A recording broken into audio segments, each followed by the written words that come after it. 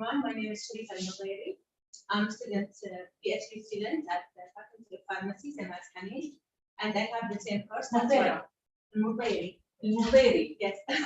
Are you from Kuwait? From Kuwait? Yeah, the name of the family name. Yeah. That's right. Al-Mughayri. Welcome, Jordan. It's great to have you here. Thank you. So, and you're a PhD student as well. PhD student, yeah. That's really good. That's really good. Pharmacy. And you're in second year? Yeah. Second year. So you did not start your research. So this Not is, yet. I hope this workshop will orient you more towards So, what you need to do in that. So, so what is the topic? What's the area you're working? Sorry? Your research area? In cancer. Cancer. Okay. Excellent. What about you? Then also students at this course. And also I have this course of so I get to Beautiful. Very nice. Good morning, everyone. My name is Shema Al-Qaisi. I'm a PhD student at the Science Department. So you're from here? Yes, from here. I've already started my research. I'm working on melanoma. She's working on melanoma cancer. I'm testing some phytoestrogen. So you're working for the cancer product. And you're testing them for other cancer. On melanoma cells. Who's your supervisor? Stay with now.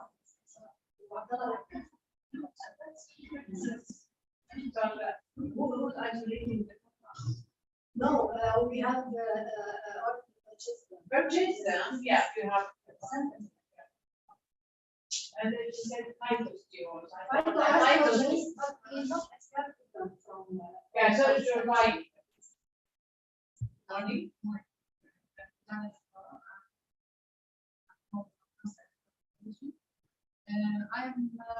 I work at the Philippines Center, mainly Same.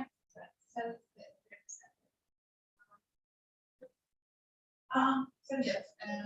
I work on medium Excellent. So just we have a very oriented students. Yeah. Please. I'm actually an assistant professor. My field is blood physiology.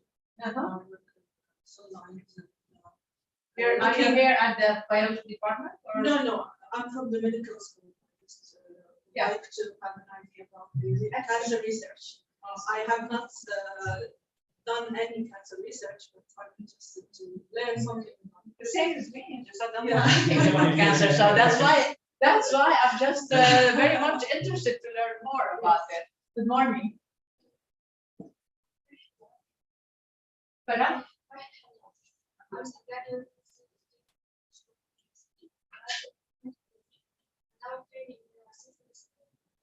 In which cell? Yeah, all right. So good. So you're also interested.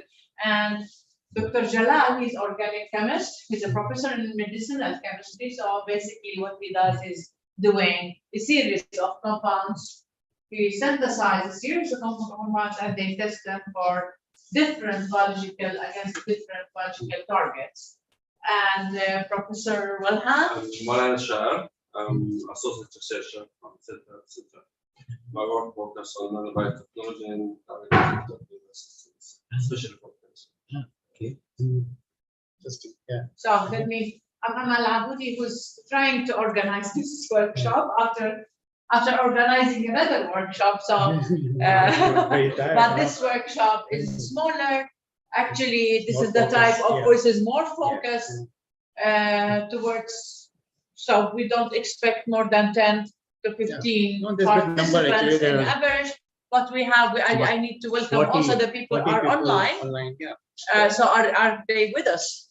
Yeah, there were 40 people online. 40 people online. Yeah. Good morning, everybody. Yeah.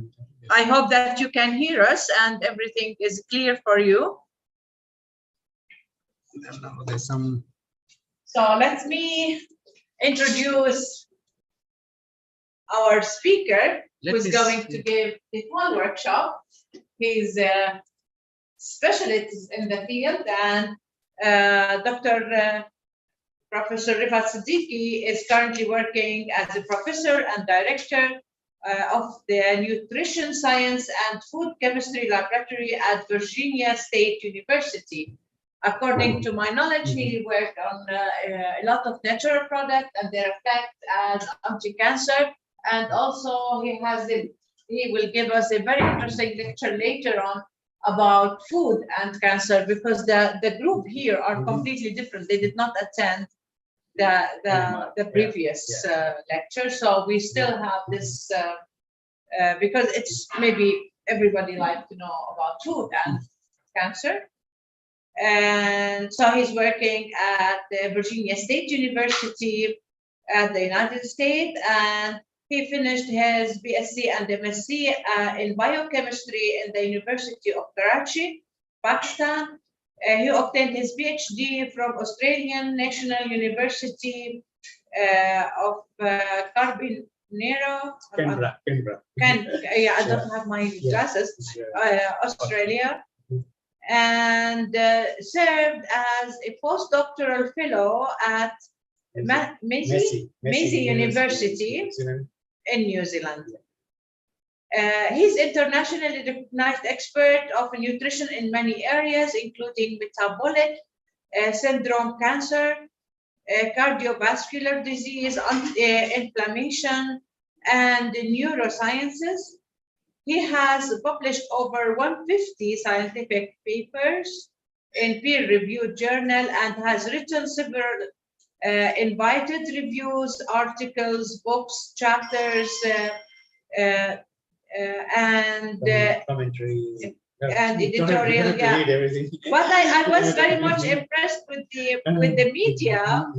You have your work have been covered with on BBC, so we'd like to see that coverage at Fox TV and different broadcasting and Sun Telegraph and others. So without further delay, let me welcome our speaker. Thank you very much, Dr. It's a pleasure to be here. And so actually, I'd like to know if the people online can hear me. Can somebody answer? Yes, sir. Okay. Sir, we can. All right. Okay. So I'm gonna, and then I think we have to probably.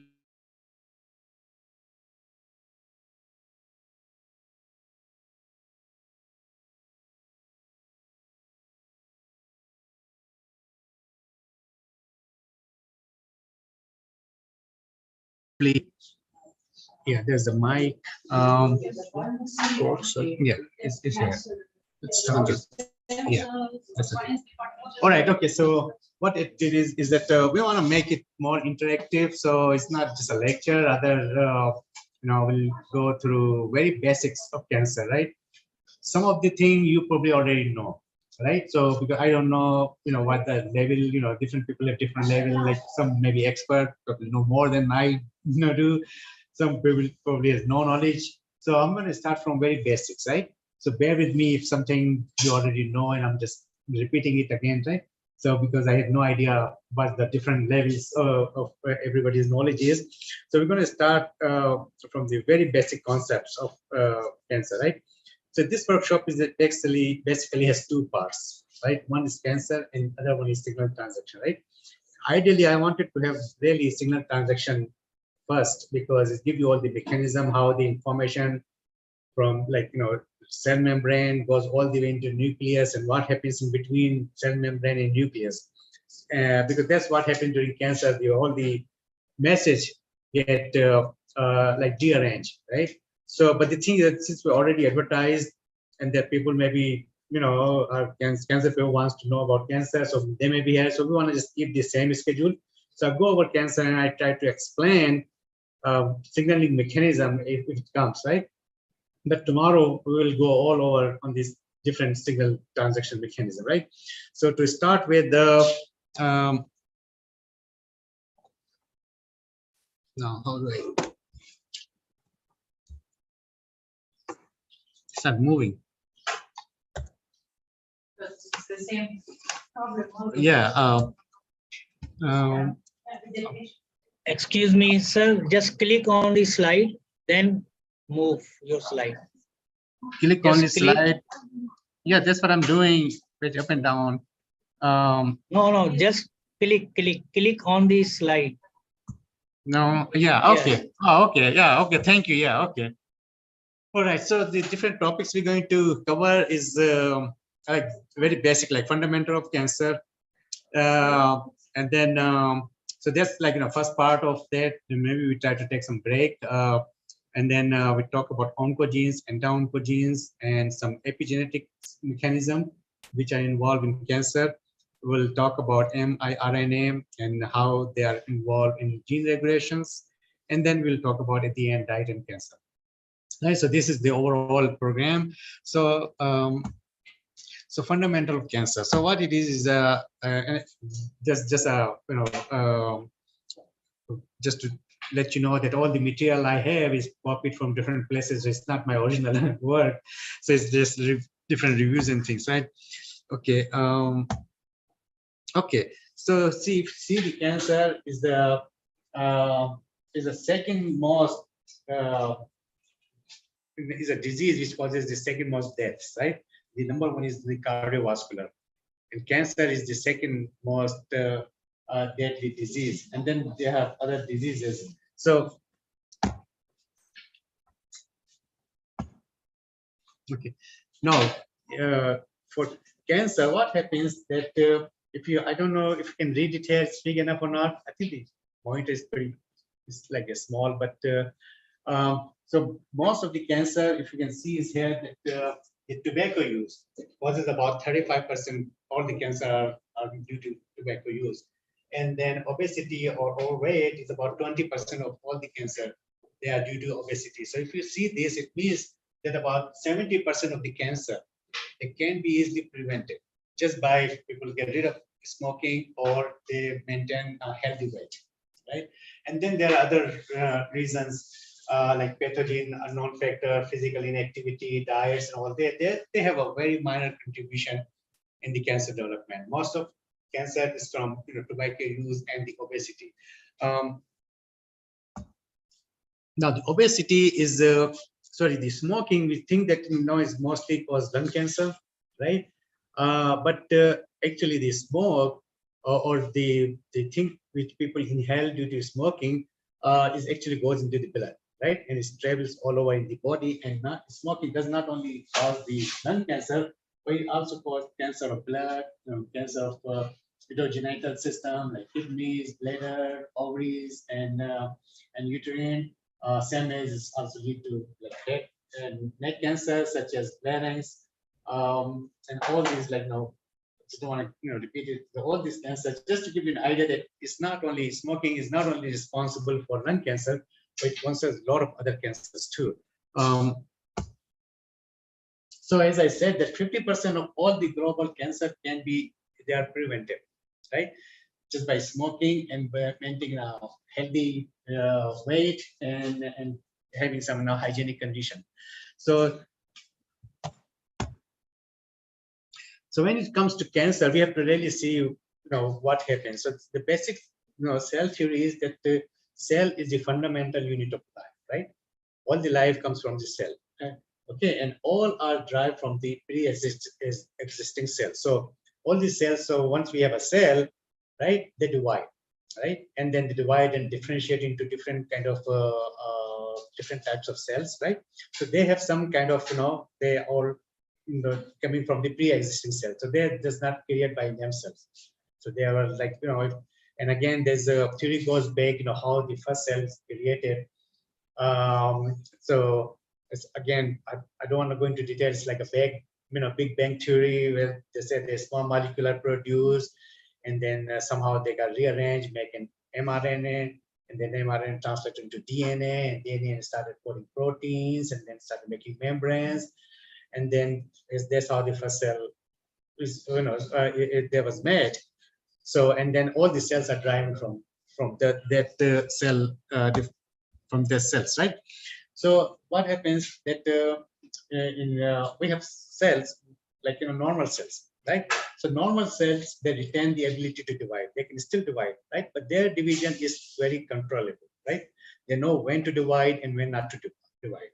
So then they divide in situation like repair of wounds, like you know that if you have a cut or something, some people get into accident, loses part of tissue, and then it heals up, right? So there's like the cells, for example, if you have hand injury, in your hand cells are not dividing, right? But when you have an injury to seal the wound, cells divide. So, but this division is a very controlled division, right? So they have just for the purpose of replacement. So they have certain safeguard for normal proliferation, normal development process. They follow normal development process.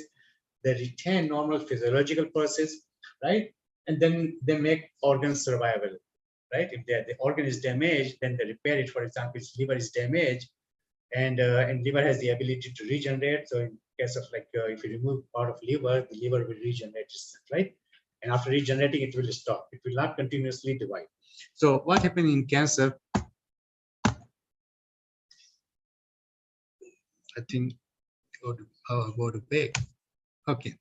Now, in cancer cells, what happens is cancer cell is their normal development is actually dearranged, right? So they don't have any normal regulation. So their purpose is just to make copies, more and more copies of themselves. So divide and divide and divide, right? And they derive from the tissue where they were first discovered. For example, if the cancer starts in lungs, so there will be lung cancer, right? So if even they move somewhere else in the body, they still be the lung cancer, right? So for example, you've probably heard the term like metastasis, right? When the tumor grows one place to other place, right? So even it is lung cancer, but if it goes from lungs to brain, always going to grow in the brain, but it's going to be still has the property of lung cancer, right? So, but overall, what happens when cancer starts making copies, right? So we call this process like de-differentiation, right? De-differentiation is like, for example, we have a cell is a mature cell, right? So it become like less mature, right? And less mature and less mature, and eventually what happens that they start expressing the markers, okay? And that markers can tell you that which lineage they belongs to, right? For example, when cell divide during like fertilization, we have we get fertilization, we have blastoma, blastula. So what happens is they have one layer, two layer, and then these are the initial 3 germs layer, right? Which we call like endoderm, ectoderm, and mesoderm, right? You probably know about this, right? So the thing is that all our organs in body, they are derived from basically these 3 germs layer, right? So the ectoderm differentiate into different kind of organs, mesoderm differentiate into different kind of organs, and then same as the endoderm, right? So when cancer happens, so you can trace back cancer to one of these germ cell line. So it goes that far, started making so this is just an example. I'm not sure if you can read well, it's small. So these are like some of the cells or some of the cancers which are belongs to like ectoderm drive, mesoderm drive, and the endoderm drive. And so these are the representative tumor. These are representative cell, the organs. So it's just to show you that cancer it goes to a process which we call de-differentiation. So differentiation is that like immature cell become like mature. Once it's mature, it cannot divide in the normal circumstances, right? But when it's acquired the ability to divide, it actually goes back to become immature and goes, depends, how, what at what stage it started dividing, right? Okay, so the tumor, once it start dividing, they are with this terminology, and there's also again very basic thing you probably know that tumors can be benign and can be malignant, and then we have like a primary tumor. There's the first time when it appears is for primary tumor, and it's also term known as metastasis, right? When the tumor actually move from one place to other place. So benign tumor. So benign tumor, what happens? The benign tumor, they grow locally, right, without invading the adjacent tissue. Like for example, here, and a lot of people get lipoma, like in your skin, they have like this kind of growth. it's just a benign tumor. It's not going to do anything. It just stays there. In most of the cancers, is like a majority of tumor. We have it, or everybody has somewhere a benign tumor, and then sorry. Yes, I'm wondering if we can ask it during the lecture. Yeah, or definitely. would you prepare No, please stop me. If you have any question is not clear, just because it's like an interactive, you can ask me. So it's not a lecture that you have to wait, until the end and they ask. So yeah, please, anything. Because sometimes what happens that it's better to address the question, at the time while you're, Yeah, saying, because it's an open discussion. Yeah, it's an open discussion. Yeah, Okay. please, and I appreciate, if you have any question, you can ask, right? Okay. And same goes to the people on internet, on Zoom. Please ask the question. I think the thing is that because since I'm talking, so I don't have time to really go into chat and read the chat unless somebody else can do on my behalf. Because I have actually one question about the benign tumor and cancers. So one of them is not invasive, but is there a difference in the histology of the cell, or what is the difference in? Yes, the histology difference would be, and I will. It just stays at one place, right? And it actually has no ability to invade further, right? So what happens that we have a tissue, and then there's a basement membrane, right? And then we have the tissue, so it's like a epithelial cell, and then we have a basement membrane, and then we have the original, the muscle or fibroblast or kind of cells, right? So they just stay there. So their characteristic very different. So they do not acquire the properties of invading. So histologically, they do not express the markers which involve invasion or a kind of metastasis. So they're histologically they are very different, right? So these benign tumors, they are usually like harmless. Like you don't see anybody dying from benign tumors, but there could be a problem. They could be dangerous if they grow so much that they are obstructing an organ, right? For example, if they're growing somewhere inside and they're growing, and then they're blocking some arteries or some vein or some duct, like if they block pancreatic duct, of course, the juice from pancreas cannot go outside, so then it can be a problem, right? Or what happens that they can be dangerous because if there's another mutation, right? These cells, they are they are actually dividing very slow. They grow very slow. And but if anything happens, like you go and you're exposed to UV radiation or X-ray radiation, right? So there's a DNA breakage or something. So these cells are not normal. They're still abnormal cell, but when they acquire another hit, like another, like mutation, then they can be dangerous. So they can become like malignant.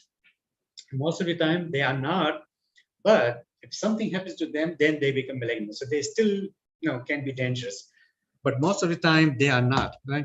So the malignant tumor is the one which actually invade the body, right? So you develop a tumor somewhere, like invasion to nerve tissues, or what we call metastasis.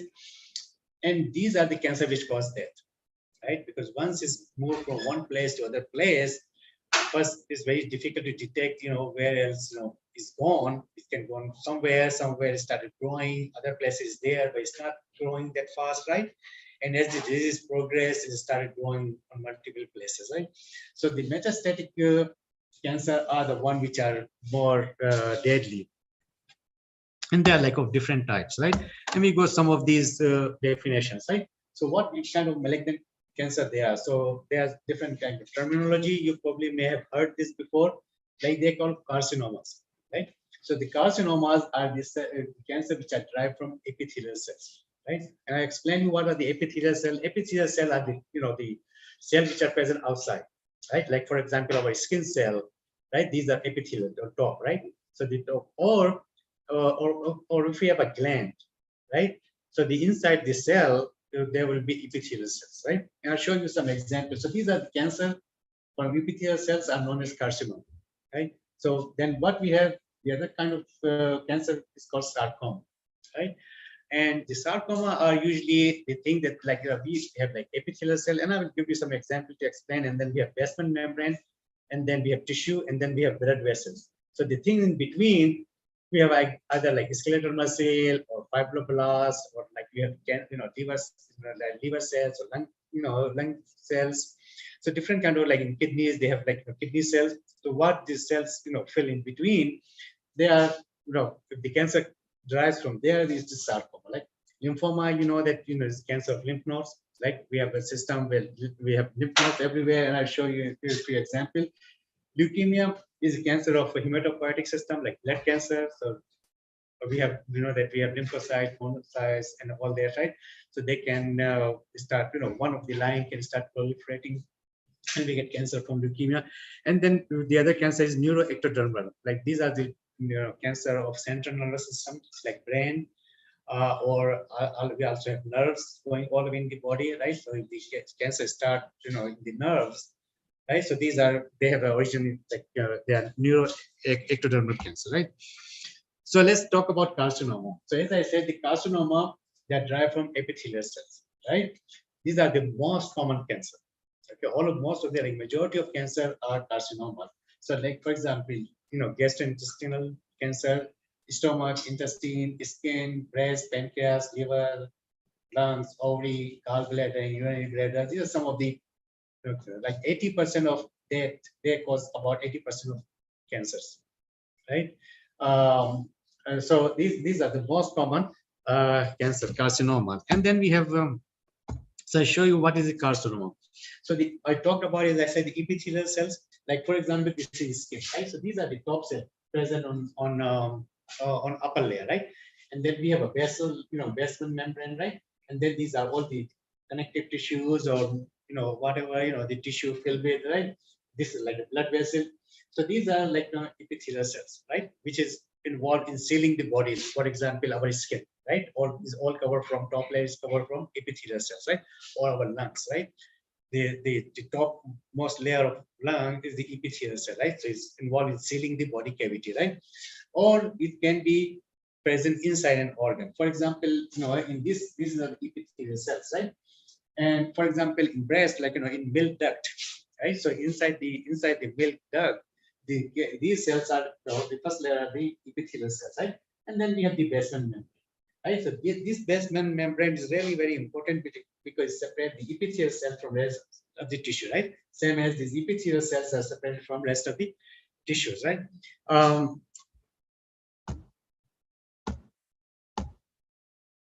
Okay, so the carcinoma, these are the cancer from epithelial cells, right?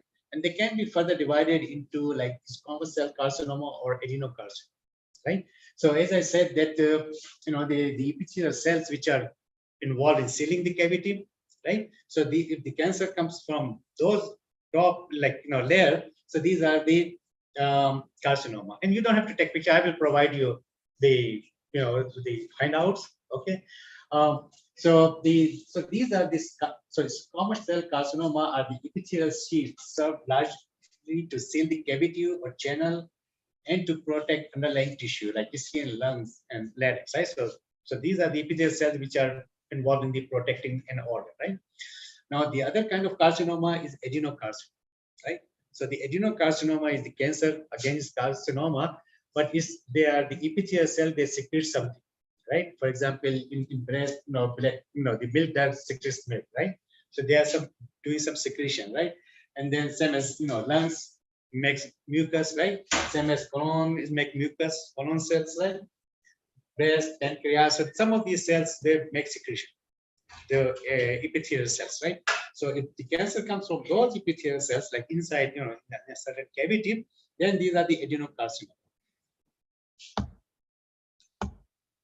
So I give you some example. For example, in breast cancer, so this is like a structure of breast, and if you can see it's like a milk duct here, right?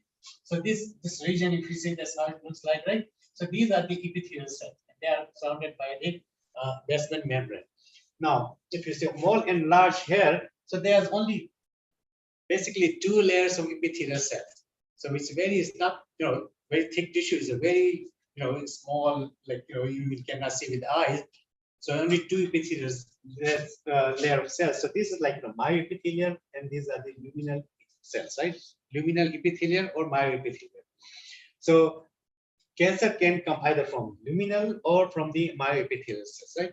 And you probably heard about, there are different kind of breast cancer, like there are triple negative, or they are double positive, like ER positive, HER2 positive, or they are ER negative, HER2 negative, or they are ER positive but HER2 negative, but they are ER negative but then HER2 positive, right? So all these cells actually, if they come from luminal cell, right? These cells, so they are like luminal cancer, right? So these cancer are always ER positive, so they are estrogen positive if they are coming from this.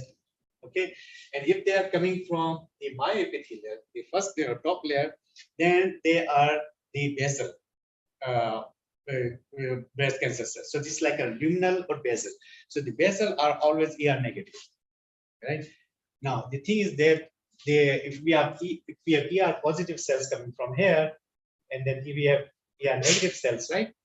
And then they can be ER positive, HER2 positive or HER2 negative, right? So they can be ER positive plus HER2 positive, right? Or ER positive plus HER2 negative, right? And same as these myoepithelial cells, they are essentially ER negative, right? Okay, so when they are ER negative and HER2 negative, right? So they're basically not expressing anything, right? So that's why we call it triple negative, because what happens is that they are ER receptor, estrogen receptor, and progesterone receptor, right? And estrogen and progesterone receptor, they follow each other. Like if it's ER positive, it's going to be PR positive too, right? If it's ER negative, it's going to be PR negative, right? So basically, when it is ER negative, right, it's going to be PR negative, right? And if it's not expressing HER2, it's going to be, it means triple negative, right? Because it's not showing, positive means it's showing that particular marker, right?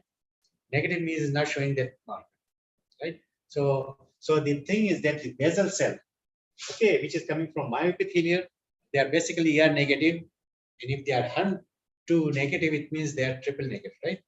Or they are HER2 positive, right? So they are not, they are ER negative because they are basal cells, right? Okay, so they are PR negative too, right? But they are HER2 positive, right?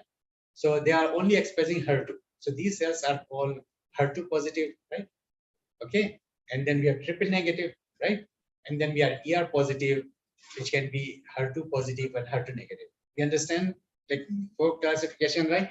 So so again, just to show you this how the the epithelial carcinoma comes in, right? Now the example again, like in kidney. In kidney is again, this is the structure of kidney, is a part of the nephron, and if you take the structure, so there's a cross section, and then you have only one layer of epithelial cells, right? And the cancer can come out from this one. Same as like here we have actually part of the skin, right? So skin has like multiple epithelial layers, right? Because as you know, our skin is really thick, right? So all that epithelial cells are there, right? And then this is the intestine, right? So again, the only thing is that the inner side is that we have only one layer of epithelial cells, only one layer. That's how this looks like. This is like what we call like enterocytes, right? There's a name for them, but they are basically epithelial cells, right?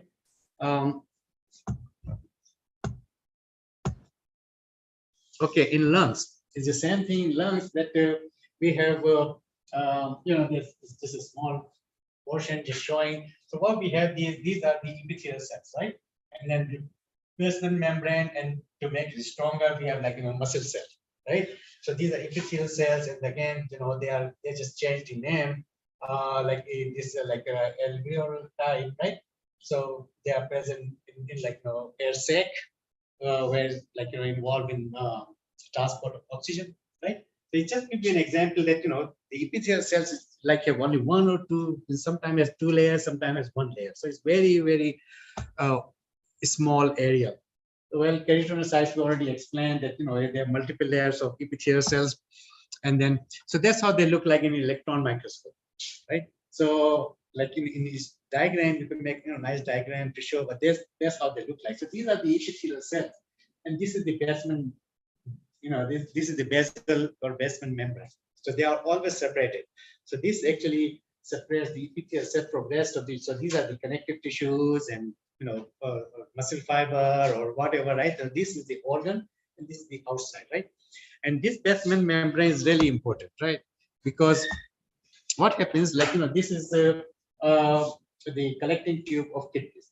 So this is the, like a histology to show how they look like. So if you can see that these are the epithelial cells, right? And then the dark brown line is the basement membrane. So they are really separated from the basement membrane, really separate them. So this again, this is the lungs, right? So again, this is the epithelial cells, right? And this is the basement membrane. Basement membrane is separating the epithelial cells. And then again, this is the columnar epithelium of gallbladder, right? So the gallbladder, again, these are the epithelial cells, and this is the basement membrane separating those epithelial cells. And then same as example, so this is like epithelial endometrium of uterus. So again, these are just like epithelial cells, and then this is the basement membrane, separating the epithelial cells. So these are just to show that how the carcinoma comes from, right? So they comes from epithelial cells, and these are some examples, right? So for example, we get lung, colon, breast, pancreas, stomach, esophagus, prostate, endometrium, ovary, right? So these are the most very common kind of adenocarcinoma. They call adenocarcinoma because they're coming from the internal cavity, right? And these are the squamous cell carcinoma. So these are the the cancer coming from the outside, these epithelial cells which are present outside, like skin, nasal cavity, oropharynx, larynx, lungs, esophagus, and cervix, right? And there are certain other kind of carcinoma which are not well defined whether they are adenocarcinoma or carcinoma, because what happens when the cell divide, they become immature. Sometimes they loses their properties, so they cannot really tell whether it's a like where it's coming from, right? So now the sarcoma, right? So I hope everything clear with your question about carcinomas. Sure. Just to make sure that I'm understanding well. So the different naming it depends on the different sites from where the cancer is coming. Right. So these are the differences between the different names. Right. Right? Yeah. I'm following right. Yeah. Perfect. I'm I know. Sure, yeah. But the whole idea is that you become expert on, after this. So, yeah. So there's carcinoma, right? So other one, what we have is sarcoma, right? So sarcoma is, as I said, that they are derived from the basically tissue, right? So for example, like, these are not very common. There's only 1% are sarcoma, right? So these are like, derived from mesenchymal cell, right? So we have epithelial cells, and the cells which are present, then we have epithelial cell, basement membrane, and the cell which is present underneath, they are basically, we call them mesenchymal cell, right? So for example, fibroblasts, right? So these are the like fiber, like, in our skin, we have epithelial cell, basement membrane, and we have a lot of fibers, right? Adipocytes, our fat tissue, right? Okay. I think somebody used to check it. Oh, I'm sorry. Okay, so these are like, adipocyte or osteocyte, like the bone cells, okay, and myocyte, like muscle cell, okay, and then endothelial cell. Now, endothelial cell is the cell from blood lining, right? So blood vessels, the inner lining of blood vessels, they have endothelial cells. So these are some examples. Again, like we have angiosarcoma, right? The angiosarcoma is the coming from like blood vessels, right? Osteosarcoma is like coming from bone. Hemisarcoma is another bone kind of bone cancer. Congiosarcoma coming from the cartilages. And we have like gastrointestinal stromal tumor. Again, coming from mesenchymal plasma gastrointestinal tract. Okay, fibrocarcinoma coming from muscle, mostly from fibers.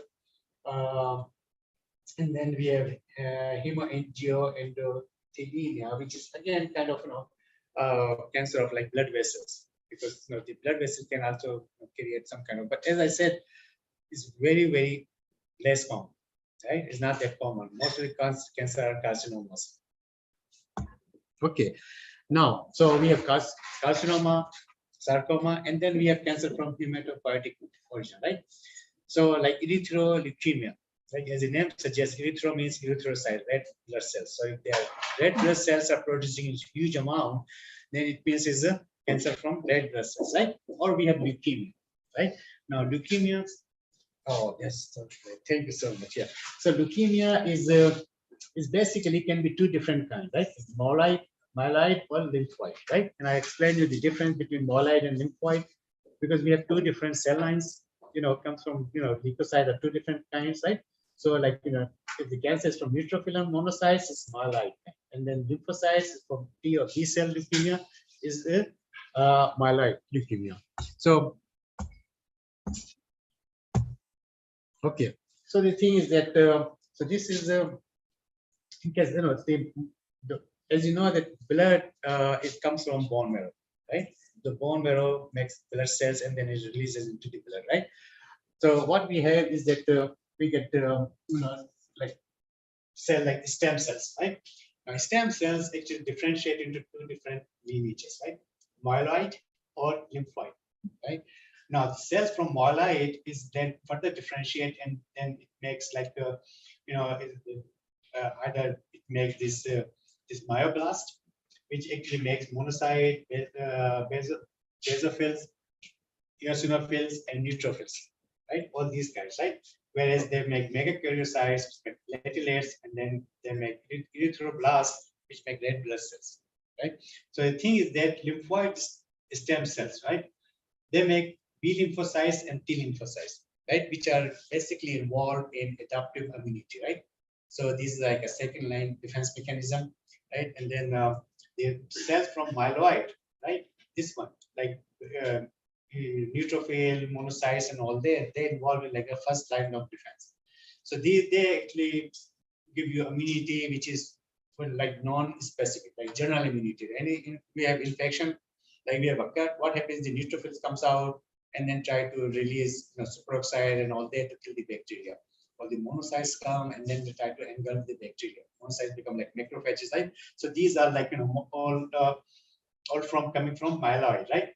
Lymphoid, they are like they are very specific immunity. Like for example, you have COVID, right? So the B cells are going to make antibodies, right? T cell is going to engulf the virus, right?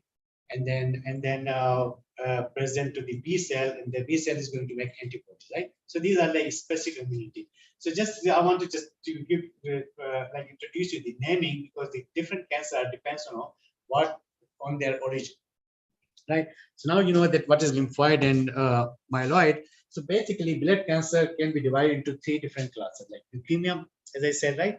Or lymphoma, if they are from the lymph nodes, okay? Or myeloma. So the myeloma are the cancer of plasma cells, right? Now the plasma cells are basically, if I go, I don't know how to go big, it doesn't go big. Oh, it goes big. Okay. So the plasma cells are basically what happens that here you have lymphocytes, you have B cells, right? B lymphocytes. Now B lymphocyte can further differentiate into plasma. So these cells actually make antibodies, right? And so they remember the antigen. So if you have COVID infection, they make antibodies against COVID virus, right? So you recover, and then 2 years later you get again infected, right? If you infected with the same virus, so these plasma cells they remember, and then as soon you get infection, they make antibodies and try to get it. So that's why that's how the vaccine works, because vaccine you inject the virus, which is dead virus, right? But the B cell can make antibodies against that virus, right? It will remember it, right? So when you get actual infection, then these cells know that, okay, we recognize you, okay, they start making antibodies. So that's how the vaccine provide protections, right? So the plasma cell, so if the cancer is coming from, okay, so these are the myelomas are the cancer from plasma, right? So mostly, like most of the time, people get leukemias. So these are cancer from white cells, right? And then, as I said, the leukemia can be it can be actually chronic or acute. Acute means it's fast-growing tumor, right? Require aggressive intervention, and it mostly can be recovered by chemotherapy, right? So it's like acute is all of a sudden people develop leukemia, right? And then chronic one is that is there for a long time. It slowly develops, right? Can be present for a long time. So somebody has like chronic, like it's not going away, just it's over period, right? And then is require timely monitoring, right? So basically, it's the acute. Once you give a chemotherapy, get rid of all the cancer cell, and people usually recover from acute leukemia. But with chronic, you have to, you do the treatment, but you have to constantly monitor it because it can recover, it can reappear again, right? Then and what is required, sometimes you do stem cell treatment. What it is that you subject person to actually radiation to kill all the white cells, right? So all the white cells are gone, and then you put the bone marrow transplant. You take a matching bone marrow and then transplant, and then those bone marrow start generating the cells, right? But then it's very dangerous because when you kill all the white cells, you don't have any immunity. So person is really in very protective environment. They really cover it, and doctor goes with all cover and all there. So any infection, any small bacteria can kill that person until you get recovery, right? So their treatment, and actually leukemia is very, very treated in most of the circumstances. So, yes. Is there a diagnostic difference between chronic and acute? Yes. How would Yes, there's markers. the presence of the marker or the concentration? No, it's the presence of marker. Yeah, because there's certain antigen appear, and then they will tell you that it's kind of chronic. And then there's a morphology too. There's some, and I'll show you some example. Actually, I removed because there was just too much. There histologically they can tell, and then they're very there. Histologically, first they suspect that's what it is, and then they do the marker that what genes are expressed, right? So then you have like then you have, if it's lymphocytic, if it's if it's acute, the acute can be acute lymphocytic leukemia or acute myelocytic, myelogenic leukemia, like either from lymphocytes or from myelocytes, right? Same as you can have like chronic myelogenous leukemia or chronic lymphocytic leukemia, right? Or they're like multiple myeloma, as I said, comes from the plasma cells, right? Or we have non-Hodgkin lymphoma and Hodgkin disease. So these are basically classified as a leukemia, but these are the actually cancer of lymph nodes, right? And then what is the non-Hodgkin lymphoma types, also known as lymphocytic lymphomas. So it's like there can be like some other tumors which is actually does not really follow the perfect definition, but these are the most common cancers. Okay, so now the thing with blood is that the cancer start at any stage. Like like what any state means is like we have stem cells, right? You all know stem cells, right? So stem cells are like a parent cells, and it can divide. So one stem cell, one blood stem cell can give you all 5 different cell lines, right? It can divide into lymphocytic or myelocytic lineage, right? If it's lymphocytic lineage, it's going to give you B cells and T cells, right? If it's myeloid, then it's going to give you either platelets, blood, and all that, right? So what happens that stem cell divide into first like a blast cells. So they have different kind of blast cells, right? And then they blast it further divide. So the thing is that it can be at any stage, like in very early stage or as it's differentiate. So all this, that different stages can lead to different kind of leukemias, right? For example, here is the myelodysplastic syndrome, an acute myeloid leukemia. So if it's like myeloid stem cell, so this stem cell is just divided, right, into these lineages. If you start early on, right, it's a different kind of blood cancer, and then you further divide into different kind of blast cell, then you can get different kind of blood cancer, right? But it can further divide into like red blood cells or different like mature cells, and these can be cancer too, because if they start dividing, right? And these cells start dividing and making more and more differentiated cells. There can be cancer from this, at this stage too. Same as here, cancer can be early on or any other stage, but at the terminal stage you can get cancer. And this is some stages like you get normal cell, you get mutation, the cell started changing the behavior, and then you go to mid stage, and then there's like different mutation. So I will explain you again, like cancer actually require multiple mutation. So it's not that, it's very rare that only one mutation can cause cancer.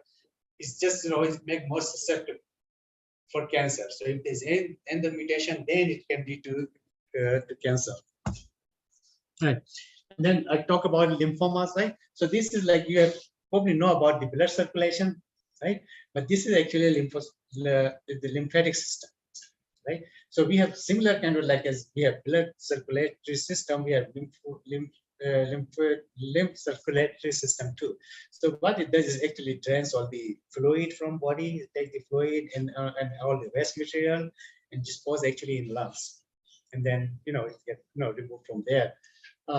So there's just to show, and then cancer can happen like in any of these. These are all the nodes where a lot of lymph comes and then join there. And if you can see, I don't know how well you can see, like here, like it's a lymph node here, lymph node here. So all the lymph comes and make a lymph node, right?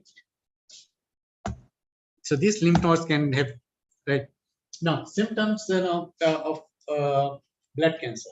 Again, these are not very specific, but some of the symptoms like you get red spot on the skin, something like this, or you have high fever, nose bleeding, bleeding on from the skin, lymph nodes swelling, night sweat, and all these like kind of suspect that there's something wrong. There may be leukemia, but there's just a very common symptom. The diagnosis need to be made through like histology. They take sample histology and then looking for like blood markers to exactly pinpoint what kind of leukemia it is, because there is specific treatment for specific leukemias. And then, as I said, leukemia is very well studied, and most of the leukemias are treatable. Okay. Now the other kind of cancer we have neuroectodermal, like the cancer from like origin from like has the nervous system.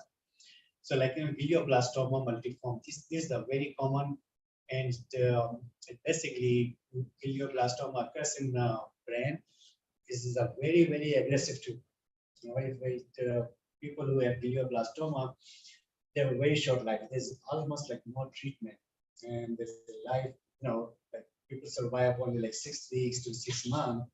It's very aggressive. And then several like astrocytoma, like meningioma, neurinoma, retinoblastoma, neuroblastoma, ependymoma. It's just all different names depending on what kind of tissues is involved, right? For example, astrocytes are involved. It's like astrocytes, like glioblast.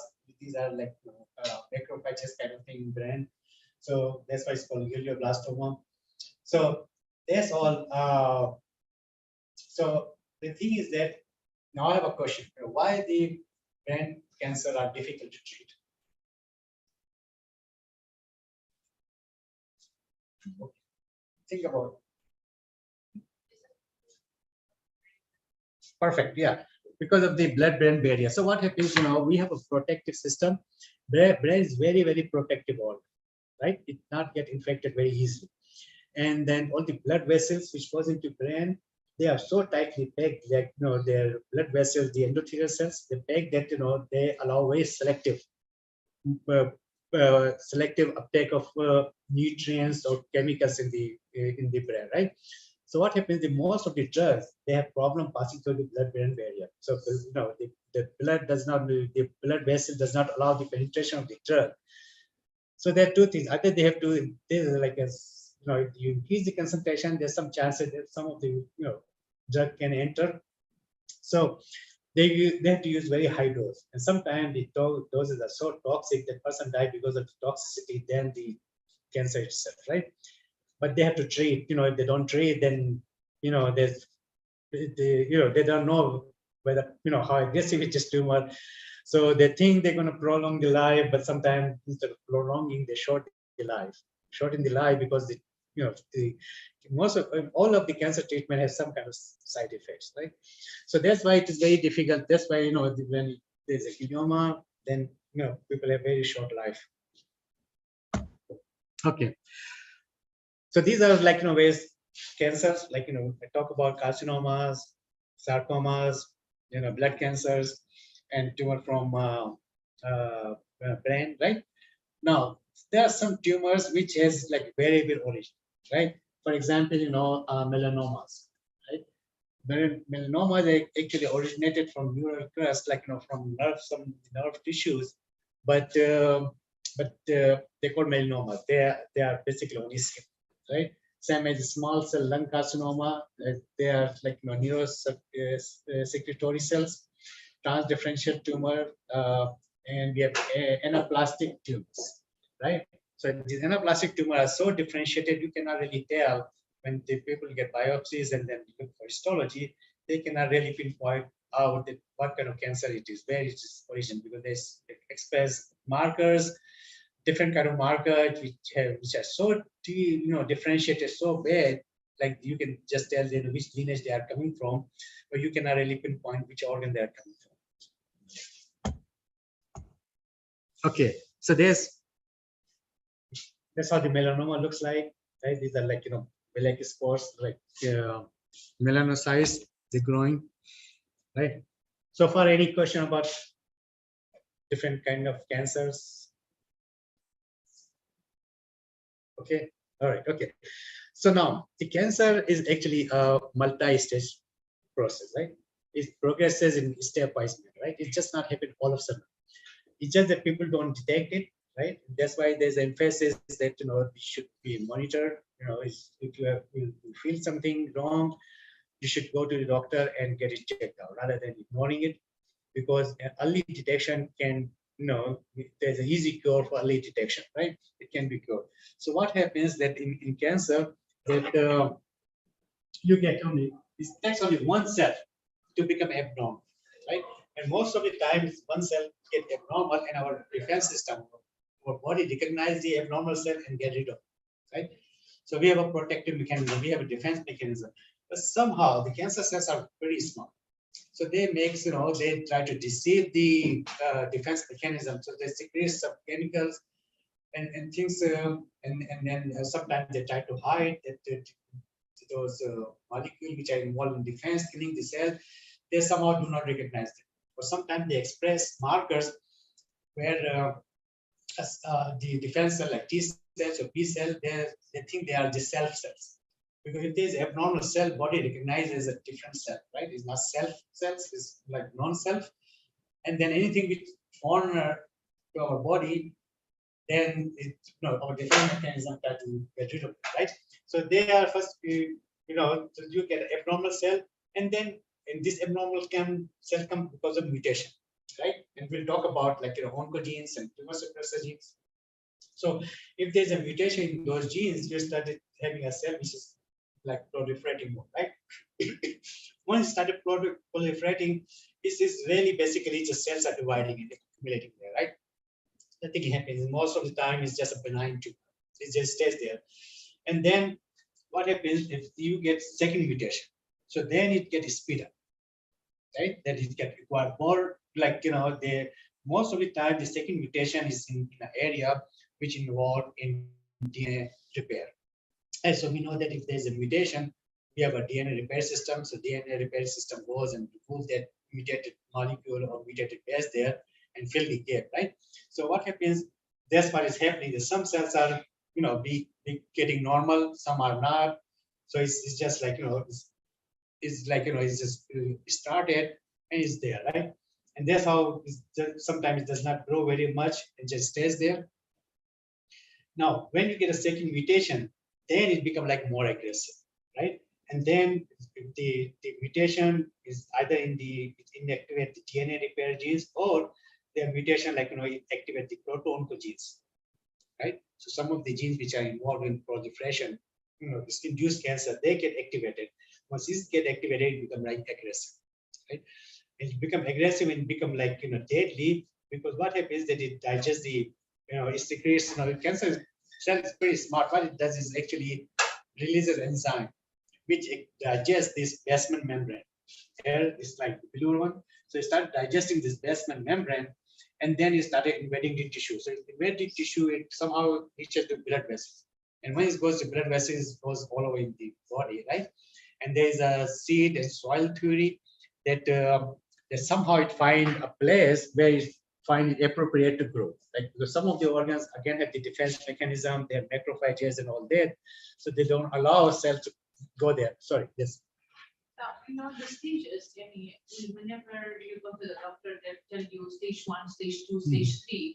How is this way of Yeah. is related to this? Is it Even a it's different way of looking at it? yeah, it's like a more simplified way. Like stage 1, stage 2 is more kind of defined way that what is happening, what kind of mutation you got. Like for example, it depends again. Excuse me, on organs. Like in breast cancer, like stage 1, stage 2, stage 4, or your colon cancer, stage 1, stage 2, stage 4. They have certain markers. If only expressing one marker, then they say it's only stage 1, maybe, right? If there's have like more than one marker, like more. It is not really related to this type of staging. No, it's not. Multi-stage progression. Yeah. It's not related directly to what we hear of stage 1, stage 2. This is different thing. It's actually it's kind of related. We'll tell you the progression. Like for example, if this hair is just showing only one marker, so it may be stage 1 hair, right? Okay, and it started showing more markers. Then depending on the markers, depending on the organ and kind of cancer, then they can classify stage 1, stage 2, and stage 4. Usually stage 4 is metastatic when it's all spread. So it's basically kind of related, but it depends on organs to organs, and it depends on the expression of markers. For example, if this gene is mutated here, then they can detect the mutation, and they can say, oh, this is stage 1 because we have found one mutation, right? And then you found multiple mutation, depends on, again, like what kind of mutation it is. Then they say that, okay, it's progress to stage 2 or stage 3 or stage 4. So stage 1 to 3 basically is a similar kind of thing.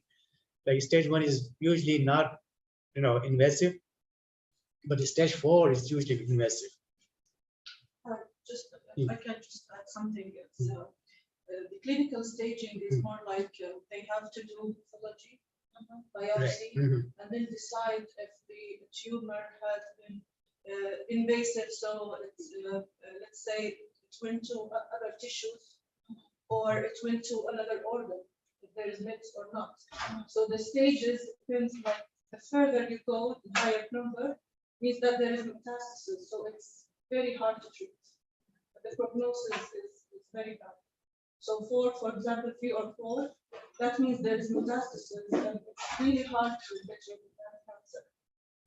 The treatment should be very aggressive. Yes. Yes. Yeah, thank you. Yeah. Yeah. Now I'll give you an example here. For example, in the hair is a colon cancer, right? So what happens in the colon cancer, that you have a normal epithelium here, right? You have first mutation. It's like an APC gene, right? So if they detect this first mutation, so it is just like hyperproliferative epithelium. So this, like just the cells are dividing, but it's not really invasive, right? So this is like loss of tumor suppressor gene, which is APC. The tumor suppressor gene is like we have genes which actually works to inhibit the cancer, or they check the cell proliferation. So these genes make sure the cell do not divide, right?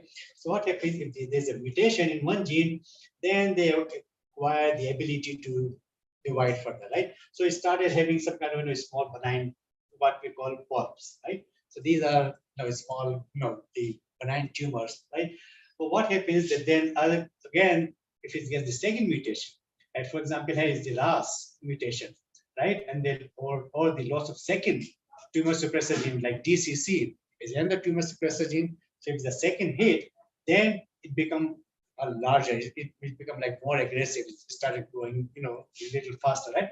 But it still is like a benign, right? But what happens if there's a third mutation? It loses another tumor suppressor gene P53, and we explain you when we talk about oncogenes and oncogene. P53 is the very kind of protective gene, right? So it's actually called guardian of the cell, because anything happens to the cell, it comes to rescue the cell. So if mutation happens to that, then that's it, right? Then it becomes like more aggressive. It started digesting the basement membrane, right? And it becomes like malignant. So that's how, that's how the morphology look like, that you have normal cells. And then see this only one layer of epithelial cell here, right? And we become hyper, when it's hyperproliferate, you see this inside, there are multiple layers of epithelial cells. So when they look at the microscope, they can see the epithelial cell, they can stand and say, oh, it's hyperproliferative. But they can see that, this, the basement membrane is still intact, right?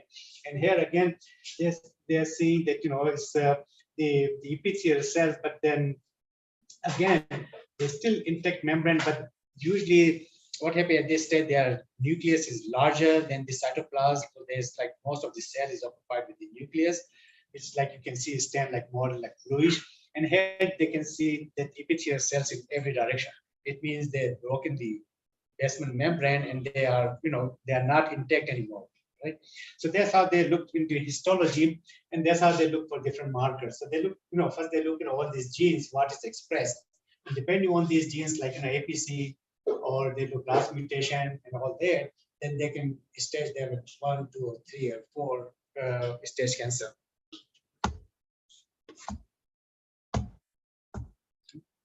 Okay. And again, you all probably know about this, the different definition, like a hyperplastic. So these are the, like, hyperplastic is like they are minimally deviated. Okay. So they are abnormal cell, like, for example, here, they are cells, but they, as you can see, sorry, they are like a multiple layers, right?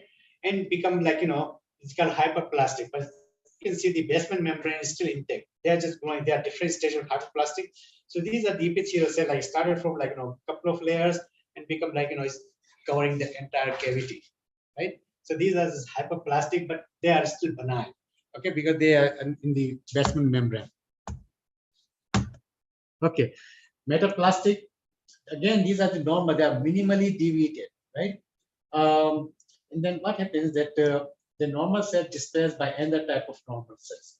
So they're just proliferating, but they're normal, and they're like multiple kind of normal cells. They're deviating, like, from each other.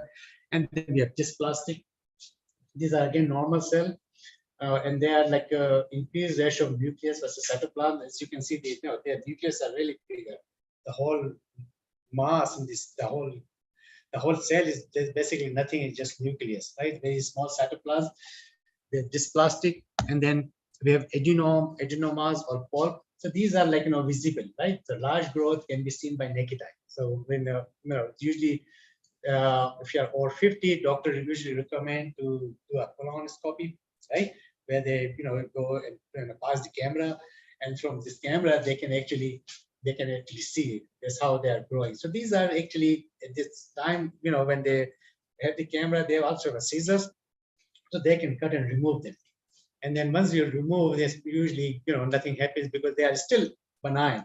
They're not invading the tissue. They're still like, intact, surrounded by basement membrane. So they can be easily cut off. So that's why they recommend to people like over 50 to have a regular colonoscopy, because they can be detected and removed. Or if you do not remove, if they become like metastatic, then it is spread to all over the body, right? So it's highly recommended, even you have symptom or no symptom, but it's better to have a colonoscopy. And now there are other methods, and I will explain you later that they are like genetic markers where you don't have to go to colonoscopy, because it's like a very invasive procedure. You have to like clean your gut and for overnight remove everything, and next day you anesthetized and subject all this procedure is like not very comfortable. So what they do is there's like a genetic marker. Sorry. Yeah, if you can just 5 minutes, that'd be great. Yeah, I'm going to So have this. at 10 o'clock, for me, I have it extra early. Sure, yeah, definitely. Yeah. But in 5 minutes, Yeah.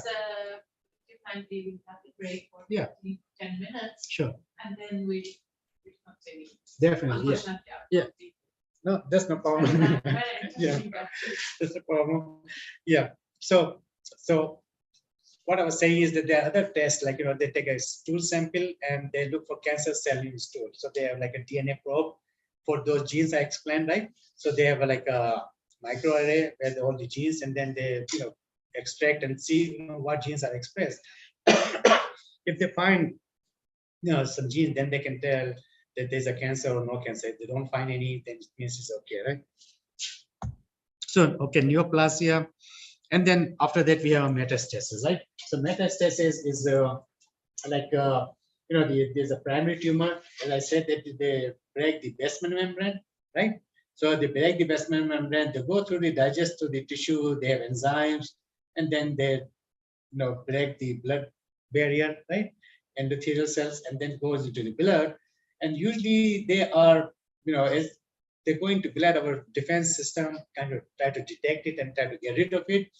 But somehow they deceive, and then they try to then again digest, break the blood vessel here and go to the tissue where they find is more like a fertile ground, as I said, seed and soil theory. That they find that okay, this is place where they can hide and they can grow, right? So they then start from the secondary. So this is a primary tumor, this is the secondary tumor, right? So that's called metastasis, right? Okay, now that's the stages we were talking about, right? As I said, the cancer is progressive, right? It's a multi-step process. So it just not happen all of a sudden. It's just that we do not know. People carry cancer for a long time and never have any problem. As I said, it can be benign, right? So it takes a long time for cancer to grow, right? So this here is like normal cell. We have one cancer cell, and then we started proliferating more, become like mild to moderate to severe, and then we have cancer in situ, carcinoma in situ, right? And then it become like cancer when it become like metastatic. So some example like colon cancer, it take about like 5 to 20 years from a normal colon converted into like have some kind of mutation, right? Make an adenoma, and again it takes another 5 to 15 years to become like first detection of adenoma versus like full metastatic cancer, right? Head and neck carcinoma, again, people they usually have these people using tobacco, they develop head and neck carcinoma. Take about 4 to 10 years, and then another 6 to 8 years to become like metastatic if it's not treated. Cervix, lungs, and all that. So it's just an example like lungs. It takes about 20 to 40 packs per year, and again, it's the thing is that depends on how much you smoke. It can be quicker, it can be slower, depending on the. And same as prostate, like 20 years to have one abnormality, and then 10 years, and then another 3 to 5, 15 years. So it takes a long time for cancer to grow, right? You want to stop now or? Yes. Okay. It's 10 o'clock. Okay, I'm at 5. Okay, then maybe. How are we doing time wise? Because I don't have a schedule, I think. Okay. Yeah. This is a small group, so we can just a 5 minutes break. 5 minutes. Yeah. So you're going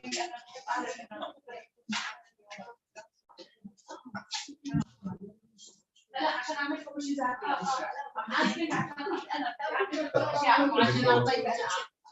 فبدي اعرف الكل موجود انا المبسوط اليوم لا بدي how many سجل اسمائهم رح يكونوا موجودين فكنت خايفه شويه انه شو نعمل نجيب اشياء نعمل شغل نعمل اشياء فاحنا ايوه ستة إذا أنتم توعدوني بكرة كلكم راح تيجوا أنا بعمل معجنات في البيت. إذا حدا حاب يعمل شيء ثاني ما عندي مانع.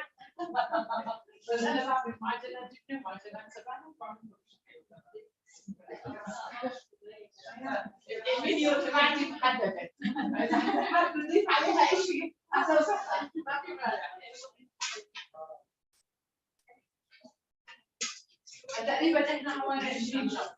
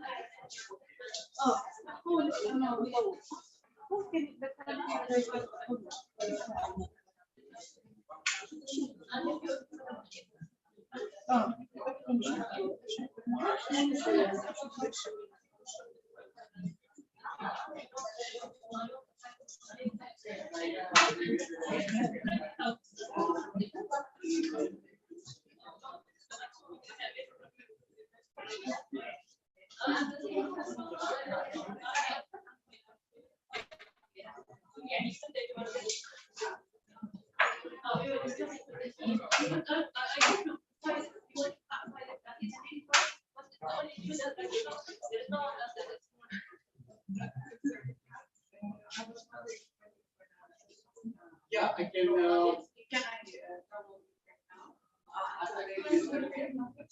I can do it again. I can not so that it is- Yes. Yeah, sure. Yeah. Handouts, yeah.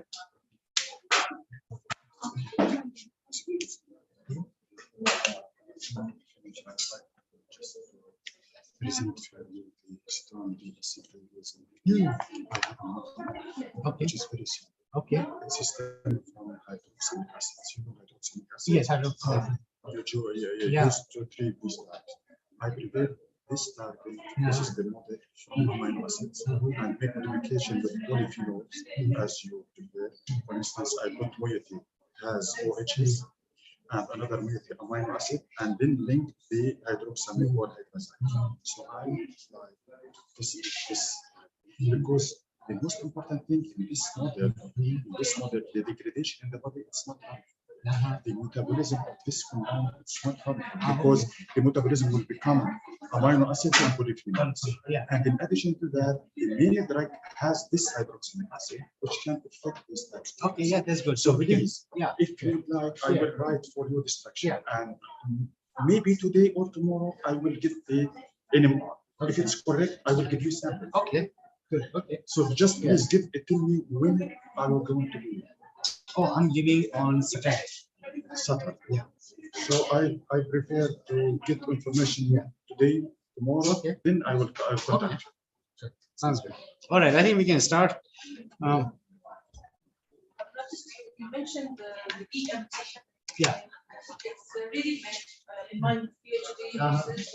I used to do the MR pixels, renal, and if I treated them with advanced glycation products, they transformed into something. So it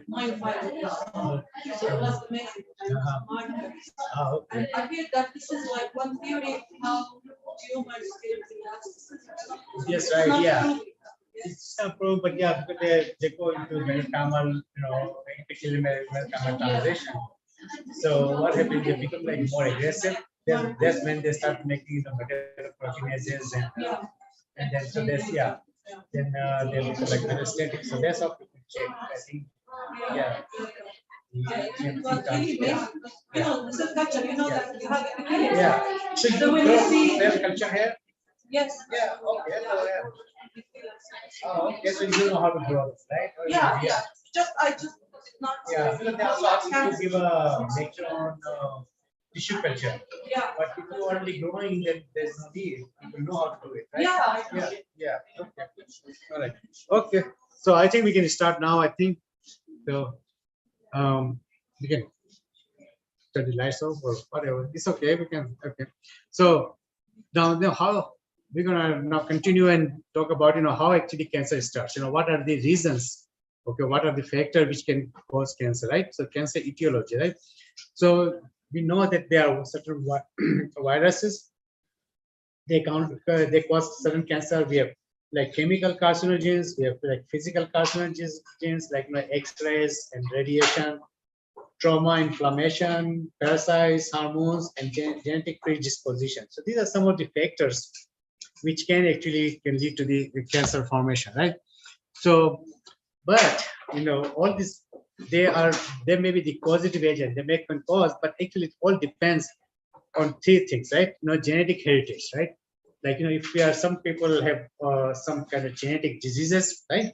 So they are more prone to have, cancers.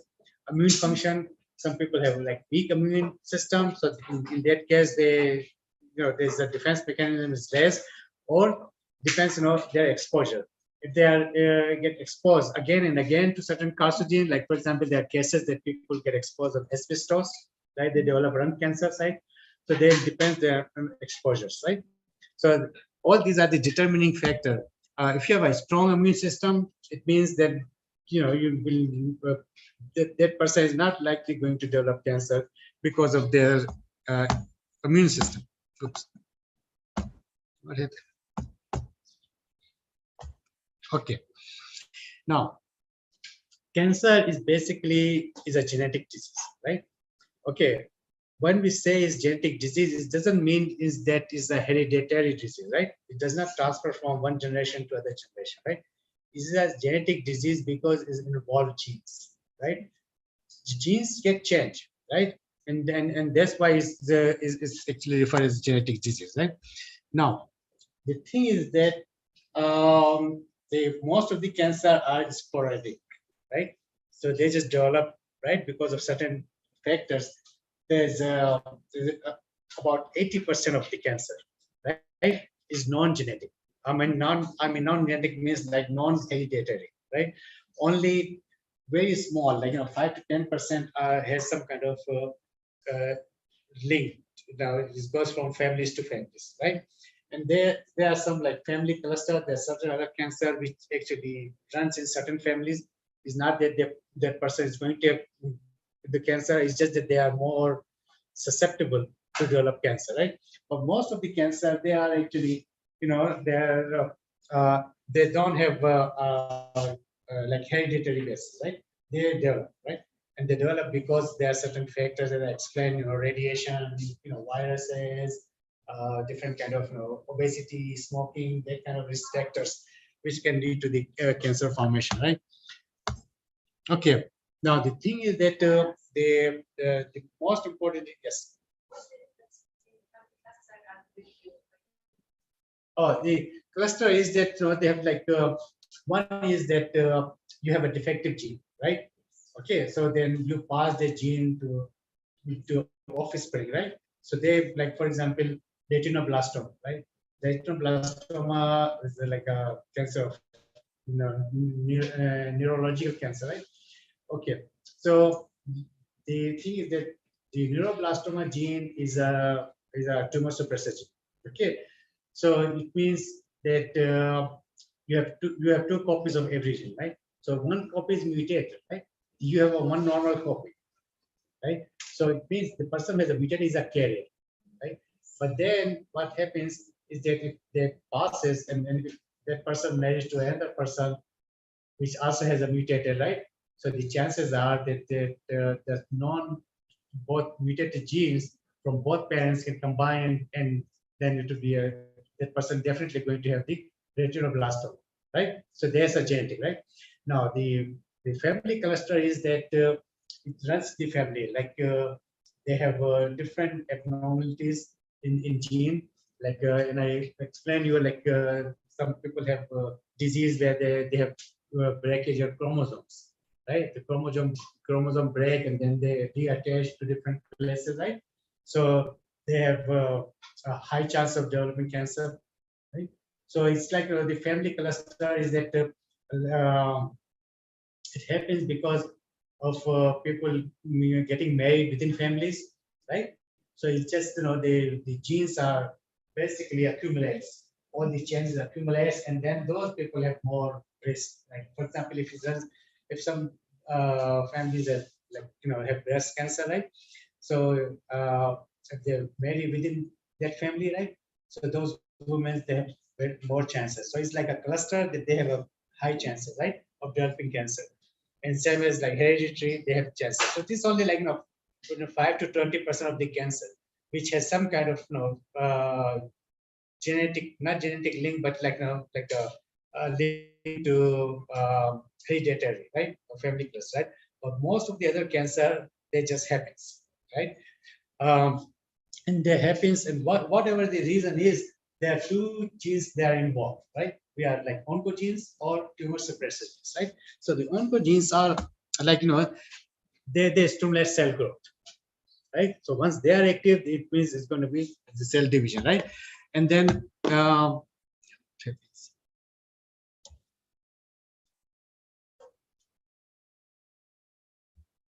was going big, okay.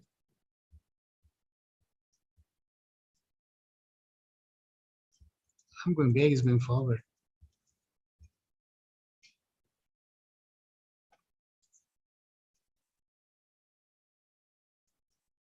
Oh, sorry. Okay.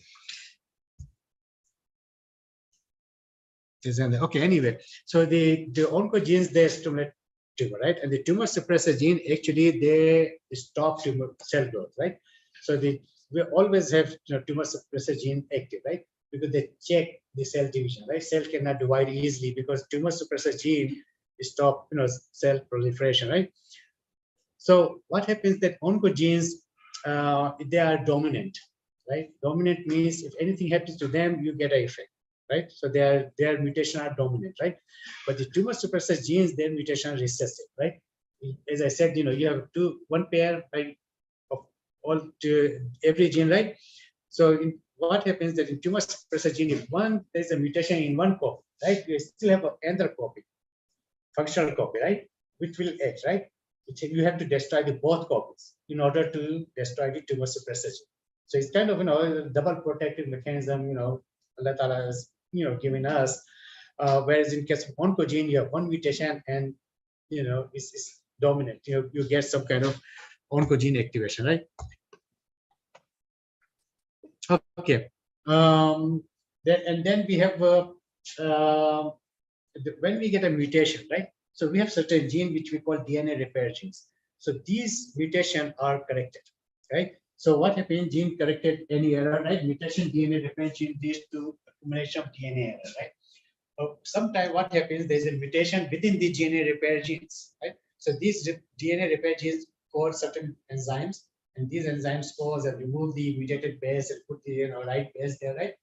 But if those genes are mutated, so the enzyme they're making is not going to be effective, right?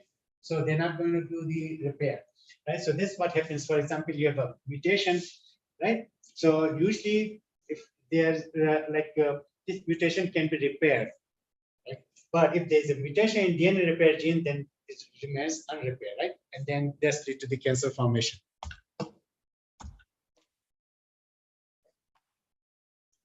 Okay, so again, as I say, it's a multi-step process, and most of the time, when there's a mutation is get corrected. For example, we have a normal cell, right? We have a normal cell, there's a DNA damage, right? DNA can repair and become normal again, right? So this normal cell become, has mutation because either it's like such an environmental agent, chemical, radiation, viruses, they may cause mutation, destroy the DNA get repaired, right? Now what happens is the failure to repair, right? Then this mutation, then they call, again, the cell, they get, activation of certain oncogenes. And then we have a protective mechanism where the cell is actually removed. Our defense mechanism induce some kind of process which we call apoptosis, and the cell is destroyed. If it's not destroyed, it's continued, and finally it actually becomes like a tumor, right?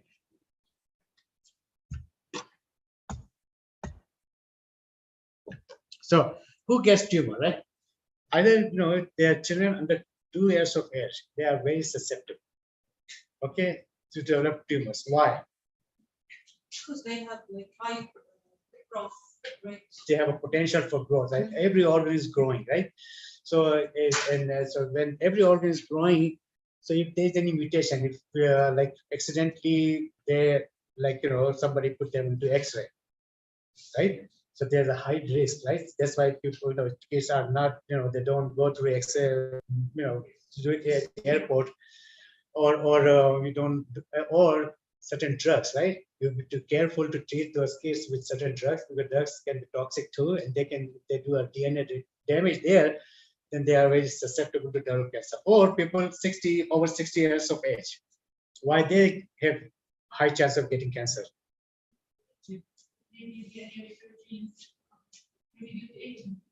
Accumulation of errors. Accumulation of Time. time, accumulation of error.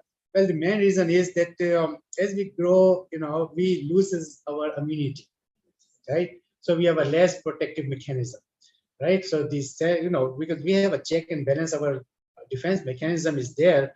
We get abnormal cell, it goes there and destroys the cell, right? But when the defense is weak, then what happens? That cancer cell escape the detective mechanism and go somewhere and start multiply, right? People with AIDS, right, acquire because they have no immunity, right? So, and then or people on long-term immunosuppressive drug, same reason, if they don't have any immunity. So these people are more susceptible for cancer, right? I think also people who work with chemicals. Yeah, that's the exposure. industries, Then they have a reason to develop cancer. But these are general facts, right? They develop cancer, right? Exactly what you said, right? So who gets cancer? Some virus or bacteria, people get infected, like we know papilloma virus, is cancer. Some chemicals, people work in certain industries like asbestos, I said, right? Or they're working with certain solvents which they're inhaling all the time, or they're not using protective gears and using some chemical with bare hands and all that. So these all they have high chances, or radiation, right? But some kind of diet and heredity, diet and hormones, they also play a certain role, right? In cancer development. So I'm just confused all the time. That's causes and risk factors. So 3 causes or risk factors you can pull. Well, the risk factor is that they have a risk, right? It's like, for example, if you smoke, right? So smoking is a risk factor, right? But smoke can cause cancer too. So risk factor is basically because it's caused. That's why it's risk factor. Do you think it's maybe correct to say that we have risk factors that lead to That's cause. Cancer, exactly, exactly. That's why the risk factors are the factor which are the cause, right? Okay, some of the non-cancerogen like viruses, as I said, it's like HTLV, just like T-cell leukemia, HPV, human papillomavirus, human HPV, and EBV. I don't remember the abbreviation, but there are certain viruses. Epstein-Barr virus, there's Epstein-Barr virus.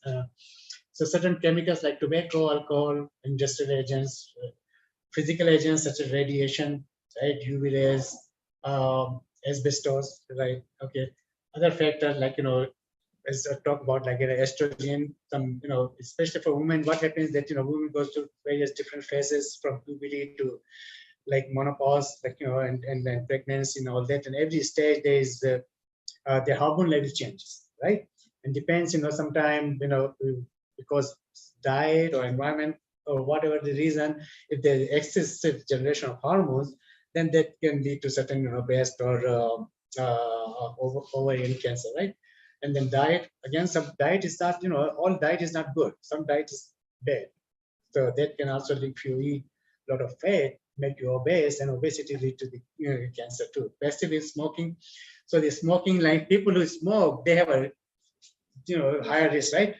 But the people who do not smoke but live with somebody who smokes, they have actually a higher risk than the people who smoke. Why? Higher risk? Yeah. Because what happens to people who smoke, when they exhale, they have like active or reactive oxygen species there, right? So all these nitrates and all that, they are exhaling, they are more active. And somebody is inhaling those, then they are not smoking, but they're getting the more toxic, active compounds there, right? Okay, just to show that the cancer incidences all over different regions.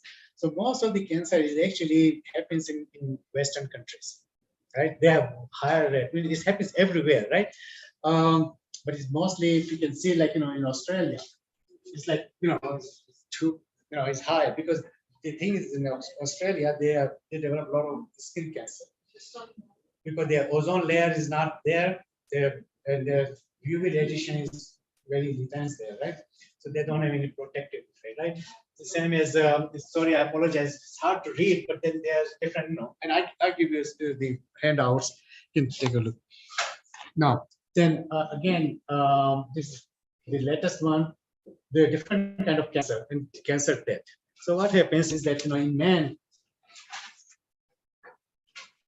is the prostate cancer, is the leading, cancer, whereas in women, is the breast cancer. But the lungs is the second highest cancer in both men and women, right? Same as colon cancer, and all these cancers pretty much like, follows. But the men is most of the cancer, prostate and the lung, right? But most men actually die not because of prostate cancer, but because of lung cancer, right? And same as like women, because breast cancer is #1, but then again, the lung and bronchitis and bronchus cancers are the leading cause of death in women too. Okay, that's got the data from Jordan. So it's really increasing in Jordan, right? The cancer is like, it's really, from 1980, the last data is 2018, and we're getting more and more cancer in Jordanian population. And if you see the other different kind of cancer in Jordanian population, all other cancer are not that much, like it's very low. But if you see the breast cancer, it's very high in Jordanian population, and it's actually increasing. And I don't know because sometimes it says the obesity is a risk factor. But no, so far I've been here for almost like 4 or 5 days, but I don't see lady very obese Jordanian here. So mashallah, Jordanian are pretty healthy, especially women. They don't like, I have seen like Kuwait and Saudi Arabia, they are really very obese. But I don't know what's the reason here. Is it number, just the number? Yeah. The y-axis is number of cases or This is the percentage? no. This is the age related per No, thousand. the previous one. Or previous Previous one. Total numbers. Yeah. I mean, there has been an increase in the population. Oh, is it? Because of the, Syrian, Iraqi refugees. The population has been. Also, I think the diagnosis, because Diagnosis maybe, that people are more aware about the diagnosis and they're the diagnosis thing. So Yeah, that's a good point. Definitely the so reason. that's the point. Might be. One of the reasons. Then the lifestyle, I don't know the lifestyle. The lifestyle is more actually, depending on past, junk food. Yeah, that's why Yeah. I thought that I mean the Jordanian food is pretty good. It's very healthy food. Like every time we went for lunch or dinner, there was plenty of salad. Like there are 5, 6 different kind of salad, which is pretty healthy. And then Not all the time. I'm more practical. but the thing is that why you guys have McDonald's and Kentucky Fried when you have such a nice Jordanian food, you really don't need the. It's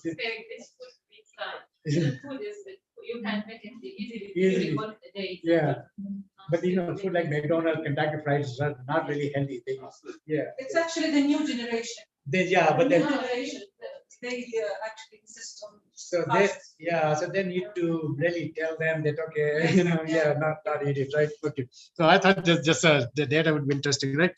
And again, these are the Jordanian data, like most of these, like like any other. But the interesting thing is that everywhere, like lung cancer is deadly in case of men, right? But in Jordanian population, is the colorectal cancer. Is the most they have more colorectal cancer than prostate or lung cancer, right? Which is kind of interesting. Why is there? And then the thing is that in women again is like a normal, like the breast cancer is the #1 leading cancer in Jordanian population, and the death is again the lung is causing more death, but the colorectal cancer is more in Jordanian population. So Okay. Now, risk factor, we already talked about, no. So that's why I know, because there's a lot more breast cancer in Jordan population. So there are certain risk factors like, inherited gene mutation or family history. That I don't know how common it is in Jordanian population to marry within family. So that could be like, BRCA1, BRCA2 mutation, first degree relative with breast cancer, right? Environmental like estrogen, personal like, female, gender, age over 65, or prior breast cancer history. So these are some of the risk factor for the breast cancer. Risk factor for lung cancer. Again, everybody knows what is the risk factor for lung cancer. Smoke, right? Smoking is like 80-90%, people who smoke, there's a good like 90% chance that they will develop lung cancer at some stage, right? Secondhand smoke, I mean, you don't smoke, but you live with somebody who's smoking, that can also the best smoker, right? And then other carcinogen like asbestos, which kind of play like in a normal, like a very little, right? So even if they quit smoking, they still have. They still have the risk, yeah. They still have the risk. Genetic Because changes some of the genetic are changes not already there, Yes. and then they have a risk because if and second change happened, like second hit, then they will get the cancer, right? So, yeah. And then, and as I said, the smoke is not only cause lung cancer, it causes cancer of all these organs. And the reason is because what happens that when people smoke, then all this thing they inhale, like compound with active, reactive, where they are very reactive, they are highly, what we call free radicals. They go all over circulation, goes into blood and goes into different organs, and they actually cause cancer of different organs too. So smoking is really very dangerous. Sure. You said only cigarette smoking. You didn't say about shisha or. Well, people use me. Very high here, especially for Yeah. young ages, 14 years, girls and boys, they all smoke here in Jordan. Yeah. And that's why maybe Yeah.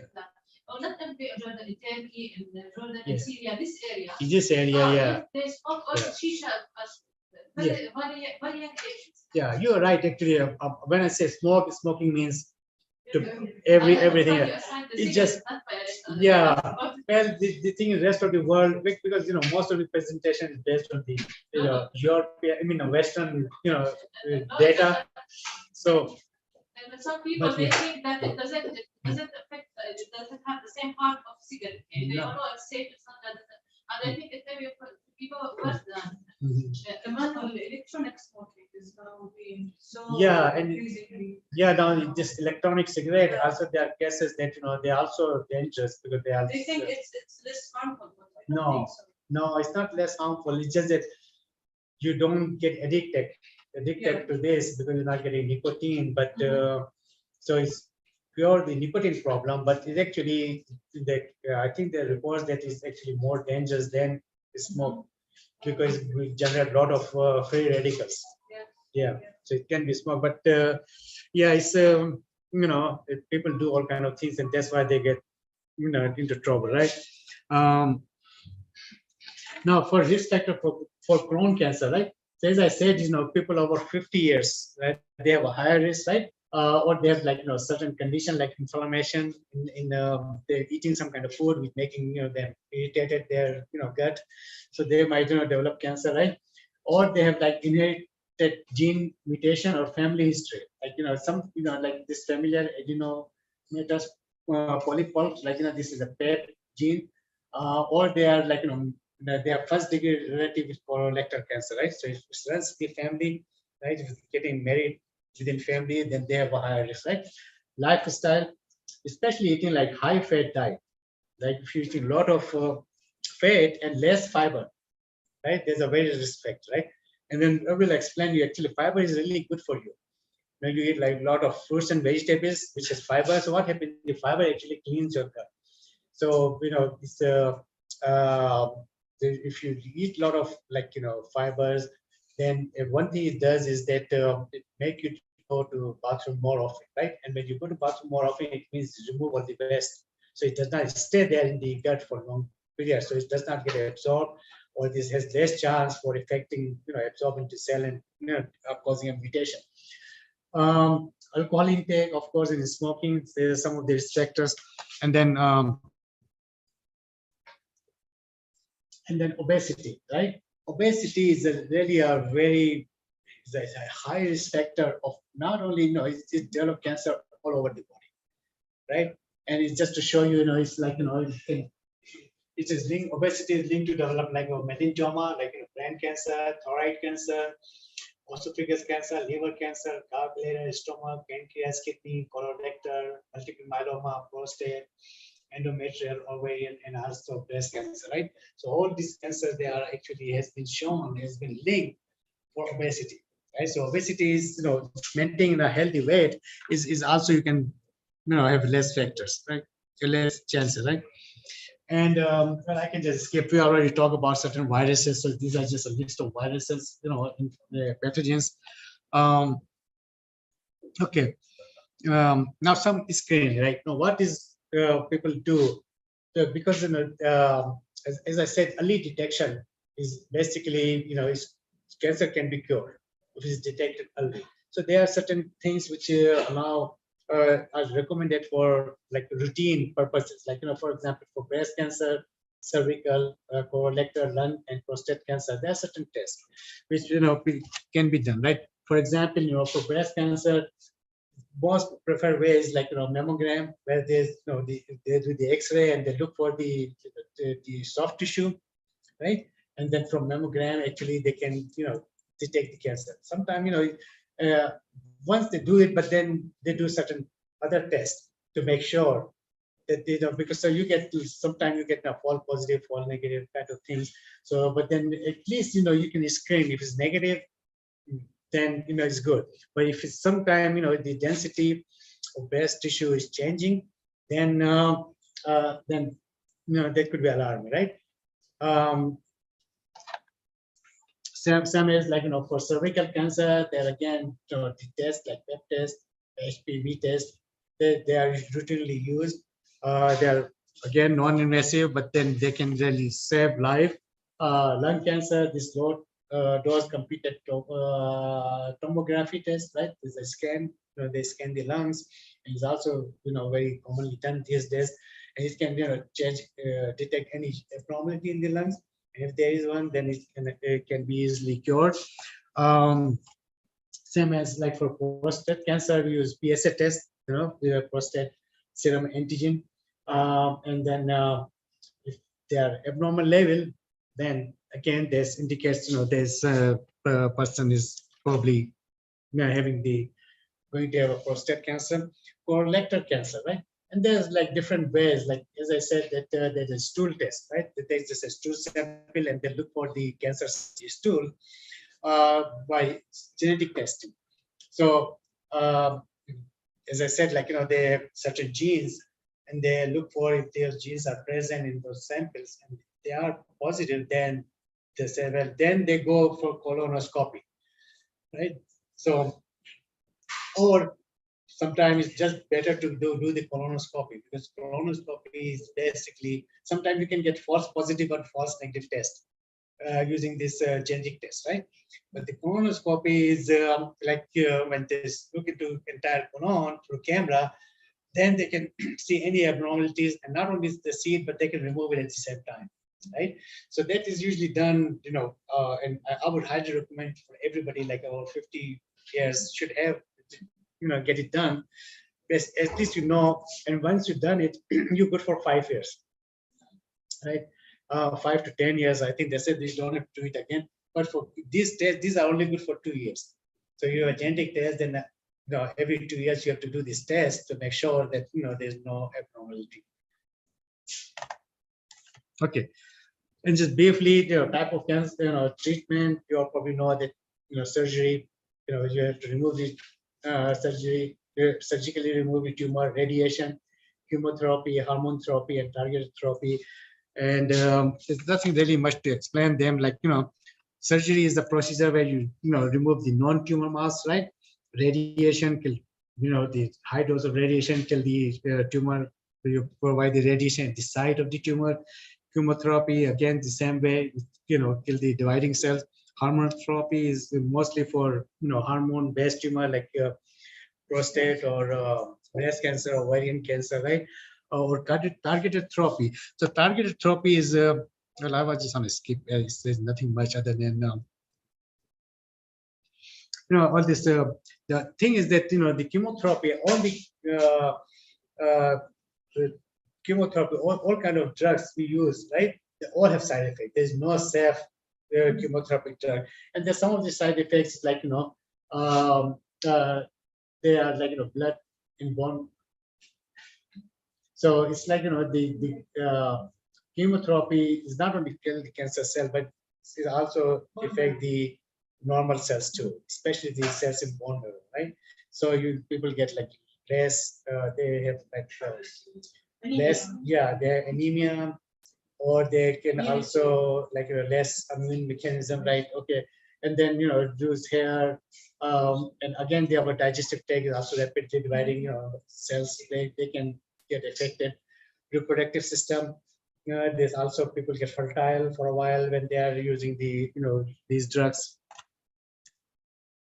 So there's like a lot of side effects, bone marrow suppression, GI toxicity. There's this called like skin effect, hand and foot syndrome, rash, hair loss, organ toxicity. So there are certain drugs which has specific toxic effect on certain organ, like heart, liver, or neurotoxicity. Kidneys, it can also affect the kidneys. Long-term effect, like they can cause like infertility, all that kind of things, right? Okay. Hormone therapy, as I said, is for basically certain tumor who needs like hormone replacement therapy, like estrogen or testosterone. They're like breast and prostate. Basically, they are the most driving force for these cancers is like estrogen or testosterone, right? So, so they are like different ways. Like they are targeted in two different ways: reduce tumor level or interfere with the body ability to use the hormones. So what they do is that they use like a dummy hormones, right? Like the estrogen, they use some kind of dummy chemical which like act as estrogen, and they bind to estrogen receptor. But because they are not estrogen, so you don't get the right signal, right? Or right, yeah, they basically bind to the receptor, but then like do not induce the same effect, right? And then they interfere, they block the receptor, so the estrogen cannot bind, right? Or they block the certain like their function of the hormone, basically. So they and the way they do it is like this target therapy. Now we know the mechanism that how the estrogen bind or how different receptor bind and what kind of cellular pathway. We talk about this tomorrow about signaling mechanism. So we know which pathway is active. So now you can have a specific drug to just inhibit that particular pathway, which is more kind of targeted. So.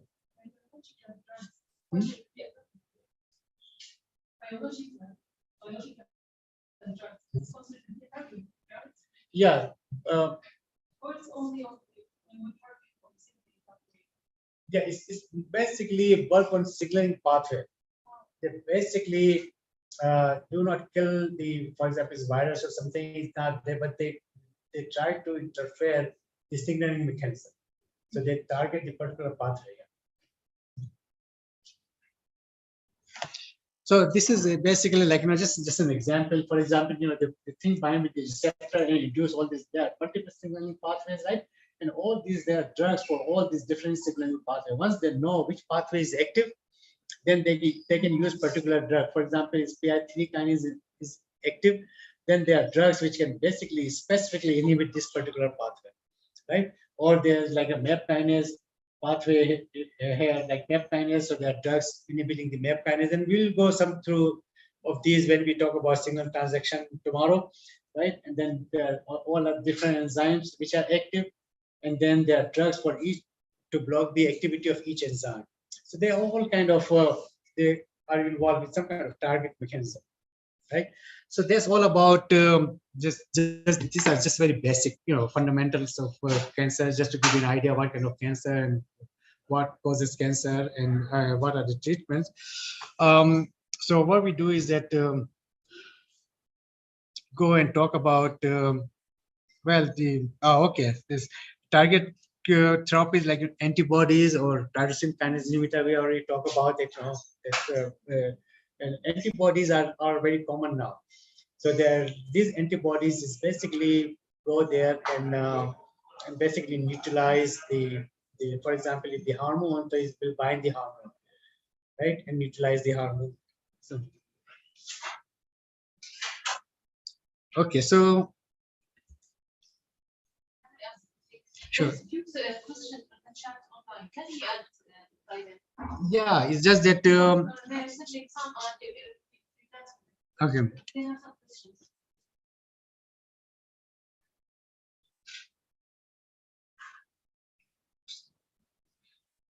Okay, I'm trying to see where it starts. That's okay, starts from here.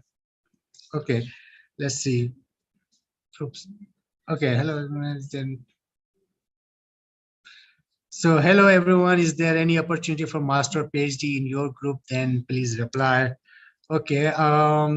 Okay, send me your email and then again I can address that one. Is it started? Yes, not yet. Morning. Okay.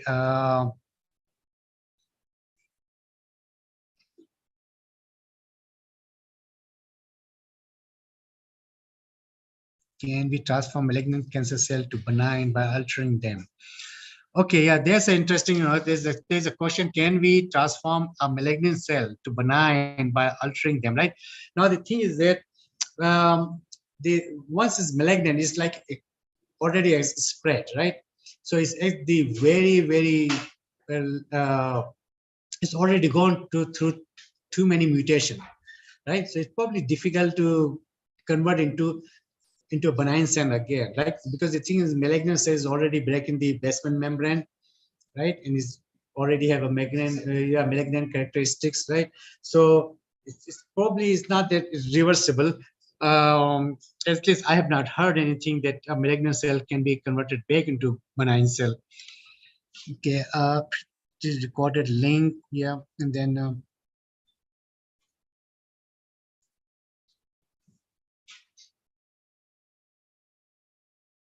yes, share this presentation. Yeah, I will give the handouts, and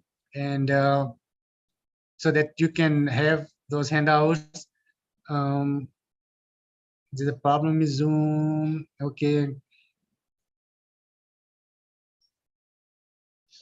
Anyone have any master funded position in their lab? Okay. Is there anyone working on the stem cell technology interested towards this kind of research? Yeah, there are people working on stem cell technology. Actually, in ICCBS, there's a big group working on stem cells. So you can contact them if you are interested. Is from Mohammad Imran. How can we classify immunotherapy among these 5 classes?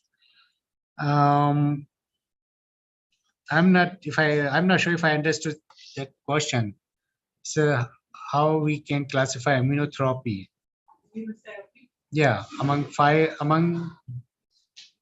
classes. I don't know which 5 classes.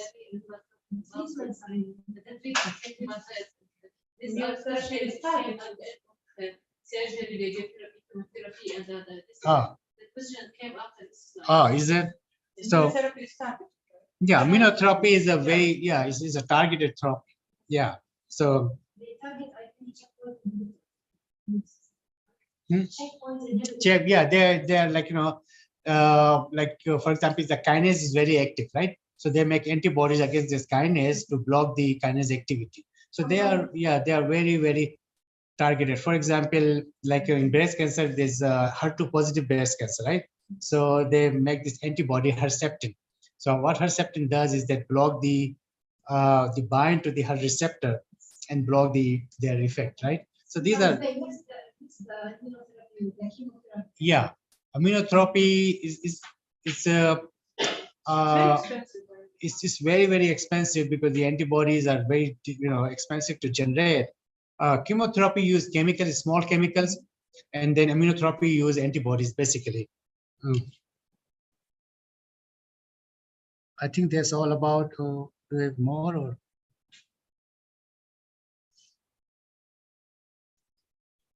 Okay.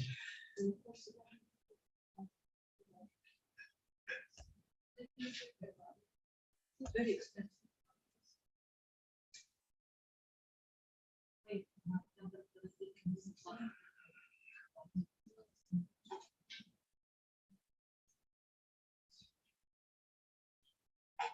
Okay, we talk about cancer genetics.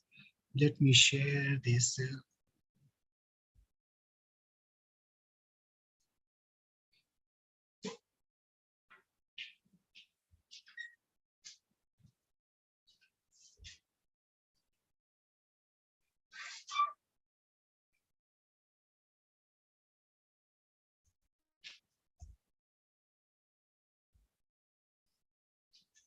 Okay, so we're gonna now switch on.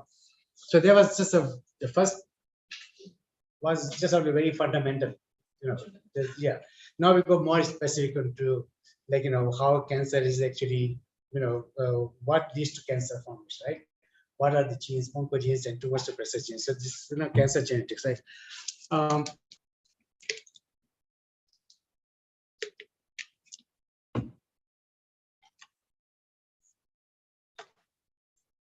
Okay, now as I said that all cancer is genetic, right? But most cancer is not inherited, right? So this is already I explained that why. So cancer genetics is like basically it deals with like cancer which are inherited, right? Or is also involved oncogenes and anti-oncogenes, or what we call them tumor suppressor genes, right? I already talked about that oncogenes are basically they are proto-oncogenes and they become like oncogenes. So proto-oncogenes is that we already have those genes in our body, right? But they're not active, right? But if there's a mutation in those genes, right, then they become like oncogenes, right? So that's why we call them proto-oncogenes, like they are there, but they're not active. They're pre-oncogenes kind of thing, but if they're mutation, they become like oncogenes, right? Now, when there's mutation, they actually have a function, right? And it's the function which causes the cell proliferation, right? Either they are a kinase or they are some some kind of involved in cell cycle regulation. So they are stimulating this cell division, right? Now, anti-oncogenes are also called tumor suppressor genes. And the mechanism of tumor suppressor inactivation, that's what we'll talk about, and the function of tumor suppressor genes, right? So the way they are inactivated, again, there's a mutation, and then we talked earlier that it is recessive kind of mechanism that you have to lose both in order to lose the function of the suppressor gene. So again, I already showed you that most of the cancer, they have non-inherited bases. They're sporadic. Now, the cancer which are basically hereditary, it's like that what we call it genetic oncogenesis. So these, they have some like genetic basis. And what are these? These are like, they follow the Mendelian inheritance, right? And they are like, polygenic inheritance and associated with inherited diseases. And I'll give you some example, like, so we know that Mendelian inheritance, that we have recessive gene and the dominant genes, right? So some of the, the cancer which are inherited, which pass from one generation to other generation, they follow the same Mendelian principle, right? So for example, in this case, if I can move this,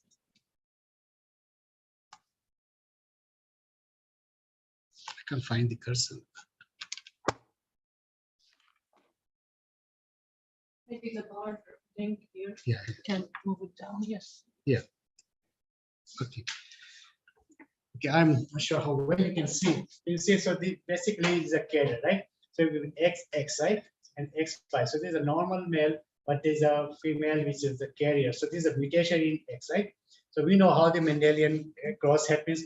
That if this X combined with this X, right? So we have XX, right? So this is carrier because this X is normal, right? Okay, so it's not going to get the disease. Now, if this X combined with Y, so we have a male, right? So it would be affected, right? Because the Y means the X is mutated, right? And Y means this is not there, right? Okay. And then if this X combined with X, we have a normal female, right? And this X with this Y, we have a normal male, right? So this is, we have 1 in 4 chances, just like Russell and Mendelian principle, right?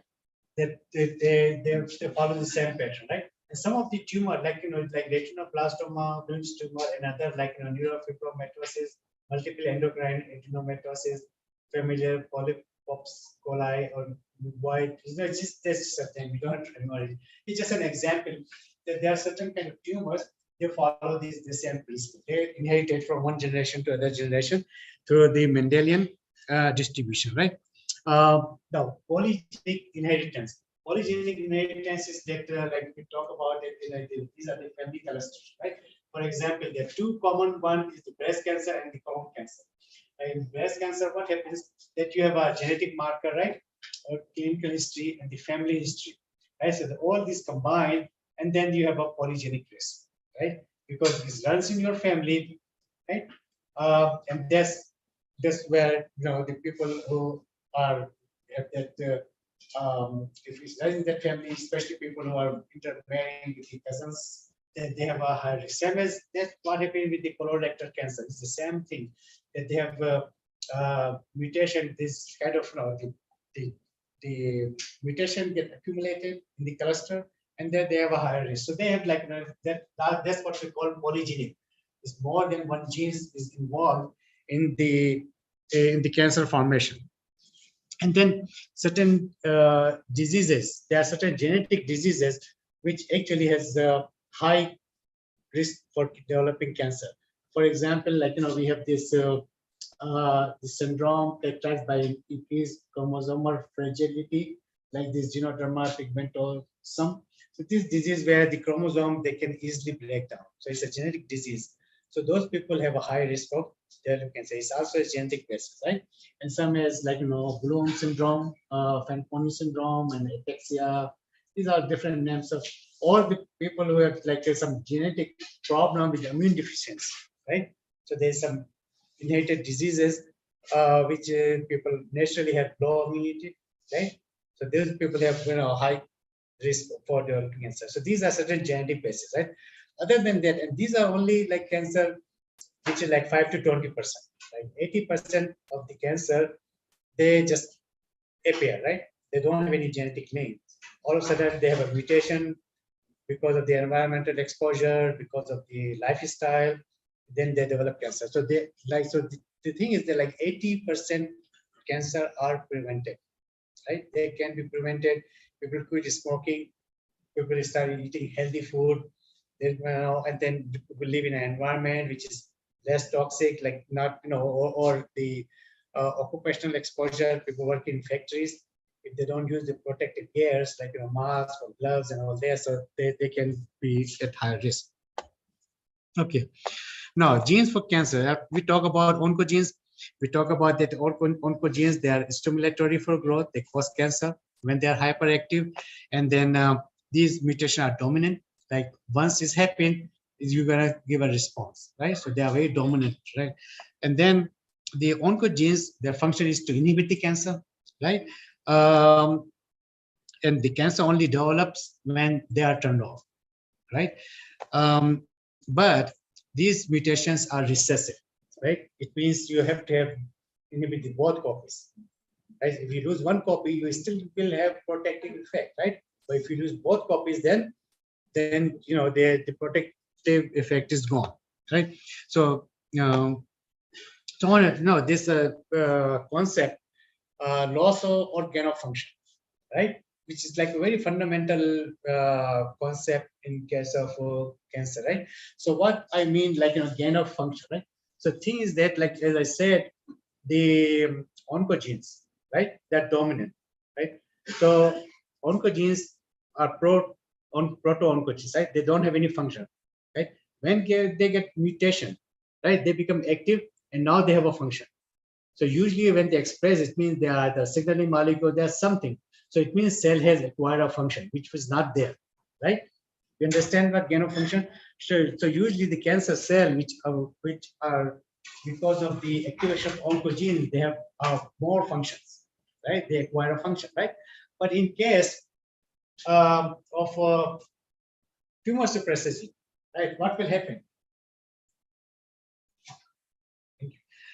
So what will happen that then again you get one mutation, right? Okay, so there is no effect, right? But what happens? They do their homozygosity, right? Homozygosity means they have genes on both chromosomes, right? So they are homozygous, right? But now they are heterozygous. Heterozygous means there's only this gene is lost here, and but the gene is here, right? But as I said, this is a recessive mutation. It means this gene will be still active, right? So they will not see any change, right? But if there's something else happens, like there's a second mutation, then and they lose the second genes too, then there's a loss of function. So this gene has a function, right? Its function is to protect this cell, right? To inhibit this cell cycle, right? So cell cannot divide, right? So when the gene is gone, it means the function is gone, right? So the concept is what happens that when we have activation of oncogene, we acquire a function, right? So we gain a function, right? And then if there is a mutation on oncogenes, tumor suppressor gene, we lose the function, right? So there's a loss of function. So the cell has less function than the normal cell, right? So oncogenes is an altered form or what we call allele, right? Of a normal cellular gene, like proto-oncogene. We already talked about there's already a gene there. It's a normal gene, right? But it has no function. But when it get a mutation, it becomes like oncogenes. Okay. It is operationally defined as regulatory gene with dominant transforming characteristic. We already talked about that these are dominant. Okay. Now, the oncogene was first discovered through their association with specific retroviruses, right? And this form of an oncogene is called V-oncogene, right? So basically, the first time when they discovered the oncogene, there was, a virus is in, right? And they're called that kind of oncogenes like V-oncogenes. It has a virus of origin, right? To distinguish this V-onc to other genes which we already have, we call them C-onc, right? Means a cellular oncogene, right? It's already there. C-onc is proto-oncogene, but somehow it got acquired a mutation, it become like C-onc, right? The cellular mutation. And we go through this explanation. So the first oncogene was discovered from an avian sarcoma virus and called SAR. Okay. So this is like a sarcoma virus, and then these are viral gene, and this was interesting. So the proto-oncogene, as I said, they acquire a function. So these are their function are usually in signal transduction, in cell cycle regulation, or cell differentiation. And we'll go more when we go through specific examples. Now, so viruses, how they are involved. There are two where they are involved in oncogenesis, right? They are involved in cancer because they can either carry a copy of one of these genes, or they can alter expression of cells copy of one of the genes, right? So, and again, I think I can explain with an example, probably. So, as we know that viruses, there are two different kind of viruses. There are DNA viruses and there are RNA viruses. So there are two different kind of viral oncogenes, DNA or RNA. And these are some of the examples, like these are viruses like adenovirus, papillomavirus, SV40, polyomavirus. These are like they have like double stranded DNA, so they are DNA viruses, and they have slightly different mechanism. And I will go in some detail. And then we have retroviruses. So these are the RNA viruses like COVID virus, right? These are retrovirus, right? And they go through a different mechanism through oncogenesis, right? So tumor virus. So what happens that how they were discovered?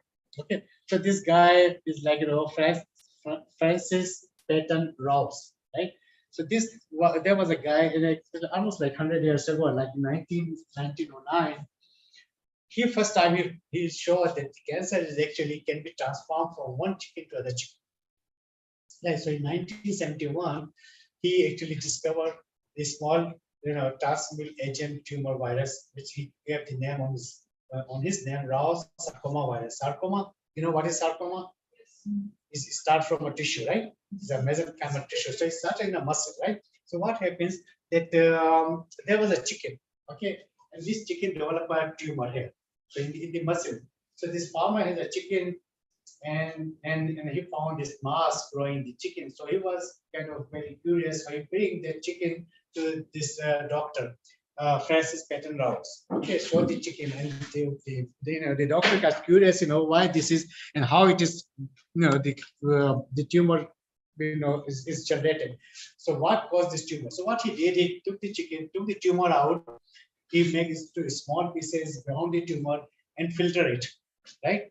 And then he used the filter and then injected into another chicken, right? And wow, what he found that the chicken developed the tumor. So that was the first time it proved, very simple experiment. He got the Nobel Prize for this experiment, right?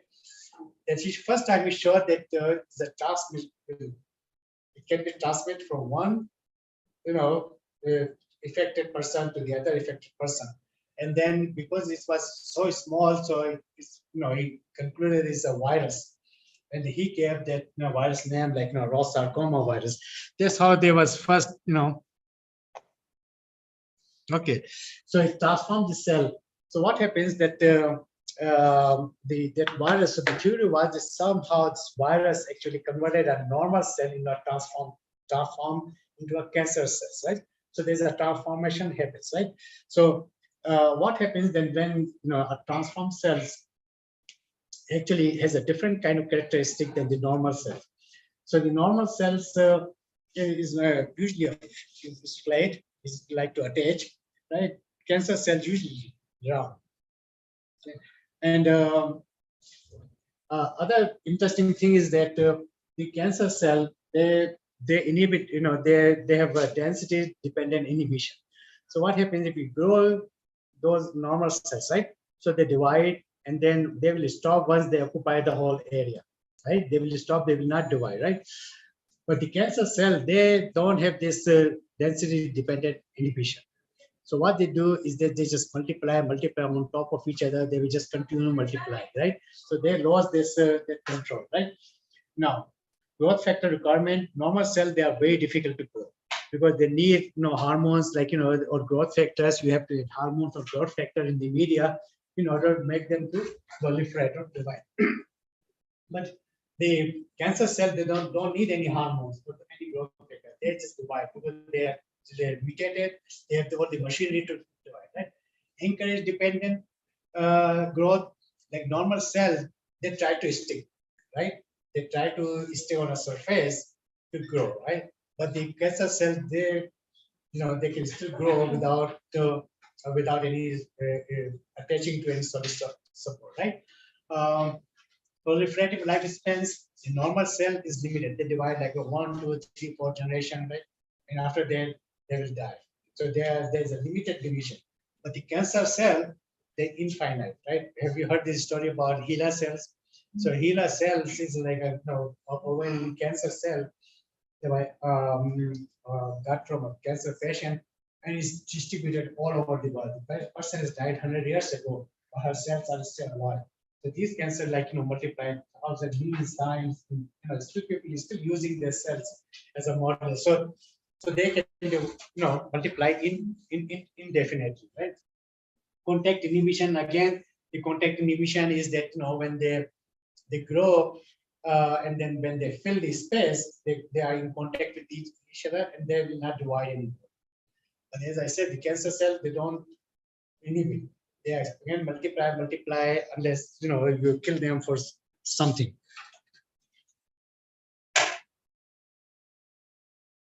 Oops, sorry. Okay, now this is just a comparison between DNA and RNA virus. I can skip this just to save time because we can talk about this more, right?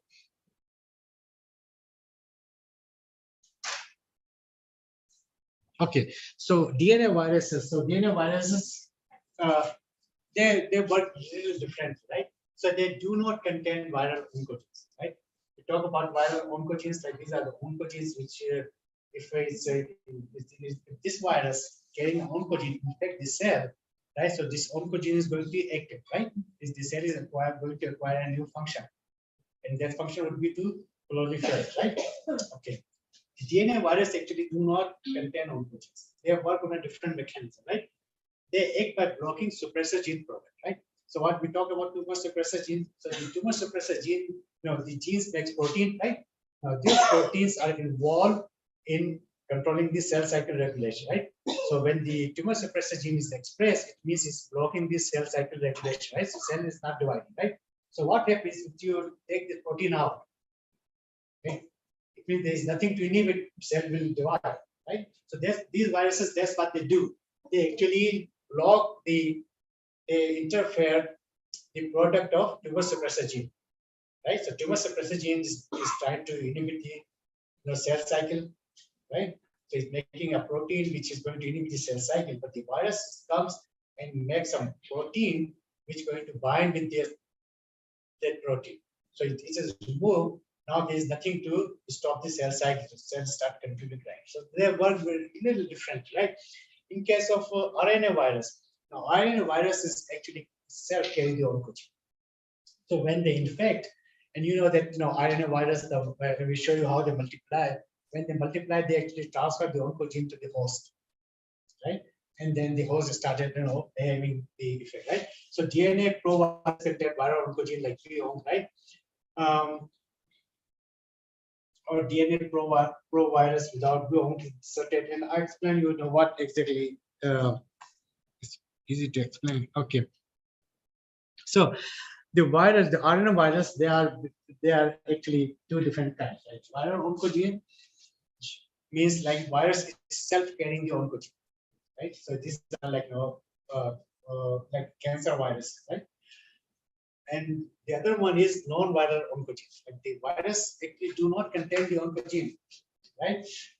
But what happens when virus infect a cell, right? And we talk about that we all have proto-oncogenes, right? We have genes which are not oncogenic, but there. But if anything happens to that proto-oncogenes, then it becomes like oncogenes. So when virus infect a cell, it try to incorporate its DNA or its RNA, especially it make DNA and it gets incorporated into the host, right?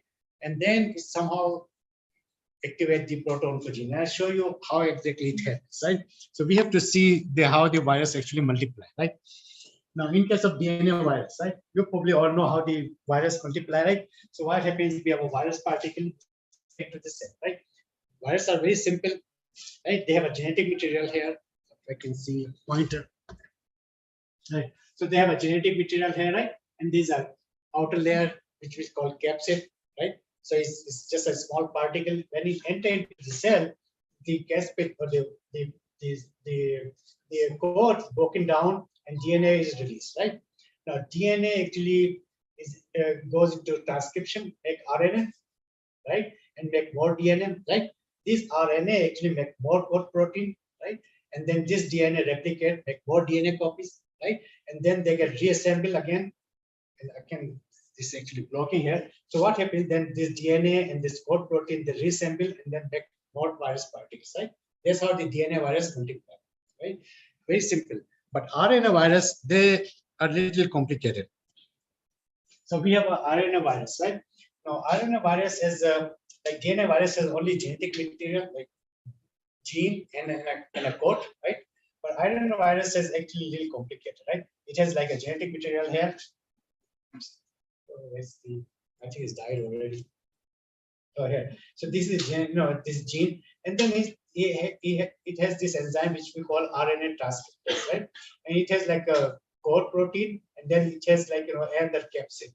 Like as you see, like coronavirus is a retrovirus. So it has like multiple this core protein, this spike protein. So it is a little complicated, right? So what happens when it infects this cell, right? All these things removed, and then this RNA actually released, right? And now this RNA has this RNA polymerase. So what it does, RNA polymerase is actually make a DNA copy, right? Because it says not sorry, RNA polymerase. I mean reverse transcriptase, right? Reverse transcriptase means is use RNA as a template right? And they start adding the base, right?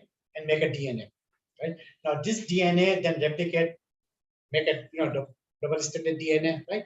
Now this DNA, what happens is get inserted to the host DNA, right? Because it gets attached, and then it makes it get transcribed, it makes its own RNA copies, right? And it also makes the caspase protein, envelope protein. So this RNA is used to make proteins, right? And then this RNA gets reassembled, and with all these things is synthesized and make the virus particle, right? And it gets released. Okay, so you understand the mechanism, how the DNA and RNA virus, multiply, because RNA virus, they have this enzyme reverse transcriptase, right? So RNA is not a genetic material, DNA is the genetic material. So RNA is converted to DNA, DNA get integrated into the host genome and uses the host machinery to make its own copies, right? And then make its own copies. Where DNA virus is basically infect, and then it makes, it says RNA has RNA, which makes protein, DNA replicates, get assembled, and then released, right? Very simple, right? Now, the problem comes here. When this virus get integrated with DNA. Right, the problem is that sometimes it can integrate at a place where there's a proto-oncogene, right? It can integrate in anywhere.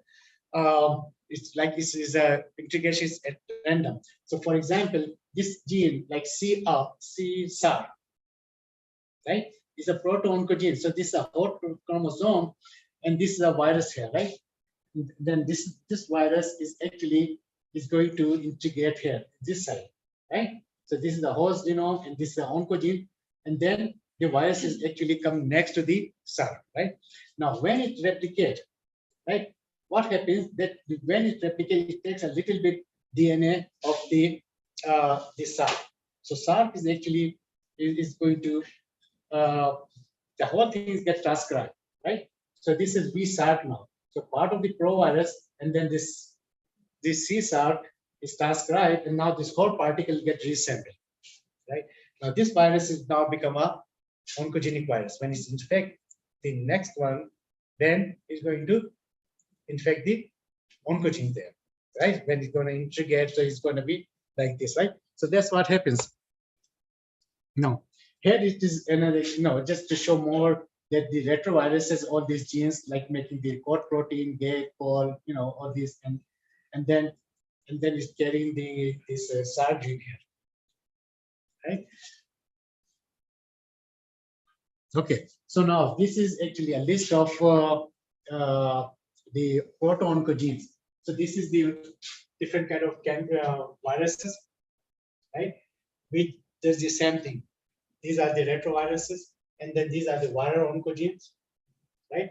And these are the species they infect, like they are somehow specific for chicken, some cat, some mouse, chicken, and all that. And these are the major diseases they call, major kind of cancers, right? So the good thing is that the viruses are very like species specific. A chicken virus does not really transfer human. A human virus cannot transfer a chicken, or a mouse or a monkey virus does not usually transfer the human. But there are chances they may get mutation, and they can they can transfer, especially the viruses from monkey, which is related to human. They have a chance to transfer the human. Right. Now, another example of like this c-MYC gene, right? The c-MYC is also a cellular oncogene, and then these are the sites. Also, the virus can insert actually in any place, right? There's so many sites it can insert in wherever it wants, it can insert, right?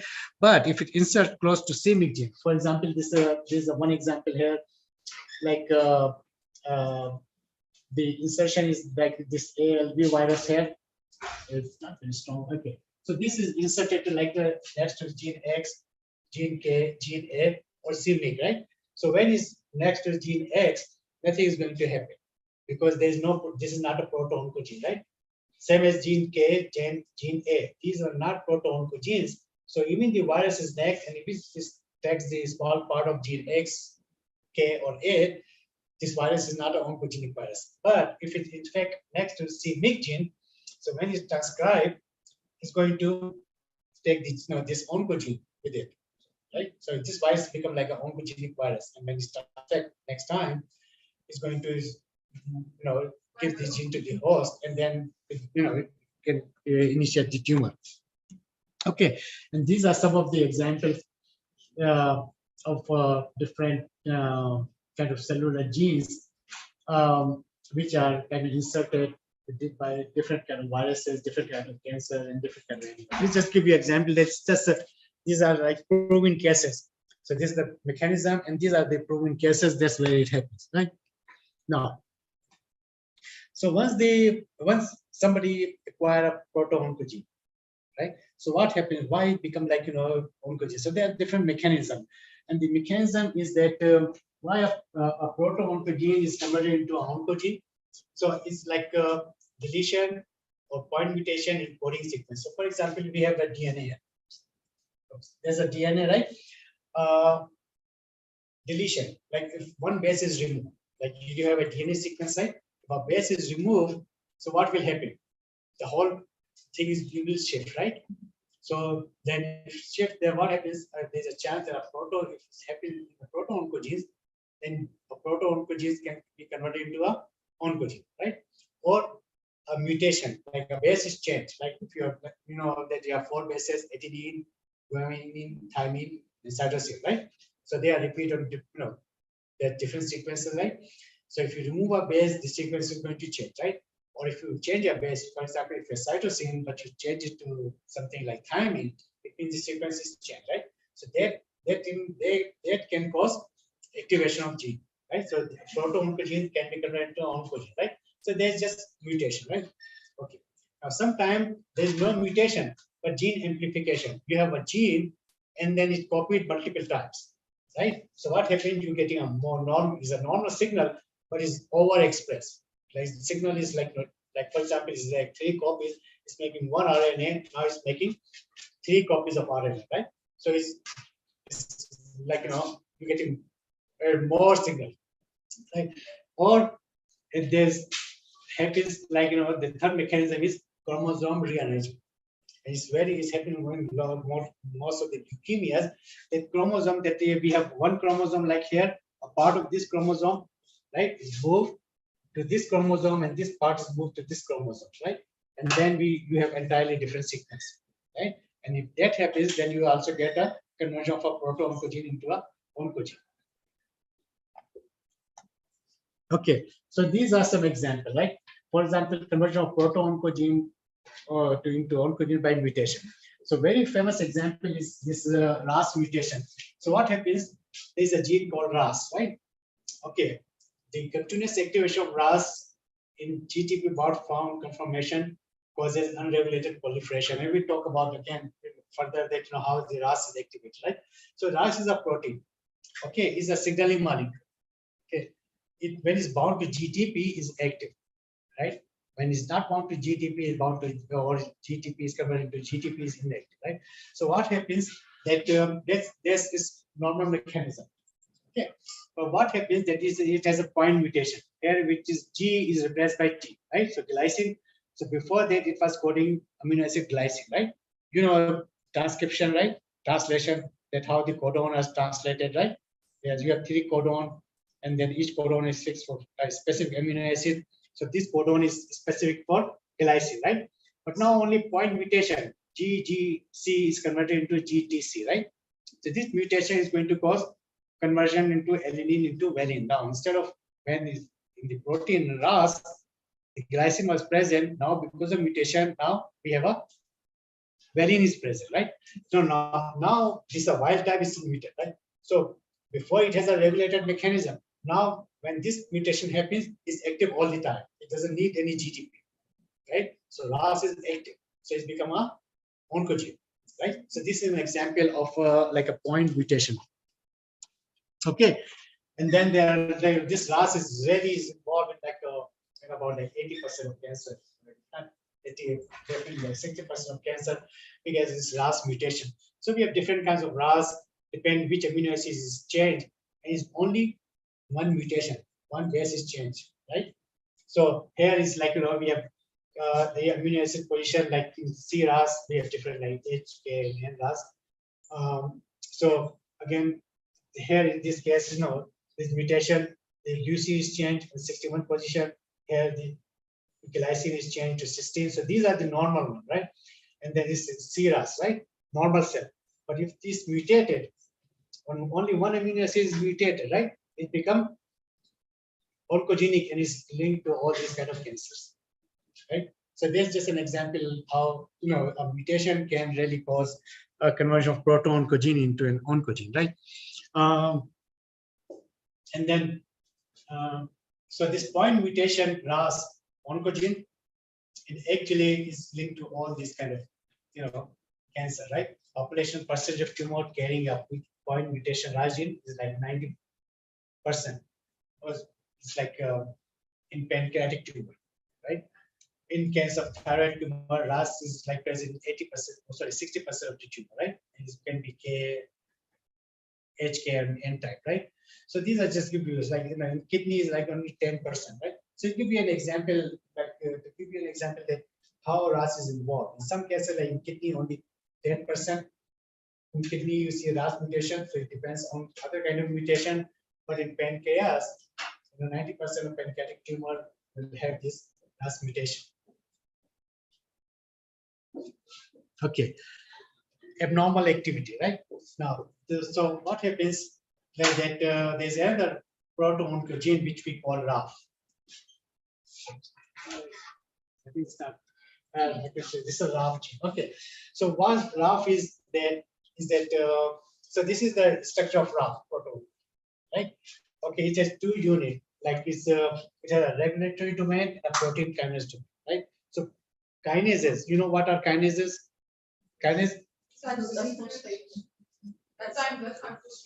phosphorylation. So what kinase does is put a phosphate group, right, to a protein, right? So kinase is an enzyme. It takes ATP as a substrate in a protein. So it take the phosphate from ATP, put on amino acid, right, or serine or tyrosine, right? So that's how the kinases work, right? Now the RAF is a proto-oncogene. It is not active most of the time because why? There's a regulatory unit and it's actually folded. It's folded and it's block the kinase activity, right? So what happens when there's a mutation, then this regulatory is not there anymore, right? What is replaced by this what we call the GAG unit, right? So it is not folded anymore. It's linear. It means the kinase is exposed, kinase is active. It means it's going to allow phosphorylate through many proteins, right? Whenever it's active all the time, it's going to do phosphorylation. So this is another example, like you have abnormal activity. Okay. Now, so other case is the gene translocation. Okay, and it's very common, especially in any kind of leukemia. What happens that we have two chromosomes, right? This is chromosome 8. Chromosome 8 and chromosome 14, right? So this MYC is present on chromosome 8, right? It is proto-oncogene. It's not oncogene yet, right? It's not active. It's there, right? But what happens? The part of this is break down, transferred to this next to IGH gene on this chromosome 14. Now the chromosome 14 is like chromosome Q plus, right? Because it's like longer than this, right? So this is the original chromosome, right? This part is moved to this one, and it make this Q plus, right? And now this part, the small part is moved, and now this chromosome is a smaller one, right? So when that kind of thing happens, now the MYC, this C is a MYC here, right? Is a proto-oncogene. Now it's active. It becomes oncogene by chromosomal translocation, and it happens in a number of tumors, right? So this again, that's what we call reciprocal, translocation. So this is a heavy gene, heavy immunoglobulin gene, and this is like a CMYC. So this is chromosome 8, chromosome 15. So this is transferred to here next to IGH, and then plus what we got, with some part of this transfer to this chromosome, this black part is transferred. Some of this gene is transferred to this one, right? So this is like a reciprocal translocation. Okay. So these actually can be detected because the chromosome, you get a change in chromosomes, right? So here it is now the very famous one is what we call BCR-ABL, right? So in this case, this BCR-ABL is present the ABL gene is present on chromosome 9, right? And then BCR gene is present in chromosome 22, right? So there's a reciprocal translocation. So it's breakdown from here, it breaks here, and then this small portion will go next to it, right? So it's blue and then it's green, sorry, red here, right? So it's become like a small chromosome here, right? And the rest of this is, is a reciprocal translocation. So this goes here. So now we have this, the chromosome 9, which is long, and we have very small chromosome. But we, it was first discovered in Philadelphia. The name is like a Philadelphia chromosome, right? So this is actually associated in a lot of leukemias. So to confirm leukemia, what they do, they look for this chromosome. I don't know how well you can see. So this is a this is a chromosome 22 BCR gene, right? And this is like a ABL. Okay, and then this is kind of translocation. This is a Philadelphia chromosome. It's green and red both, right? So that's how they can detect. If they detect this one, then they can confirm, okay, it's a it's a BCR positive leukemia.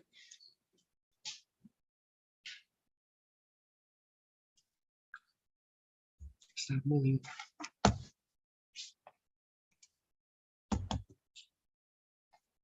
Oops, no.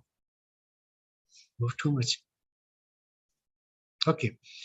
So this is actually just an example that it happens so often, right?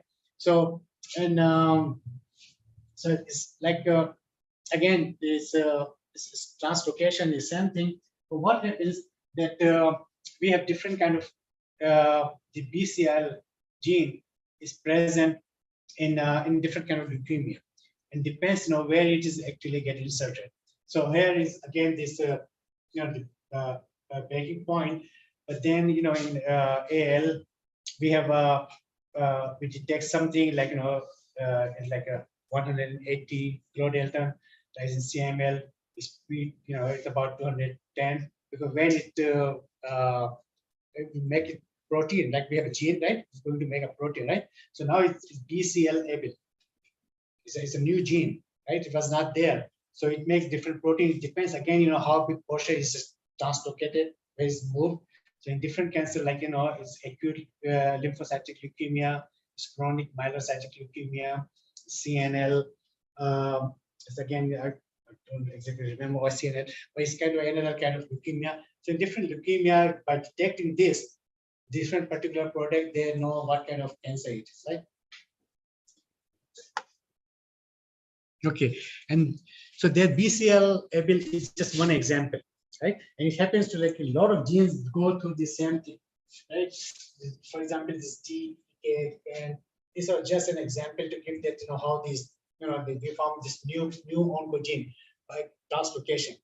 Like in that example, we have BCR in one chromosome and ABL on other chromosome. They come and join, fuse together, right?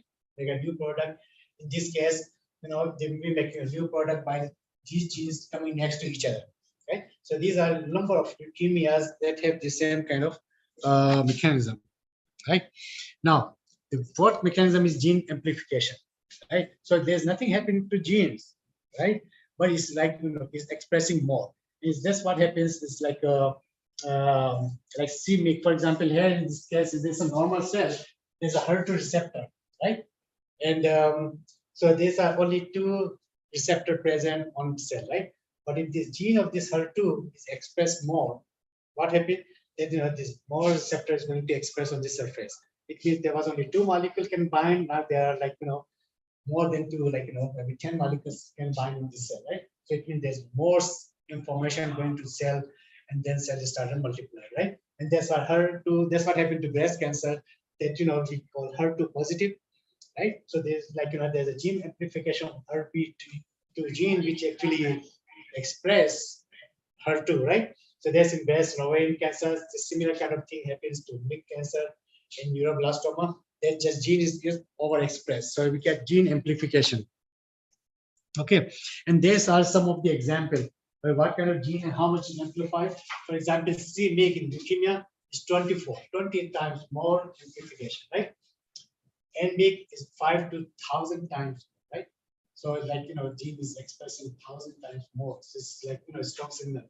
10 to 24, 5, 4, So it's more like RAS, RAS can mutate it too, and then it can also undergo gene amplification. So there's multiple mechanisms happening here. Okay, so that's how it looks like when this gene is amplified. So these are chromosomes. So you see here. So sorry, this gene here. So it's like a large picture here. So that's how you detect with what the technology what we call FISH is like a fluorescent in situ hybridization. Right? You have a probe, fluorescent probe, which bind whenever it's nice. It's like an anti-big kind of probe. Whenever you detect weak, it's going to bind. It's going to give a signal. So see how much this signal is like is amplified here. So by detecting this, they can really verify that there is a gene amplification here. Okay. Functional phone call. You want to take a break now, or what are you saying? We can take break at 10 to 12. 10. If everybody is fine with that. I heard that some of you are committed with you have another commitment. Some of you have another commitment as well. Who's leaving? Yeah. Well, that's a bit lecture. They have another lecture that we need to attend as Okay. well. So, yeah. So we can Continue at the 12. Continue till 12. 15 to 12, let's say 15 to 12. We can, yeah. Okay. And just to compare for everybody, we have arranged for the lunch. So we can go at 1 o'clock, at about 1 o'clock. I will not be there because I have a lecture, but Dr. Jalal will be there. Dr. Muhammad, inshallah, he can join at 12 o'clock. So we go to the restaurant, but please wear the badges so that they can recognize that we are two of this workshop. Please Thank you. continue. Okay. All right. You want a break? No, I'm fine. I was just. 5 minutes break. No. I can continue. Perfect. Yeah. Are you sure? Yeah, sure. Yeah. I was just feeling that people are sitting here for long, so it can be stressful. This is a mandatory lecture. Okay. So 1 Please hour. feel free anytime to get some coffee, to get some water. Don't feel. All right. So. Oh, thank you so much. So now, what I said is, first I said the cancer is a disease of genes, right? It's a genetic disease, right? But this genetic disease means that genes are involved. It's not a hereditary disease. Not all the cancer are hereditary, right? 80% are non-hereditary, right? It's a cancer disease. Oh, thank you so much. But we can also say that cancer is a disease of cell cycle. Okay, because cell has to divide. Right? Without division, there is no cancer, right? So what happens? Fundamentally wrong. Basically, what happens to the cancer is, I got more water now. Okay, thank you so much, Appreciate. So it's like it's a disease of cell cycle. Somehow the cell loses the control and it started dividing the cell cycle. And this very important to understand what happens in cell cycle. Okay, so in cell cycle, what happens? We have different phases, right? We have cell is here. We got G1 phase, right? Is going to S phase where there's a DNA synthesis, goes into G2 phase where you start preparing for division, and then you go to mitosis, right? And mitosis itself is little complicated. So we have so we get a growth signal, right? You have a G phase, right? We have a restriction point. So cell is really it's a very, very controlled process, right? If anything goes wrong in the cell, then what happens? There's a restriction point, it gets destroyed. Okay, so it's like a safeguard that nothing abnormal happens during cell division, right? You go further into replication, and then before you divide, there's another restriction point, right? Okay, and then what happens? That is again checks. That if anything wrong, then it abort the process, right? And cell is destroyed, right? But if this thing passes through, then it goes into mitosis, right? So this is when the cell actually start dividing. When it divides, again, it goes into various steps, right? So it is a small process, right? But there are certain, is a certain phases was like prophase. I'm sure you probably know about this in your biology class, right? Cell division, like there is a prophase, pro-metaphase, metaphase, anaphase, telophase, and cytokinesis. So basically, what happens? the DNA, duplicate, then you don't get, stretch of the two poles, then it started, dividing into two, divide, and all that happens. So that's basically, very quick introduction of cell division. That's what happens. Now, but in order this to happen, there are certain signals, right? Which we call go signal or stop signal, right? So when it's a go signal, it means it's going to go to a cell cycle. When the stop signal, it's not going to go to cell cycle, right? So the go signals are mostly the growth factors, right? You heard about like insulin like growth factor, PDGA, platelet growth factor. So these are certain growth factors, right? When there is excessive release of growth factor, it means you're going to be sending a go signal, right? Or oncogenes, right? Some oncogenes, and we will talk about certain pathways, how they induce the proliferation, right? And cyclin dependent kinases, right? The cyclin are very important, right?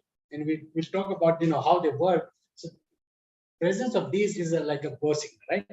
Okay, tumor suppressor genes, right? These are stop signal, right? If they are expressed, it means it's not going to go, right? And CDK. CDK again is like cyclin dependent kinase inhibitors, right? So they are inhibitors which inhibit the kinase activity, right? So what happens? The cyclin and cyclin dependent kinase, they work together, right? They make a complex. Cyclin bind with cyclin dependent kinase, right? And you know what kinase does? Phosphorylate protein. Now this cyclin dependent kinase is specifically phosphorylate retinoblastoma protein, right? And we explain you in a minute, like what retinoblastoma is. So this, when they phosphorylate retinoblastoma protein, then we get the cell cycle, right? Now there are certain natural inhibitors which are product of tumor suppressor genes, right? Tumor suppressor genes make this product, which are the cyclin dependent kinase inhibitors. So they inhibit the kinase activity. So, they prevent phosphorylation. Perfect. Yeah. So it means the retinoblastoma protein will not phosphorylate, and then cell cycle will not go. So that's how the basic mechanism. Okay. So how this retinoblastoma protein works, right? So retinoblastoma protein is basically is an inhibitor of cell cycle, right? Okay. So cyclin dependent kinase like E4 combined with cyclin D is actually phosphorylate retinoblastoma protein. So it is actually blocking the cell cycle, right? But once it's phosphorylated, then it becomes inactive, right? In most of the cases, most of the cases, when the protein gets phosphorylated, it becomes active, right? In this case, it gets phosphorylated, it becomes inactive, right? And then the cell cycle goes on. Okay, the way it happens is that this is a very, very highly regulated process. So there are different kind of there are cyclins and these are cyclin dependent kinases, right? So at every stage, there are different kind of cyclin dependent kinases involved, right? So for example, when you start cyclin D and cyclin dependent kinase 4 and 6 are like the complex, and they phosphorylate the retinoblastoma protein, right? And then when it goes to this past this restriction point, then other cyclin E and cyclin dependent kinase 2 is involved in phosphorylating the retinoblastoma protein. So it's like A and C. So they are different kind of, right? So retinoblastoma protein is highly phosphorylated to make it inactive, right? So here is like there's the retinoblastoma protein start here, right? It is hypophosphorylated, right? It is a bit phosphorylated. Okay, there is more phosphorylated, it's become like hyperphosphorylated. So as you can see, this it's become thicker and thicker, right? So it means retinoblastoma protein is heavily phosphorylated, and then we have a dephosphorylation process there with cyclin B with cyclin dependent kinase. It's not a kinase, it's a like phosphatase which dephosphorylates retinoblastoma protein to stop the cell cycle, right? If there's anything wrong, then what happens is going to go on and on, right? So is this clear? Right? So that's how the both oncogene and proto-oncogene they work, right?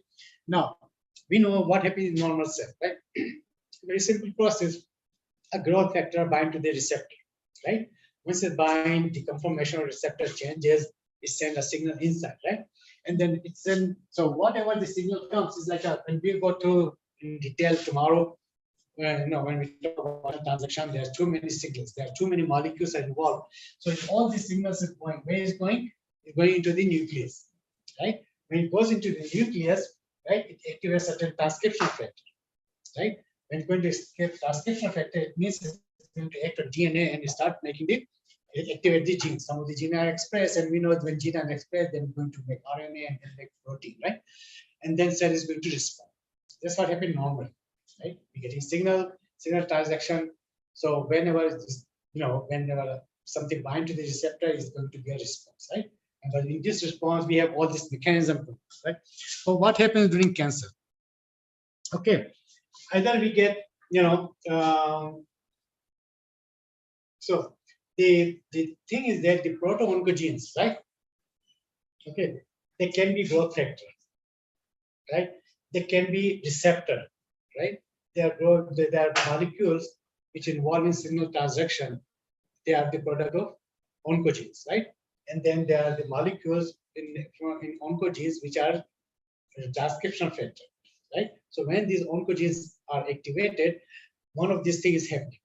Okay, we'll give a certain example in what happens in different kind of cancer. Either oncogenes are making too much growth factor, or too many growth factor receptor, or too many signaling molecule, or too many. So just to give you an example, what happens? Okay, so when there is too many growth factor, we're going to get increased growth, right? Okay, there's increased growth factor, going to be more and more signal, increased receptors, right?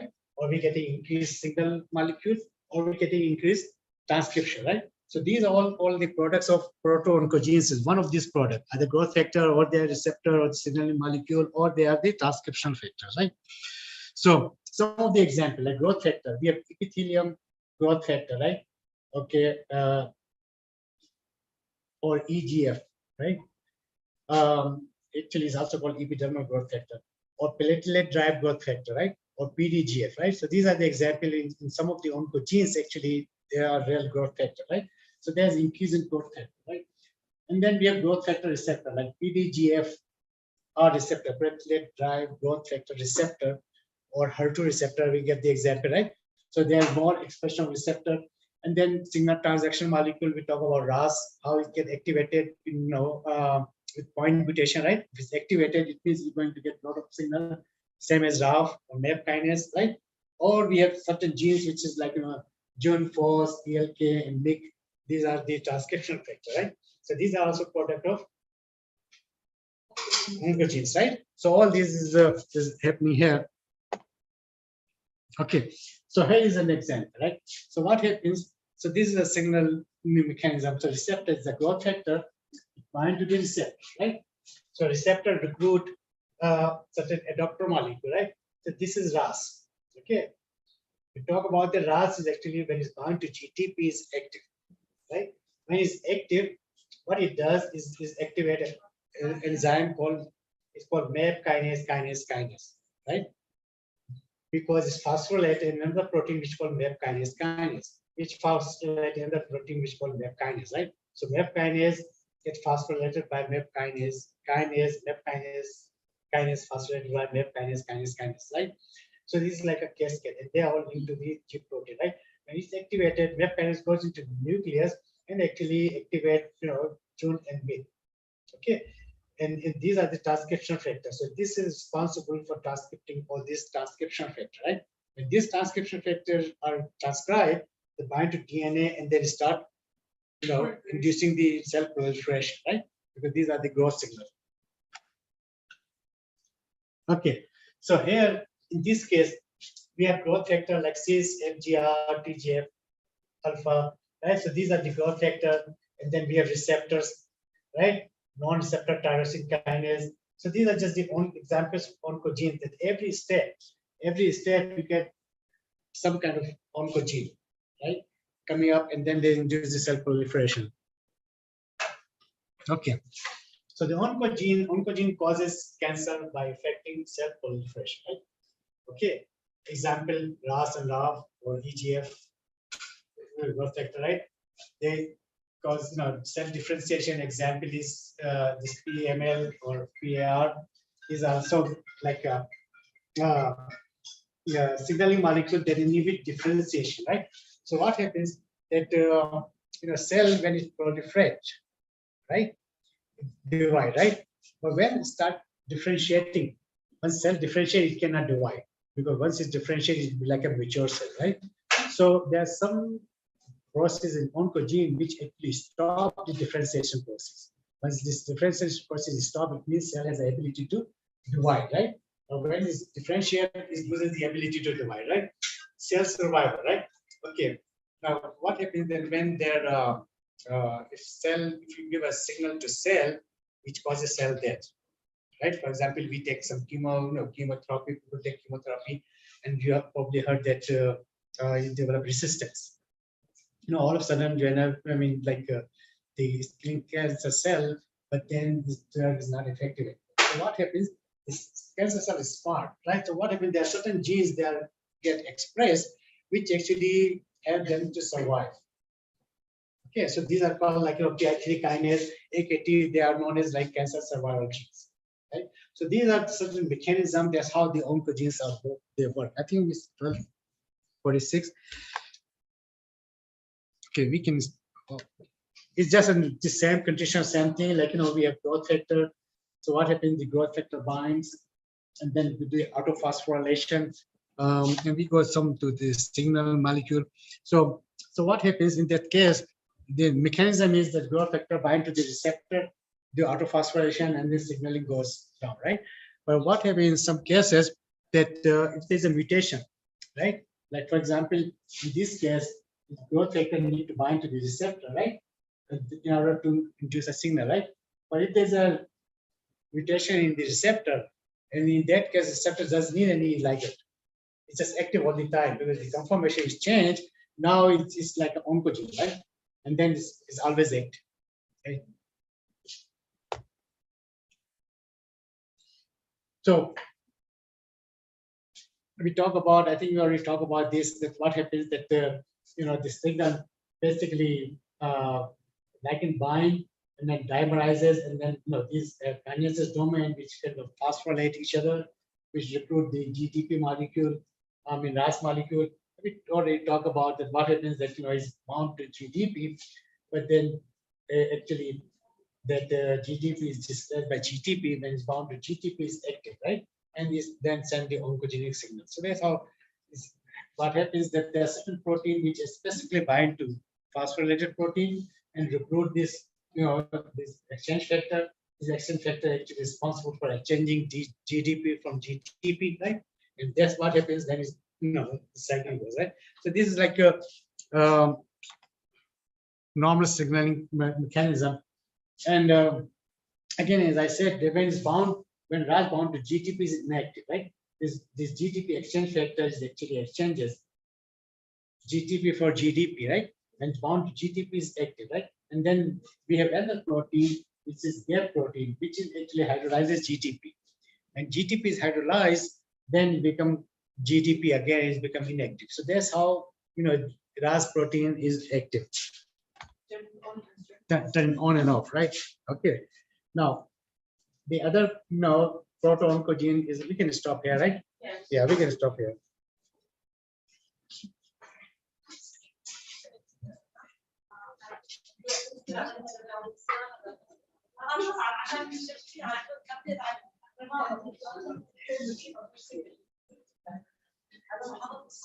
So we come at 1 o'clock.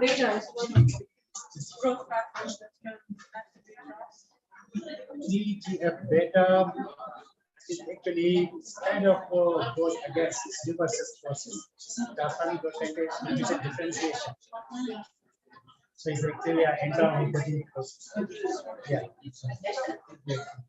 Oh, good job. I hope it's helping the brain, right? Oh, it's like, yeah. Well, we got some lunches. It's gonna have 15 minutes. I just said water. Black water.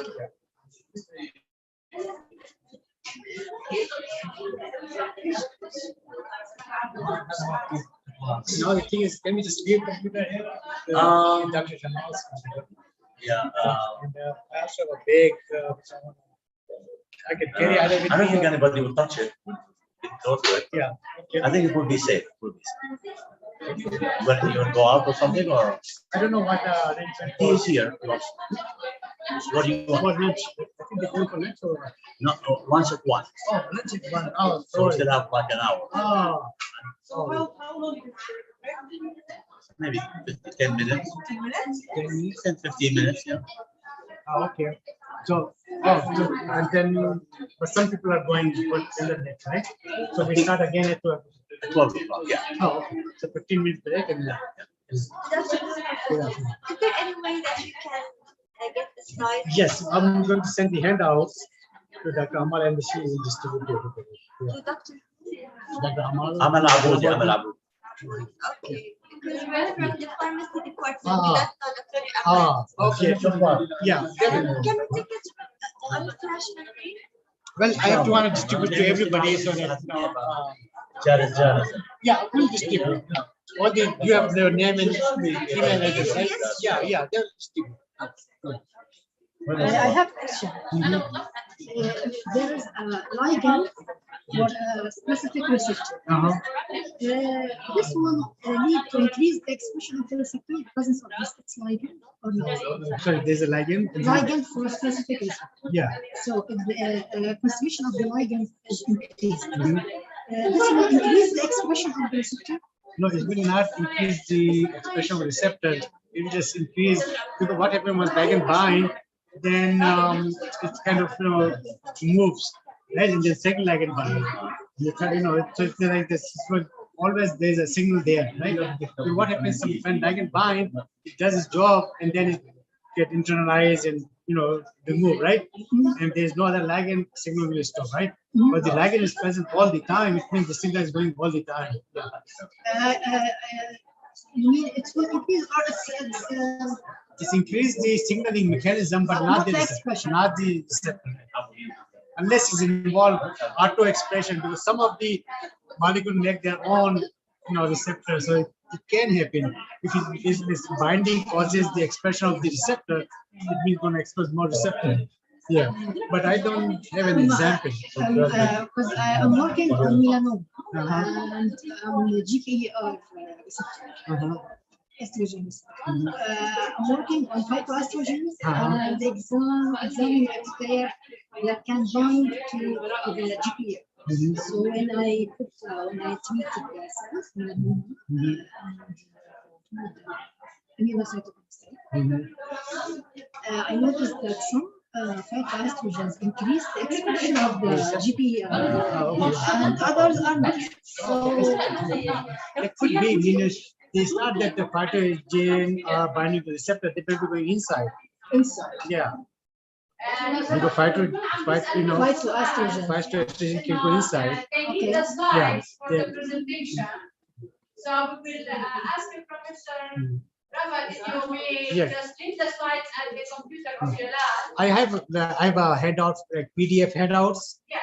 So I can.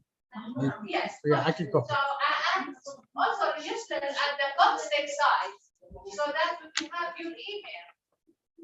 And we will be sending you all the information. Also the lecture before 2 days. This is one my former student. She got the master's. Oh my God! Yeah, really? Yeah. Yeah, she's doing very impressive She's work. interested. Yeah, we just talked briefly. Very impressive. Yeah. Shall we talk further on lunch? Yeah, So I'll I'll send you today, inshallah, all the emails. Sure, yeah. I I was just saying that not just go and go and patent your stuff because it's very interesting. She does a lot of doctoral studies now. Anti-cancer. Okay. She's very active. But I'm a chemist. He's my professor, but I share my She did some polymer work, and I'm the same thing. I just did polymers too.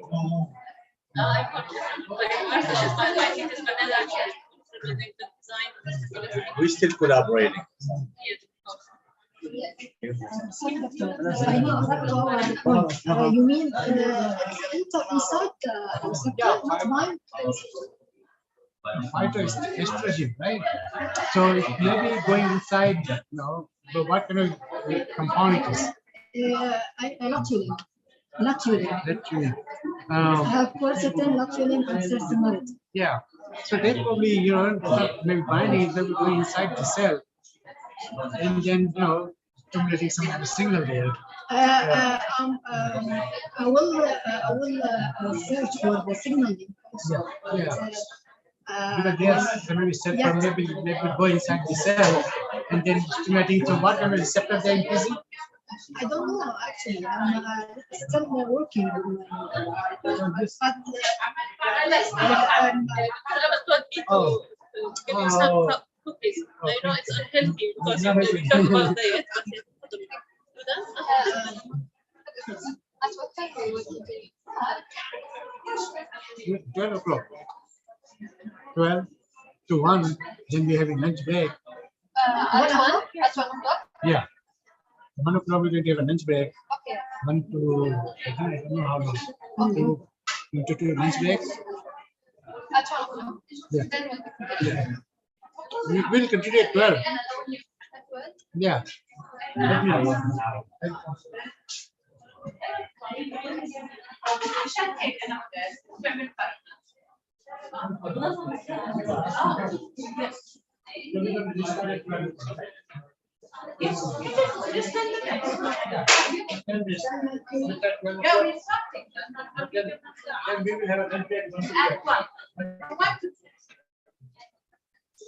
So you say all together. I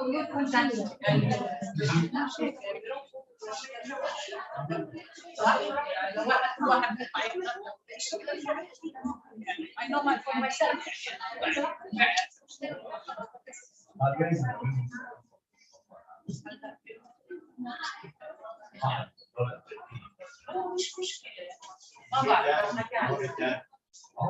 عنده مشكلة.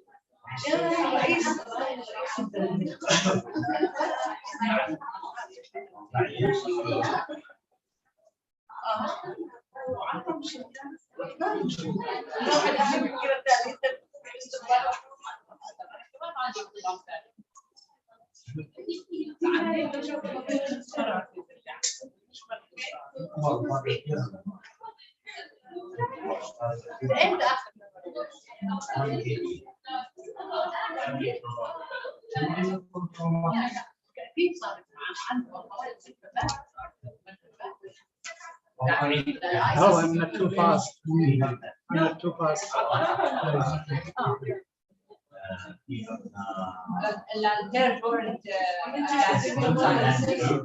Tomorrow. Tomorrow is today. There is all in the Yeah, well, I wanted to kind of use the tomorrow picture first because it's a single transaction, then this is easy to understand. But I'm trying to understand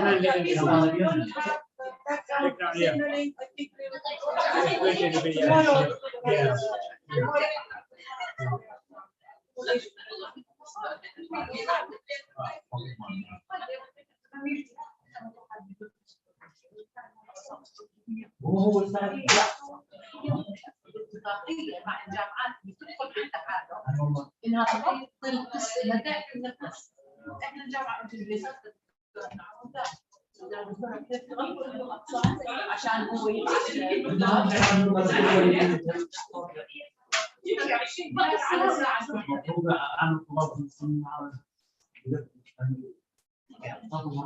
So the students are so happy with the lectures. Oh, really? Glad. Oh, I was a little bit in the yesterday. I couldn't sleep well because I was a little bit anxious whether students attend because most of them they are from pharmacy students. So I'm not. This is the first time I meet them, so I'm so happy with this good number of pharmacy attending. I met the pharmacy dean. I told you I met her just because of this workshop. I told them this workshop is not for chemistry. This workshop is more for biology. And I met the dean of medicine. We could have in So I met pharmacy department. Yeah. We could have arranged in the pharmacy department. Yes, it's easier for me because I can go with my lecture. It's easier. And for my faculty. Yeah. بعدين also this rule is in our, we don't need to write formal paper for to get the room to get everything. This is in our department. Yes. بدنا نحكي له check also the questions because we have 12 messages. في ناس عم بيبعثوا اسئله فقبل حرام وقف بجاوبهم كلهم. ففي ناس بتطلب السلايدات هيك كنت حرام بجاوبهم حرام. لانه مهنا شو عدد كبير.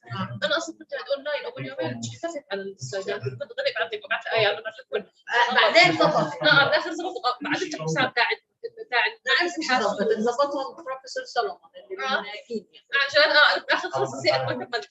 بس امبارح اول امبارح حضرت كل المحاضره امبارح ما فهمت. Would you like to have coffee or tea? I'm fine. He's like me. بس كمان مش حضرت اول امبارح كثير حلوه ان شاء الله بيعطينا اياه. انا اخذت ايميل وكتبته ان شاء الله. بس اصلا عشان نعمل مش لازم So we want part one. Actually يعني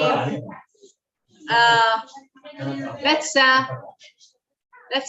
make some give you some information about comstech and about the agreement that the University of Jordan signed yesterday. Maybe you heard about it in the news.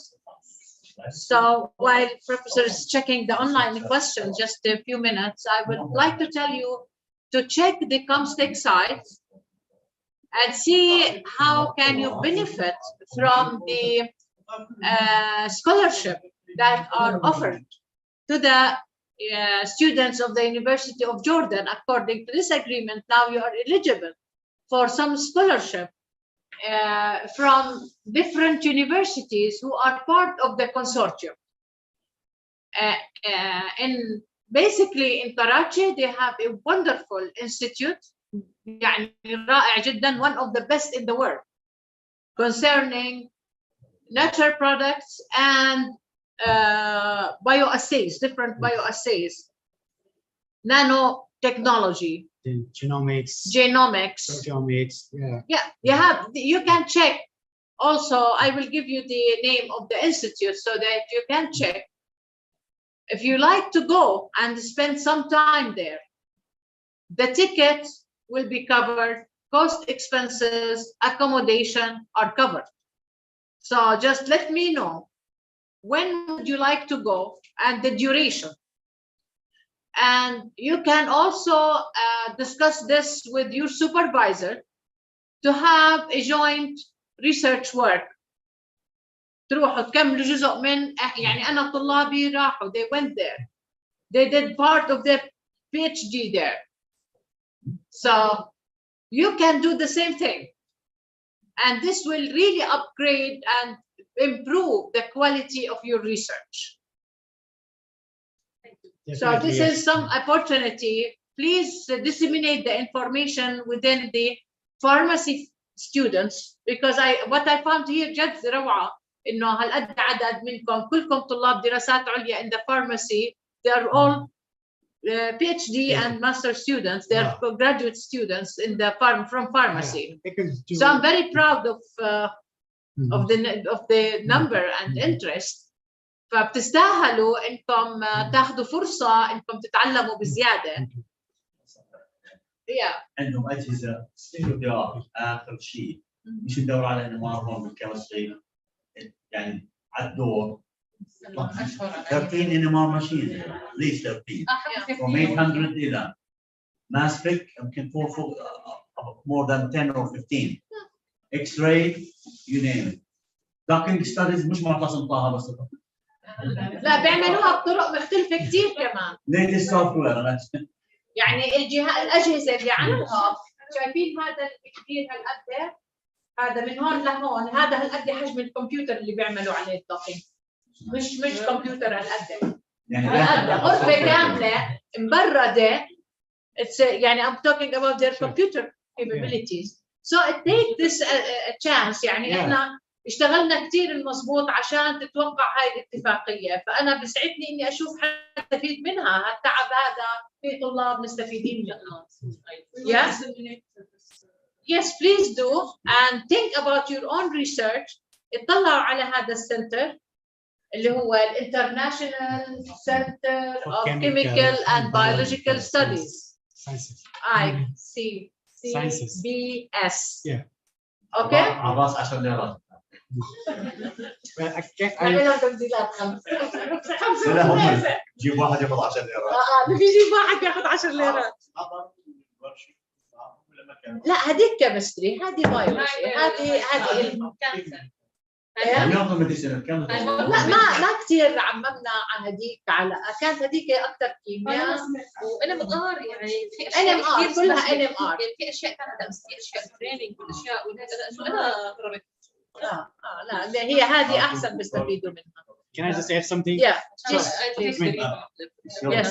I just want to add, like, just give you a little bit more detail. Like they have a program on stem cell research. They're doing wonderful. It's very progressive. They have studies like, they have lab for anti-diabetic studies, anti-cancer studies, and all kind of, docking studies. They have genomic center, proteomic center, and they have also like clinical studies, where if you're going to do clinical trials later on, they have arrangement for that too. And plus, I also have an urgent appointment there, so I also supervise student there too. So, if you're interested, you need my help. I'm here. I will leave my email address, and then feel free to contact me. We met there. Yeah. So this is like this type of friendship. When you move, when you see people. That's how it developed. Like we student together. And actually, this is why I organized the lunch, because I thought when I looked at you, I thought they are really interested. So they lunch hour to discuss with Professor Robert how can you benefit from your relation with him, having his email, and also how he can also Dr. Muhammad is also going to be there with you on lunch time, hopefully. Dr. Musa, you're most welcome. They can, both of them, they went to the institute. So they will tell you what to expect and what to find, and they will encourage you to go there. So maybe this is a topic to be discussed during lunchtime to encourage you just to join. يعني تمسك الدجاجه هيك وتصير تتكلم عن الانستيتيوت. يعني هو دجاج. All right.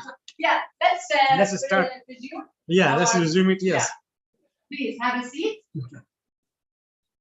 All right. So you've been to that institute, right? You've been there, right? Yes. I go every year. Yeah. I go every year. Yeah. This house. Okay. This house. So we're talking about like proto-oncogenes, right? So as I give example that proto-oncogenes can be growth factor, can be receptor, can be signaling molecule, or can be the transcription factor, right? So one of that is the last part. One of the transcription factor is c-MYC, right? So c-MYC is involved in too many processes. As you can see that, that all these, processes like, everything from growth suppression, avoiding immune destruction, and everything, replicating immortality, tumor promotion. All this process c-MYC is a transcription factor which is involved in all that. Yeah, it's better because you cannot the reflection of light. Yes. Okay, sorry. Yes. Sorry, I didn't know that. Okay, so that's proto-oncogenes. Now the next set of genes is tumor suppressor genes, right? And we talked about this earlier. The tumor suppressor gene are genes that act on inhibiting cell proliferation or tumor development, right? Or they are also called anti-oncogenes, right? Or tumor suppressor genes, right? Now, tumor suppressor genes, their normal function is to regulate cell division, right? As we talk about, okay, we also mentioned that both alleles need to be mutated or removed in order to lose the gene activity, right? We talk about early concept like gain of function, loss of function, right? Activation of proto-oncogenes, gain function, right? By deletion of proto-oncogenes, we have one set, right? One pair, right? We have two genes, right? So if you destroy one, or somehow the one tumor suppressor gene is gone, we still have a one good copy, right? In order to lose the function, we have to destroy both, right? So these are, what we call is like a recessive function. Okay, so the first mutation is usually can be inherited or can be somatic, right? Like all of a sudden, because of something, the mutation happens, or it can be a somatic, or it can be inherited. Okay, the second mutation will often be a gross event leading to loss of heterozygosity in the surrounding area, right? So what happens, the concept of like, you have two copies, right? So in both present, it means it's homozygous, right? It's one gone, it may become like heterozygous, right? And then the other one is gone too, then you lose the heterozygosity too, right? So this all is involved. Okay, so how it was found that is a recessive gene, right? So what happens that there was early on, what it was done is a transform cell, like a cell which is kind of cancer cells, right? Is actually was hybridized with a normal cell. So you have a normal cell and a cancer cell, and then what we thought that, and the prediction was that, when you hybridize a cancer cell with a normal cell, then the cell will become cancerous, right? But in actual reality, what happens after fusion, the cell was normal, right? So then they figure out that, there's like, there's something there which is preventing the cell to become transformed cell, right? So then after that, this new hypothesis come, which was developed by Nixon, is called two-hit hypothesis, right? So in order to lose the function of tumor suppressor gene, it has to hit 2 times, right? One time could be familiar, like, from inherited or somatic, right? So what happens that you have a gene, you have a mutation, right? Now, this is a mutation tumor suppressor gene, right? Now, this is not working, this is working, right? Now, what happens in this case, if it's inherited this kind of gene, then the chances are this first event, delete the other chromosome for some reason, is going to be very lethal. Not lethal, I mean, it will, lead to tier 2 development, right? Or what happens in this case, you have two normal genes, right? One got mutated. You still have a good copy. So it means this copy will, make the protein, and then nothing is lost, right? But if something happens, the other things is knocked out, right? Then tumor suppressor gene is gone, right? So that's why it is called two-hit hypothesis, that is to hit 2 times. In order to remove the tumor suppressor gene, you need like a 2 mutation in order to stop the function. Right? So same as like, the most common inherited tumor is the retinoblastoma, right? It's a kind of tumor, neurotumor, like in brain tumor. It's called actually not, sorry, it's a eye tumor. Retinoblastoma is called because the protein was isolated, in retina. It's present there, but actually this protein is present in every cell, right? So its function is in cell cycle. Okay, but it was called retinoblastoma protein because it was first discovered there, right? So what happened in retinoblastoma, that you have this retinoblastoma gene, right? So it is already mutated. Okay. Now what happens if there's first mutation, the first somatic mutation will lead to the disease, right? Okay. But in case if you have this sporadic retinoblastoma, you have first mutation, then you get six somatic mutation. So we had 2 somatic mutation in order to lose the function. Okay. Now we talk about how they work. So tumor suppressor gene, their inactivation cause cancer, right? Whereas in case of proto-oncogene, their activation cause cancer, right? So retinoblastoma gene interacts with viral protein, right? Such as E7 from human papillomavirus, 16 SV40 from SV40 long T antigen virus, and then adenovirus E1A. So these are certain proteins. Okay. So as I explained in the beginning, that what happens, there are 2 different mechanisms of DNA virus versus RNA virus, right? So the way DNA virus works is that it blocks the product of retinoblastoma protein, or I mean the tumor suppressor protein. So what happens that we have retinoblastoma protein. Okay, so this retinoblastoma protein is actually what is causing is inhibiting the cell cycle. So cell cycle is not going, cell is not divided, cells cannot divide when this retinoblastoma protein is there. So the virus make the protein, and this protein binds to retinoblastoma. So now its retinoblastoma protein is inactive, right? Now it's going to lead to cell cycle. So that's how the DNA virus work, right? In case of RNA virus, we talk about they have all kind of oncogenes, right? How they interact with, with DNA and convert a proto-oncogene into oncogene. So they have entirely different mechanism.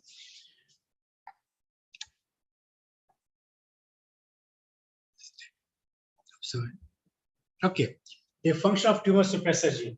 So again, they antagonize the action of oncogene. So what happens if there is a oncogene is causing the phosphorylation, right? So sometimes there's a tumor suppressor gene which is causing the dephosphorylation. So the tumor suppressor gene can function as a, not all, but some tumor suppressor gene they reverses the function of oncogene, right? Regulate transcriptional factor.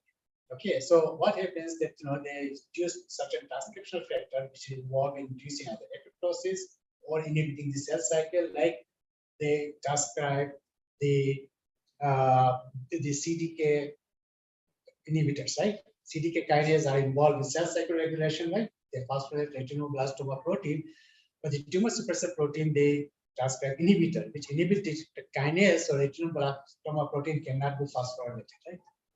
So they regulate, so that's how they regulate cell cycle. Then they induce apoptosis. Okay, so here's some example how they antagonize the function. Now we have a very kind of strong signal which comes out from PI3 kinase.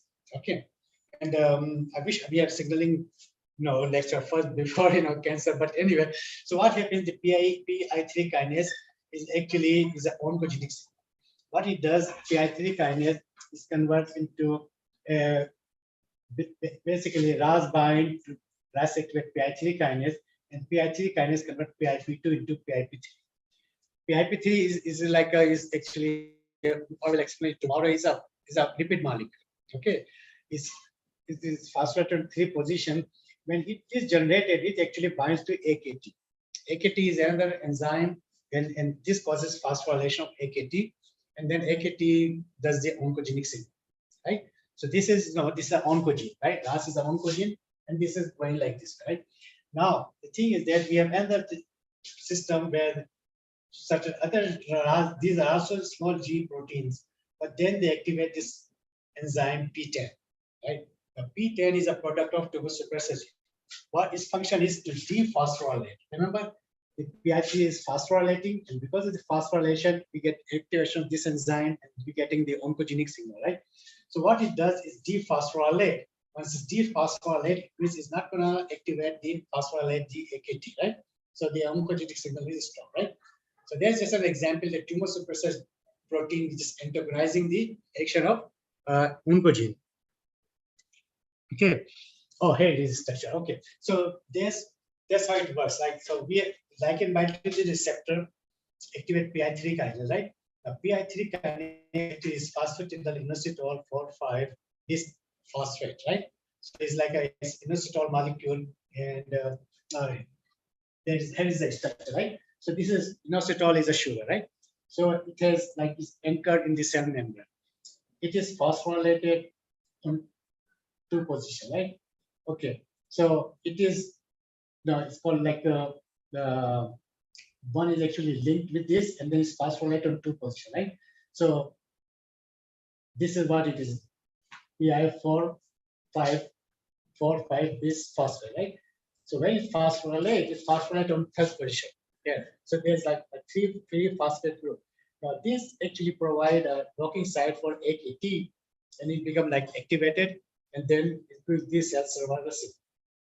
So that's how it PI3 kinase works. So what P10 does is actually reverses. P10 just reverses, remove the phosphate, and can convert into that. So that's where the AKT cannot bind. Okay.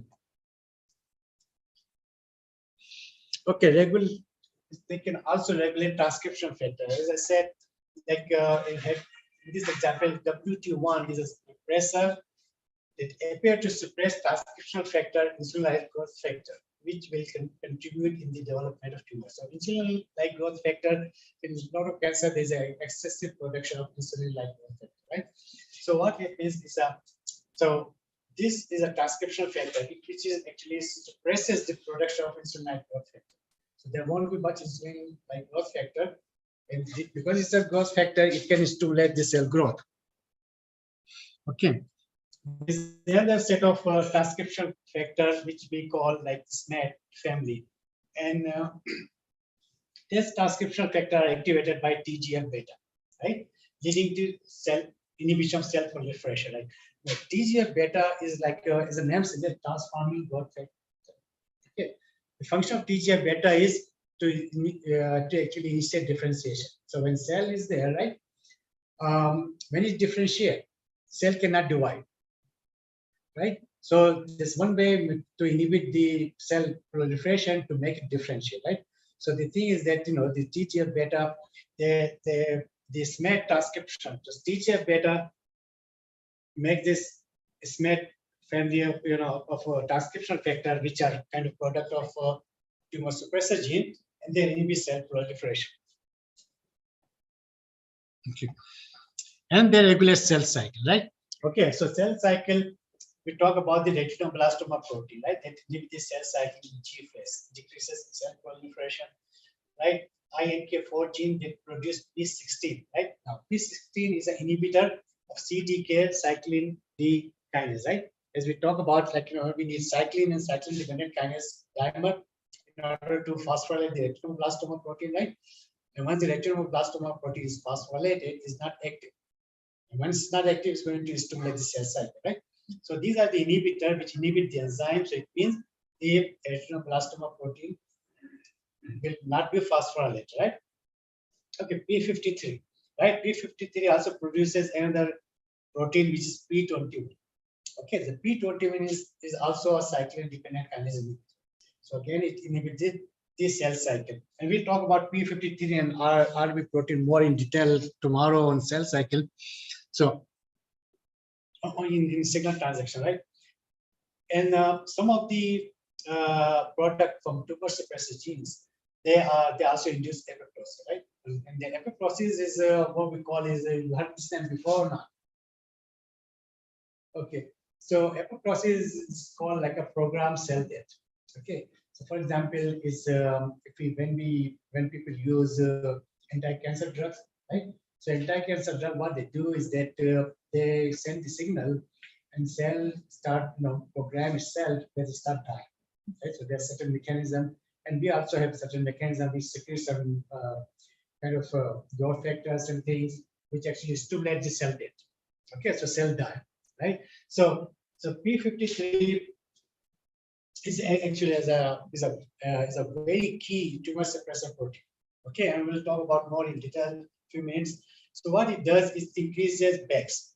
Okay, so BEX is a protein, and actually it makes holes in the mitochondria. Okay, and you know how important mitochondria is, right? Mitochondria is where energy make all the energy, right? If you destroy the powerhouse of something, right, then the cell cannot work, right? So the thing is that the P53 makes hole, and the cytochrome C is released, and that's initiate apoptosis. So that's what happens. You know, the reactive oxygen species, they come in, and then they basically, you know, destroy the mitochondria, release the cytochrome, and so that's one mechanism. And the other one is like to increase the, you know, this BEX protein, and then they make a complex with BCR, and then makes holes in the mitochondria, and then and induce the process which we call programmed cell death or apoptosis. And there's certain receptor which we call death receptor, which actually induces apoptosis. And we'll go in more in detail tomorrow when we talk about signal transduction. Okay. So you understand how, you know, the tumor suppressor protein works, right? Now, how they get inactivated, right? Again, it's the same kind of mechanism like a mutation. If there's a mutation in tumor suppressor gene, then they will become inactive. Point, I mean, deletion, some kind of, you know, base is deleted, right? All the sequences change. Point mutation, like you've got a different amino acid, right? Mutation followed by duplication, loss of heterozygosity, DNA methylation, and post-translation mechanism binding to DNA while oncoprotein, right? So we talk about this of DNA methylation, and I think maybe in next lecture. So these are some of the mechanisms they get inactivated, right? And I think we already have explained this, they both need to be lost, right?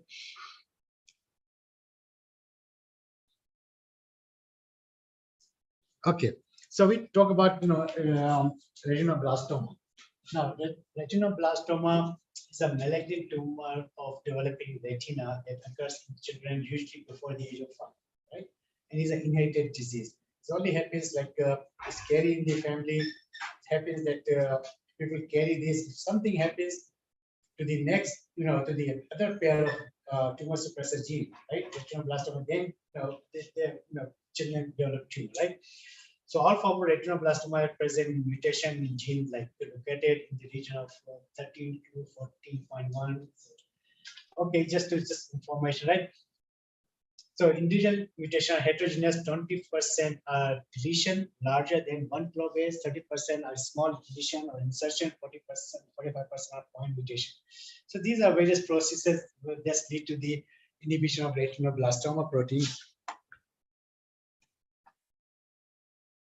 Okay, that's just to give you, that's how it looks like. That this is the tumor developing like inside the eye, and that's how the eye look like, all whitish because of this tumor. Okay, and we also talk about how the retinoblastoma protein works. Is that retinoblastoma protein is basically inhibits the cell cycle, right? But once it's phosphorylated, cyclin and cyclin dependent kinases, then the cycle goes on and on.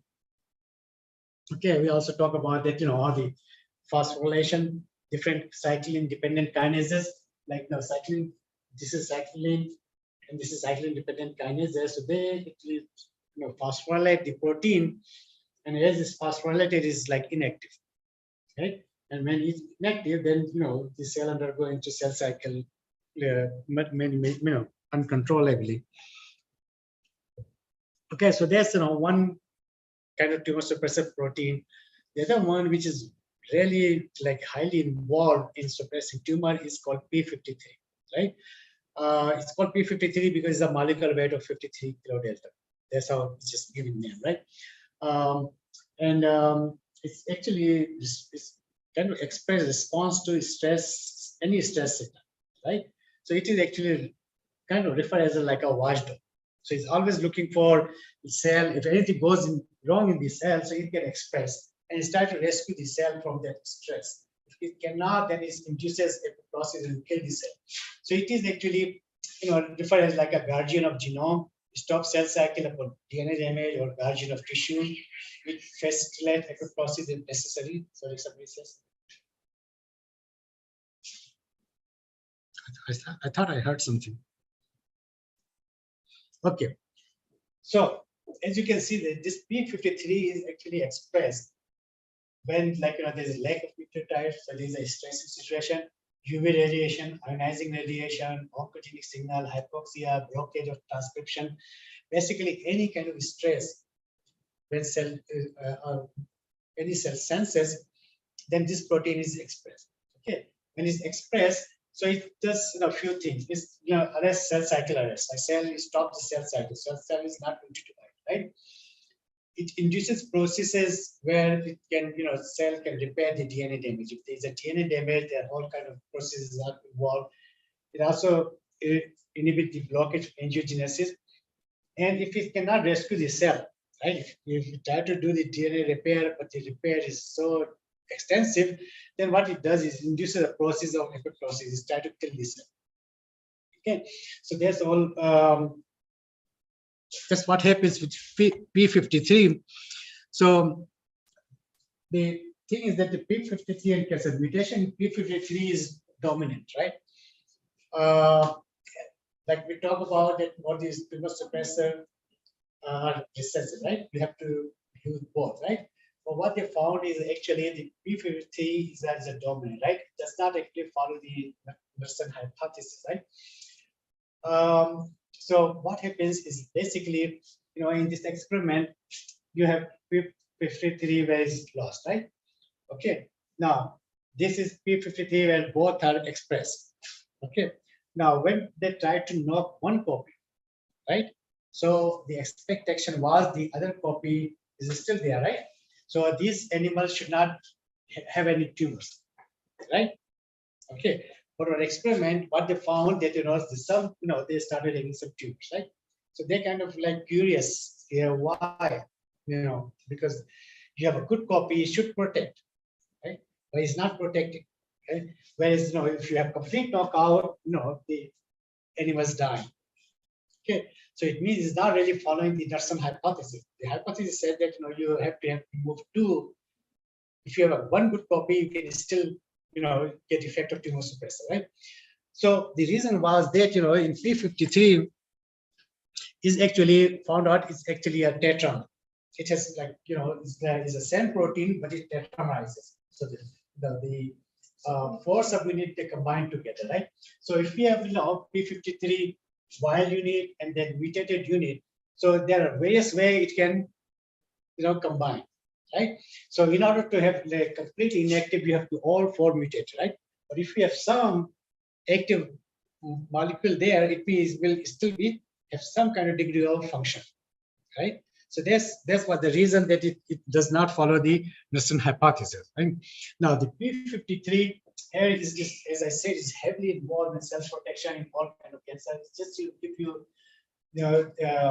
like in its involvement in different kind of cancer, like for example, in lung cancer is 70%. Times P53 is mutated stomach, and it just shows you, the different frequency of cancer developing countries versus developed countries. So again, you can see it ranges from 20% in your liver, and lowest like 10% in leukemia, like 10%, all the way up to like 70% in lung cancer. So it's very much involved in the oncogenesis. Okay, and then just give you the example is that percentage of the tumor, different tumor, what percentage of tumor has mutated P53. So ovarian is like the highest one, and it goes all different kind of different ranges. Now, P53 is as I mentioned, is a guardian. It protects the cell. Now, activity of P53 is really, really highly regulated. So what happens is that this human P53, it has a lot of serine and threonine molecules, right? And again, we expressing a transaction here. So what happens? These serine and threonine molecules, they are the places where you get phosphorylated, right? So we have all kind of kinases. So kinase put a phosphate group. So you can put a phosphate group either on threonine or serine residue or tyrosine residue, right? And you can see this, this P53 is full of those serine threonine residue, right? So different signals, different, like, for example, UV radiation through some mechanism is going to phosphorylate on a specific place, right? Some other, mechanism like, heat shock, right? Some other mechanisms phosphorylate in different place of P53, right? So that's how the P53 senses, all these stresses. So different kind of serine and threonine get phosphorylated, and then it senses, what's happening, and then it responds. And then the response is first is try to rescue the cell, try to do the DNA repair. If it cannot, then it try to destroy the cell. Okay, so some of the mechanism is like, the active P53 induces like these certain transducers, which is again involved in things like angiogenesis, right? As I mentioned, like P53 angiogenesis, are you familiar? It is a process where new blood vessels are grown, right? So what it is that when the tumor metastasizes, right, move from primary location to some secondary location, right? So only the few cell is going to go there and then start multiplying, right? But in order to survive that tumor, right, it needs nutrients, right? So it's going to get the nutrient from there, right? But it's just growing there. So what it does is start a process where it started drawing the blood vessel and start kind of just drawing a branch from a main blood vessel to a tumor, so it can draw the blood supply, oxygen, and nutrients, right? It's like just getting self kind of mechanism, to sustain. So this process called angiogenesis, right? So what P53 does is that actually inhibit induces transducer which inhibit angiogenesis, and these are the actually inhibitors of cell cycle inhibitors, cyclin dependent kinase inhibitors. So do the growth arrest. They also induce molecules which actually involve in DNA repair, or they also induce all these molecules which involve in apoptosis, right? So all this through this mechanism is actually try to prevent the tumor formation, right? Either destroy the cell, try to repair, or try to repair, or try to restrict it to, supply, nutrient supply. So the tumor goes there, but it's not going to get nutrients. So ultimately, it's not going to grow there.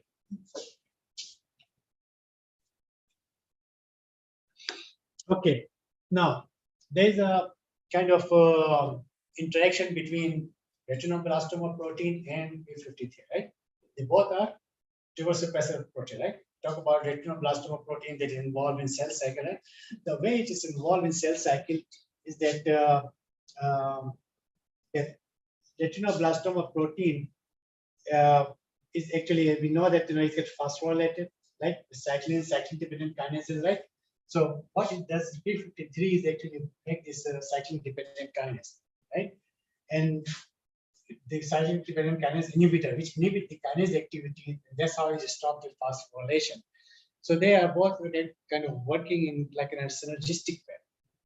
Now, the thing is that retinoblastoma protein is actually in cell is actually bind with this thing called elongation factors, right? E2F1 and 2.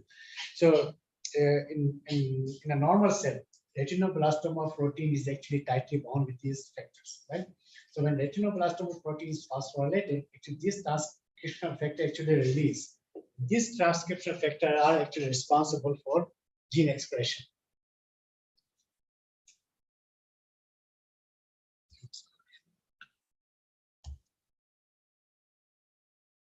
Okay, inhibition of P53 function, right? We talk about that virus infection is a stress that turns on P53, right? Protein from many viruses mislocalize or block P53. For example, adenoviruses, papillomaviruses, and polyomaviruses, what they do, they basically block P53.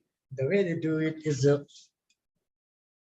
they do the same thing what they do with retinoblastoma protein, is that we have P53, and these are the proteins which are produced by different viruses, right? So these are the proteins that are produced by different viruses. So these different viruses actually, they actually hold the P53, right? So P53 is not. So basically, they are stopping the function P53 to function, right? So that's how the function of P53 is inhibited by virus proteins. All right, so we covered oncogenes and tumor suppressor genes. So I hope you know now what are the oncogenes and how they get activated, what are their functions, right? Same as tumor suppressor gene, what are tumor suppressor gene, how they get activated, and what are their functions, right? So they work opposing to each other, right? But we have certain genes which are neither tumor suppressor nor oncogenes, but they are somehow linked to cancer, right? One of the genes is BRCA gene, right? It's a breast cancer gene. Now, it does not really cause breast cancer, but people who have mutation in there, they are more susceptible to breast cancer, right? So women have about 1 in 7 chance of getting breast cancer in the lifetime, right? Most cancer is sporadic. About 5 to 10% of cases are genetically linked, right? Women inheriting mutation of BRCA gene have increased chance of disease, also can lead to ovarian cancer.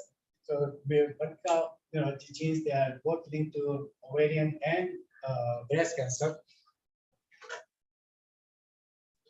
Okay. Just with stage 6, like the frequency of mutation in different population, like in US citizen is 1 into 500. So 1% 500 probably have a mutation. Ashkenazi Jew is 1 in 40, right? And because I think the reason is same that the Jews has family marriages. So again, those genes just kind of make cluster in that group, right? Women with breast cancer under age 50, 1 in 30. Right? So once they already have a breast cancer, then they have more chances of having their gene mutation in there, right? Women with breast cancer under 40, 1 in 10. So they are very much, right? Ashkenazi Jews with breast cancer under age 50, 1 in 8. So they are very, very high kind of gene, high frequency of mutation in BRCA gene. Now the BRCA, like there are two different kind of they call BRCA, breast cancer gene 1 and 2. They're both known as like breast cancer and ovarian cancer susceptibility gene.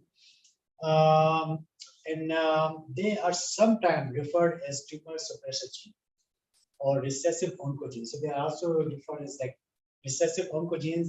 It's like you have to have those two pair in order to have the function gone. Or tumor suppressor gene, because their function is to basically involve in DNA repair. So they are now with boundary lines. So they're not oncogenes, they're not tumor suppressor gene. They can be tumor suppressor, can be oncogenes. So they are kind of so they regulate the cycle of cell division by keeping cells from growing and dividing too rapidly or in an uncontrolled way, and limit the growth of cells that line the milk ducts in the breast. Involved in many other functions, including control of DNA replication and damage repair. Right.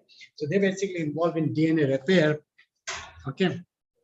Now, BRCA1 mutation, germline mutation within BRCA1 predisposes carrier heterozygous to early onset of breast cancer, right? Heterozygous carrier of BRCA1 mutation have an 80% risk of breast cancer. They also have an increased risk of ovarian cancer. Now, BRCA2 mutation has some kind of similar statistics to BRCA2 carrier, but later age of onset, and lead to other tumors like gastric, colon, pancreatic, prostate, and melanoma. So BRCA1 is only like breast and ovarian, but this is possible other. Now, BRCA2 mutation is mostly present in male breast cancer. So if that mutation in male can cause cancer in there, right? So this is just give you again the distribution. So in general population that will develop breast cancer is like only 12.5%, but with BRCA mutation, the chances are increased to like 55 to 80%, and BRCA2 mutation there's 33 to 86%, right? Ovarian cancer there's very little, in general population only 1.43%, right? But with BRCA2 mutation, the chances that goes up to like 28 to 40%. And BRCA2 has a little less chances of 10 to 30%. Prostate, the generally is like 4 to 6%, but with the BRCA1 mutation, it goes up to 12 to 18%. Similar with BRCA2, male breast cancer is a very little, like less than 1%. And with BRCA1 mutation is 6%, but they are more in like in BRCA2 mutation. Pancreatic is like is 0.6, very little. BRCA1 actually is not involved in pancreatic cancer, but BRCA2 has been linked for pancreatic cancers. Okay, so BRCA2 is okay. So what it does is after DNA damage, the histone become phosphorylated and form a foci breaking point, right? So like you have a mutation, the nucleosome, what happens, the DNA is free, is actually wrapped into histones, right? So once there's a breakage, then the histone get modified, and then that recruits the BRCA1 at this side, right? So what BRCA1 does is actually try to repair. So it's a DNA repair enzyme, right? Remember we talked earlier on that some DNA repair enzyme can have mutation that can cause cancer. So this is an example, like BRCA1 is also a DNA repair enzyme. So that's how mutation in BRCA1 is actually affecting DNA repair mechanism, right? So it's actually basically involved in DNA repair. Okay, so and repair is actually a complex. So this is like BRCA protein. It recruits all different kind of protein enzymes. So it's like a complex, right? So BRCA2 is known to interact with RD1 protein, and then I just it's just like an abbreviation. It's just to make simple is like it's recruit a lot of proteins, and they're involved in basically in DNA repair mechanism. Okay. Now the other processes so that affect tumor formation and growth is telomerase expression, right? Okay. We have time. It's not lunchtime yet. Okay. So what is telomerase? Is another mechanism which can lead to cancer formation, right? So what it is that okay. So telomeres and cell aging. What happens is cell generally divide about 6 to 100 times during lifespan. So cell is talking about normal cell, right? So they're dividing, as we the cell are constantly replaced, the damage, they replace, there's a slow process of doing that, right? So once the cells divide, right, what happens is after certain predetermined replication, cell enter into what we call senescence state, right? Senescence state is a state where cells go. Yeah. So it's like it's just sitting there, it's unable to replicate, but it's still alive. So it's an age cell. So our cell is dividing slowly, is losing its ability to replicate, right? And it comes to a state where it just sits there. It's all, it cannot divide further. So we call this there is a senescence state, right? Okay. And eventually it sits there and eventually it dies. It goes into apoptosis and cell dies. So just to give you an example, like these are actively people who are growing cells doing tissue culture, they probably know how they look like. So these are actively growing cells, right? When it's dead, so what happens, not dead, but senescence, it has like, it just sit there, it has like little bigger nucleus, and it's like little bigger, but it's not really dividing. It just sits there. So why it happens? Okay, it happens because of the telomeres, right? So telomere is a Greek word, right? It means part, right? So what it is a region of DNA sequences at the end of chromosome. So we have chromosome at the end, we have certain sequences, right? These sequences are called telomere. So what happens? It protects the end of chromosome from deterioration or from fusion with neighboring chromosome. So chromosome are very, very sticky. So at the end, this sequence actually prevent them to sticking with each other. And okay, so that's how what happens. So this is like a chromosome. You have a centromere in the center. And these are the caps. So these are at the end of the chromosome.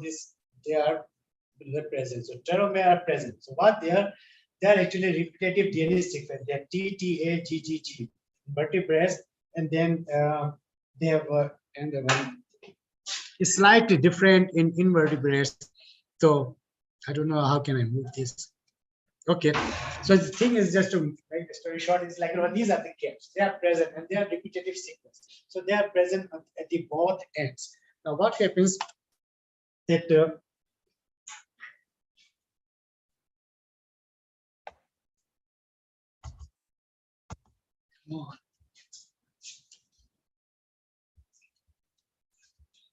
look like it's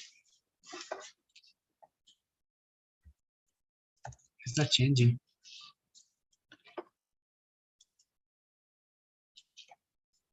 Oh, here. Okay. So if you want, you stand the chromosome with the fish technique. So that's how you see. All the ends, they light up, right? So these are the ends present in the telomere. Okay. Now the problem is that so this is like double-stranded DNA, right? Now when the replication start, you know that what happens that it start from 5' to 3', right? So it is replicating, right? So this is the 3' end and this is a 3' end, right? So every time when it replicate, it actually just miss a part of the ends. So the telomeres is not really replicating completely, right? So what happens that so they started here in one replication, the small piece is not replicated, right? So they miss telomere, and further replication, they miss more telomere, and then they go into crisis when they miss a lot more, right? So the telomere are missing, right? Every replication, they're losing one part, small part, and small part, and small part, and small part.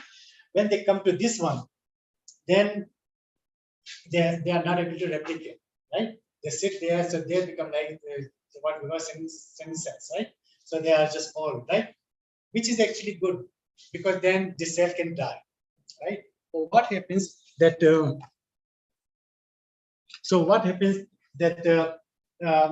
if the telomere is not there, then as I said, they become like they sticky, they can move chromosome, move each other and all that. So that's how the telomere actually prevent them, right? No. So the telomere, as I said, protect open end of chromosome from enzymatic dilation, anchor chromosome to nuclear membrane, prevent clumping of chromosome. All mammalian has like TTA, GGG, repeated sequences, right? Whereas other organism is TT, GGG, that kind of sequences. Okay, so telomeres and disease, right? So shortened telomere may be culprit to such disease as disease of premature aging, right? Down syndrome, Hutchinson, Gilford, Werner syndrome. People with this disease have demonstrated either short telomere or accelerated telomere shortening. May also be due to degenerative joint disease, sensory impairment. So some of the conditions there linked to this telomere shortening. Okay, we already talked about this. Okay. Now, so what happens that you understand the telomere, right? Okay. Now we have an enzyme called telomerase. Okay. So now problem is that this enzyme is actually is a complex. It has an enzyme reverse transcriptase or convert. There's a small RNA and a protein component, right? Okay. So this enzyme, what it does is add telomeric repeat DNA directly to 3' overhang, uses its own RNA. So it says RNA used as a template, and then whatever the remember that we're saying that we have telomere and application using the telomere, right? So if this enzyme is present, then what it does is it back the missing telomere, right? So it uses its RNA as a template, and then it actually regenerates all the time. So what happens? The telomere is usually not present in a differentiated cell because you don't need to get right the bases at the end. But in so that's the mechanism. So this is the overhang. So this is the RNA. So this is the enzyme complex. This is the enzyme here. So using his RNA as a template and just adding there. So it's just doing a repair. So once they lose the telomere, it's just repair the telomeres. Okay. Now, so what happens that if the telomere is there all the time, it means it's basically inducing the immortality, right? The cell is not going to die because every time the telomere is shortened, it's going to get repaired. So that's what happens. That what happens in cancer. That some of the cancer cells they have increased expression of telomerase. So telomerase, the enzyme which repair the telomere, right? So overcome telomere shortening at the end. Replication problem expressed by germ cells, early embryonic cells, right? Because we need cell division in germline and embryonic cell, not expressed by most somatic cells, right? Most of our cells, they're not expressing telomerase because we don't need that mechanism, right? Maybe in stem cells, because stem cells undergo proliferation, but about 80 to 90% of cancer cells, they express high level of telomeres, right? So what they do, they just become like making cell immortal. That's how cells divide and divide again and again, because the telomeres get repaired again and again. So they do not do it, but then telomeres is just going to repair it and repair it. So they become immortal, right? Okay, so the mechanism, so I talk about like one mechanism is the telomerase has its own RNA, which uses a template to fill the gap, right? But there are some other mechanism which is actually non-telomerase based mechanism. So what happens in some circumstances, the DNA jump from one strand to other strand and use the other strand as a template and try to repair it. So it's just as known. It's not very common, but there's another mechanism to me, right? So what's happening? So we have telomere holo enzyme, right? So it's activation for telomere maintenance, signaling of linear cell cycle, cellular immortality, and we get tumorigenesis, right? Clear, right? But if you inhibit telomerase, right? So what happens? Telomere becomes short and short, right? To be a signal of permanent exit from cell cycle. It's not going to divide, right? And then we undergo like aging and it will die, right? So that's how this enzyme mechanism which involves in oncogenesis, right? So active telomerase found in 90% of human tumor, right? So all tumors, they are almost like telomerase active, right? Now, telomerase does not cause cancer.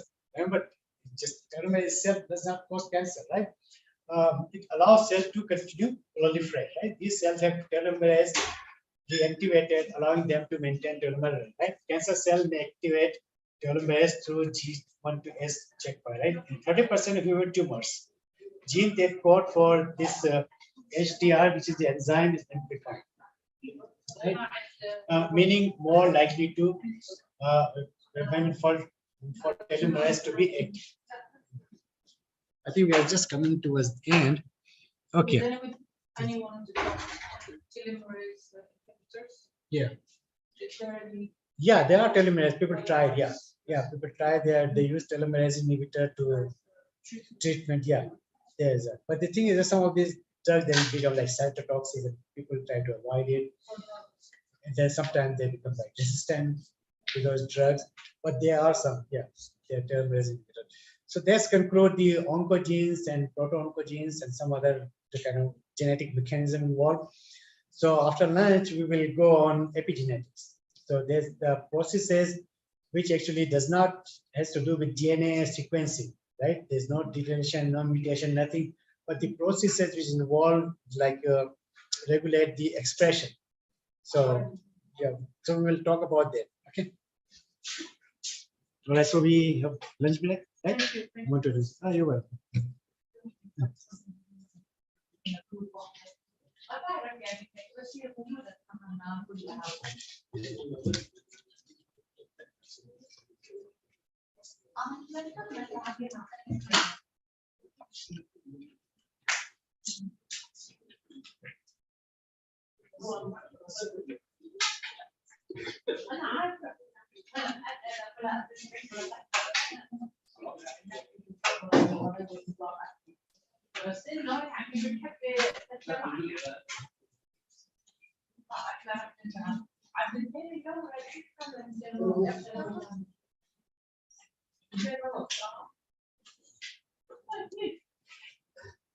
يعني خلص خلينا نطلع لانش عند بكره مش اكيد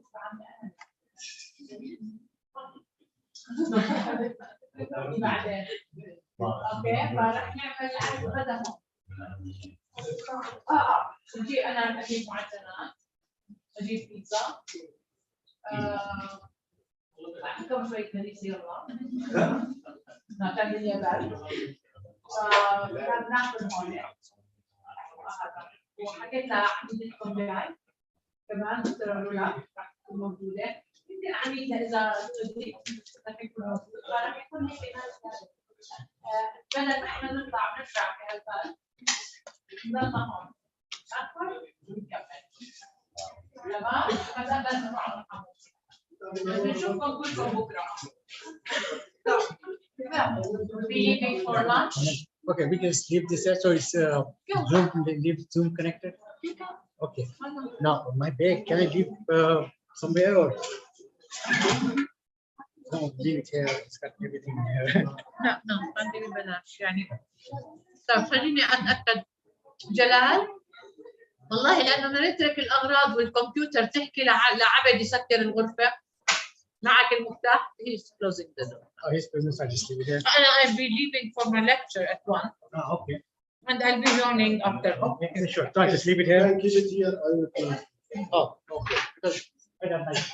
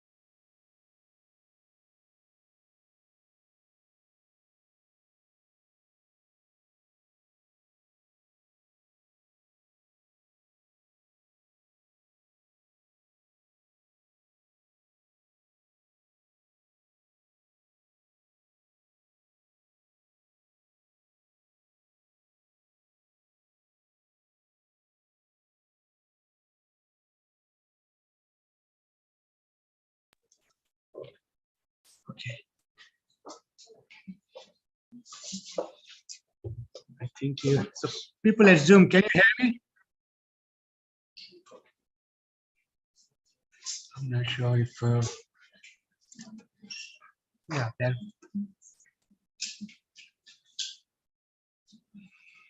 All right. I think so. We can continue. So now we're going to talk about epigenetics, right? So far we talk about genes. So is there any question? We talk about oncogenes, tumor suppressor genes, various other mechanisms that somehow involved with genes, right? Okay. So epigenetics, right? So what is epigenetics, right? Just so to explain you.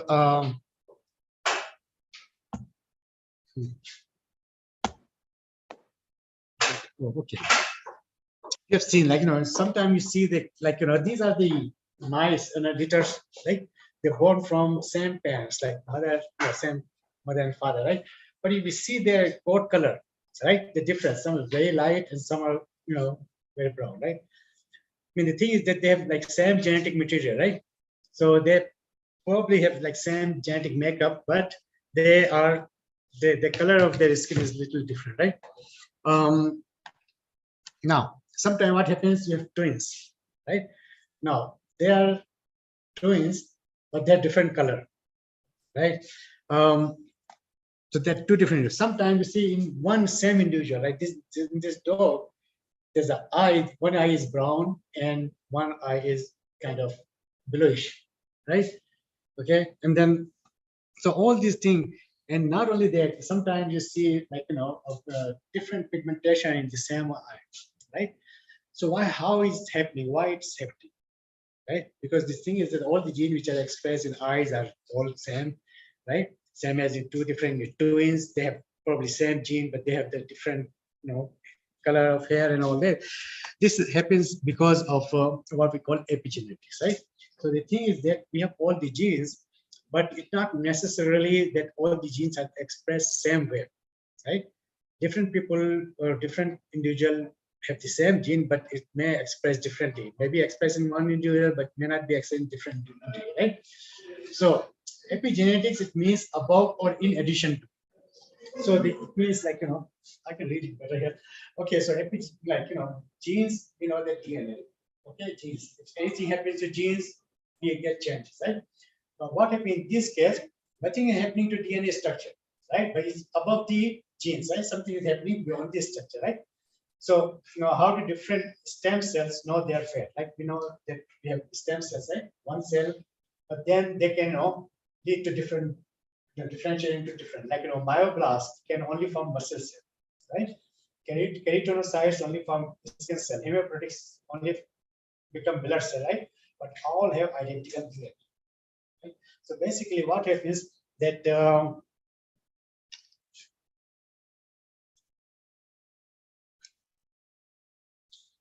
so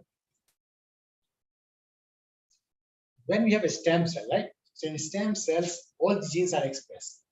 Okay, but as they differentiate, so some genes are stopped expressing, right? When they further differentiate, then more genes get stopped differentiated. So for example, here we have what we call the like totipotent. Totipotent means all the genes are expressed. Like, I don't know whether you can read or not, like gene 1, G2, gene 3, the all genes are expressed here, right? Okay, as it become like, differentiate, so genes are restricted, right? Like it's pluripotent. So it means there's some genes here, some genes here which is not expressed, right? And then becomes like multipotent, right? There is get more and more restricted, right? And then unipotent, like it's going to go in only in one direction, right? So it's going to make only one kind of cells. So it's kind of more and more restricted. So because of these genes differentially expressed, they become more and more restricted, right? And depends what genes are expressed, give you that kind of phenotype, right? And now, so basically, how these genes get restricted, right? Why, in some places they are expressed, in some places they're not expressed. Now, why? So that's what we call epigenetics, right? So the mechanism who controls their expression, right? So in definition, what epigenetics means is epigenetic trait is a stably inherited phenotype resulting from changes in a chromosome without alteration in DNA sequence. Right? So there are different definitions. So what it means is a stably inherited, like the change which is going to happen because of the epigenetic changes is stable. It's going to stay, for few generations, right? Now, the U.S. Institute of Health, like NIH, stated that epigenetics refers to both heritable changes, right, in gene activity and expression in the progeny, like in the daughter cells of the individual, and also stable long-term alteration in the transcriptional potential of cells that are not necessarily heritable, right? So according to this definition, they are epigenetics, right? Refer to heritable changes, like these changes once happen can pass from one generation to other generation, right? So they can be very, very stable and maybe a permanent change, right? Can go from one generation to other generation, right? Okay, and also long-term alteration, or it can be alteration like changing the expression gene stable enough, it may go to a certain generation or one generation, but it may not be necessarily inherited. Right? So you understand? So it's just like it's saying the both thing that epigenetics can make heritable changes or also can be inheritable changes, right? Okay. And according to some definition, epigenetic changes are reversible and can be removed from genes and chromosome without leaving behind any permanent change to the genetic material, right? So what they're saying is that, okay, these epigenetic changes are there, right? They may be inherited, right? One generation to another generation, but they can be acquired with that can be removed, right? Because of changes or whatever, because there are things which regulate those epigenetic changes, so their changes can go away, right? So that can be removed. So they are like, just to explain you that there can be different, definition. For example, here is an okay. So this is a very classical example. What happened that in the Second World War, right? In like winter of 1944, right? So what happens that during the war, there was restriction on food. There was not enough food, right? So they put the restriction that okay, only that much food is allowed per family. So the calories intake is actually decreased from 2,000, which is kind of normal calories per person, to 500 per day for about 4.5 million people. So they were severely restricted to food. What can they eat, right? So what happened that as a result, the children born or raised in that time were small because they're not getting enough nutrients, so they become small, right? And their structure, like the height was short, right? And many have other diseases like edema, anemia, diabetes, and depression, right? Now, the Dutch part, the study was done that even the children born 20 to 30 years later, right? They have the same characteristic. They are short in structure and they have all these diseases because something happened in the diet, right, which forced them some kind of changes, epigenetic changes. So they are what genes can express, what cannot be expressed. They become like a kind of permanent kind of change, and it carries from this. As I say, it can be inheritable. So it's changing from one generation to another generation. Right? So it's going on. So this is just an example to show you that these epigenetic changes can be very permanent, right? So to understand epigenetics, we just understand how the chromosome is, made up. We know that we have DNA double standard structure, right? Everybody knows that, right? DNA is a long strand, right? But in order to take the DNA into nucleus, which is very small, so what happens? We have histones, right? So it gets wrapped around histones, right? Okay, and then this histone, then they wrap around more together, so it becomes like more compact, right? As you can see, and then it becomes like more and more tighter, and then it's all these stones, this neck kind of fiber, and it kind of like the chromosome, right? So it can. People say that if you take one chromosome, if you just stretch the DNA strand out, it's as long as like a football field. It's that long, but because it's tightly packed, and then so it's not visible, right? Because tightly is very, very condensed. So that's how the chromosome is linked, right? Now the chromatin, the whole thing, what we call is what is the nucleus present, the structure, how it is, organized in threads and bonds. We call it chromatin. So chromatin is a term used to describe DNA complex protein and histones that is found in eukaryotic chromosomes, right? So, and it can be of two different kinds, euchromatin and heterochromatin, right? Now, the difference in euchromatin and heterochromatin. Oops. Oh, yes. Okay, so euchromatin, right? So euchromatin is less condense, right? And this is transcriptionally active DNA sites, right? So euchromatin, what happens is that it's there, but there are regions which are open, right? So it's not tightly compact, it's less tightly compact, right? Because it's less tightly compact, then it is transcriptionally active, right? It can make mRNA, right? It can make protein, right? So these regions are rich in genes, right? And they are weakly associated with histone. And on the other hand, heterochromatin, as you can see the structure, they are very, very tightly packed, right? So they are so tightly packed that they are basically transcriptionally inactive, because they know the transcription factor cannot enter, they cannot transcribe any gene. So that's how there are two different kind of chromatin, euchromatin and heterochromatin. And what happens, there will be changes.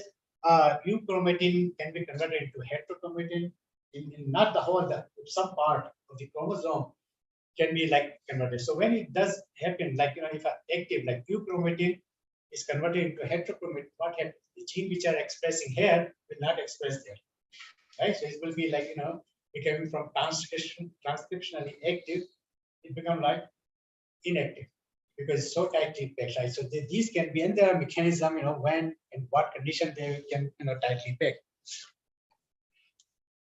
Okay, so here it is like, as I said, this is euchromatin, it can convert into heterochromatin.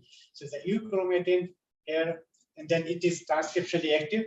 Kind of, it's like a, transcription factor can bind and it can, transcribe the gene, but when it's converted to heterochromatin, it's all tightly packed. There's no room for transcription factor to bind, and it's not going to transcribe any gene.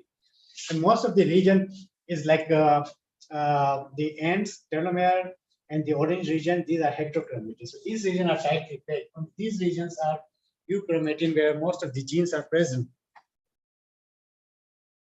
Okay. Now, again, just to show you the region, like you and heterochromatin, that's how it looks like. The heterochromatin is so tightly packed. I think it's not working. Okay. So that's how it looks like.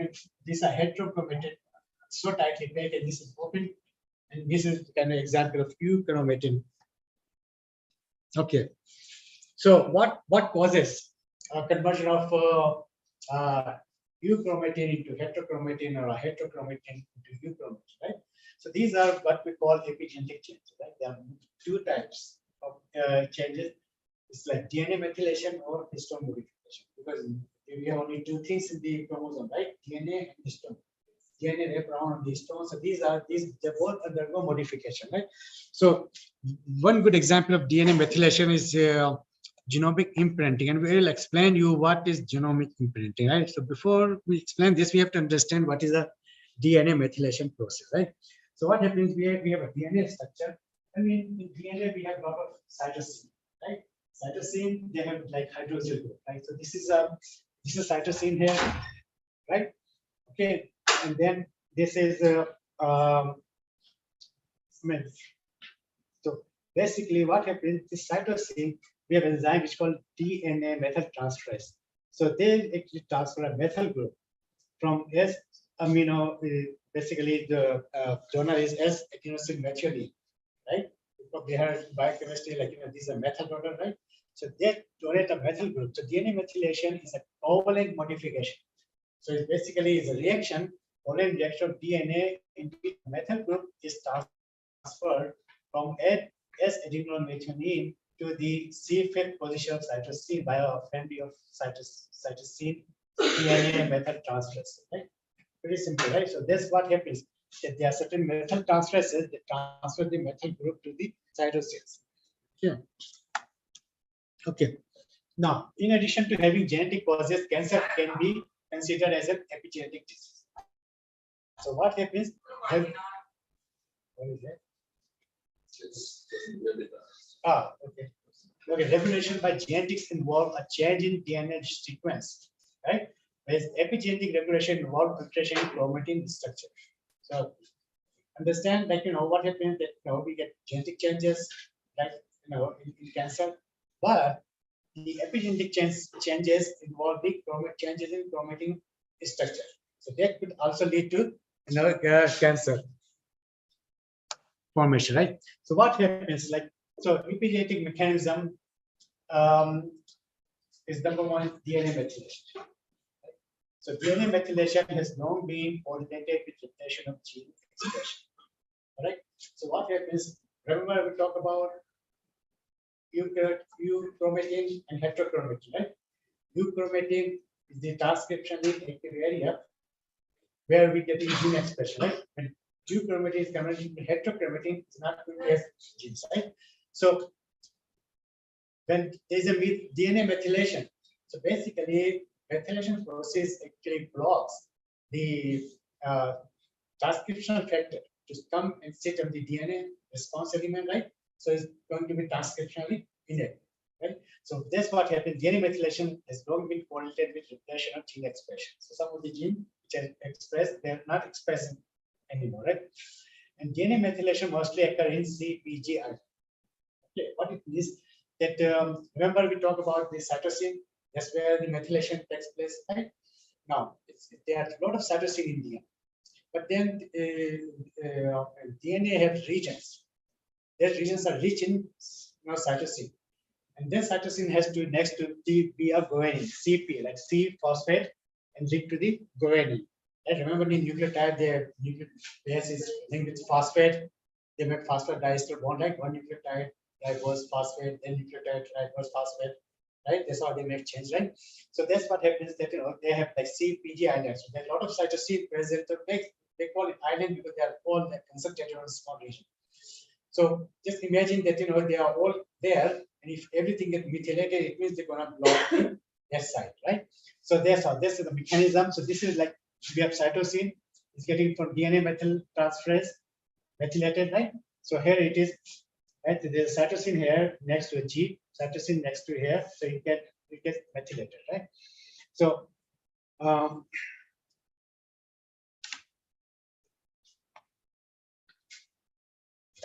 oops. So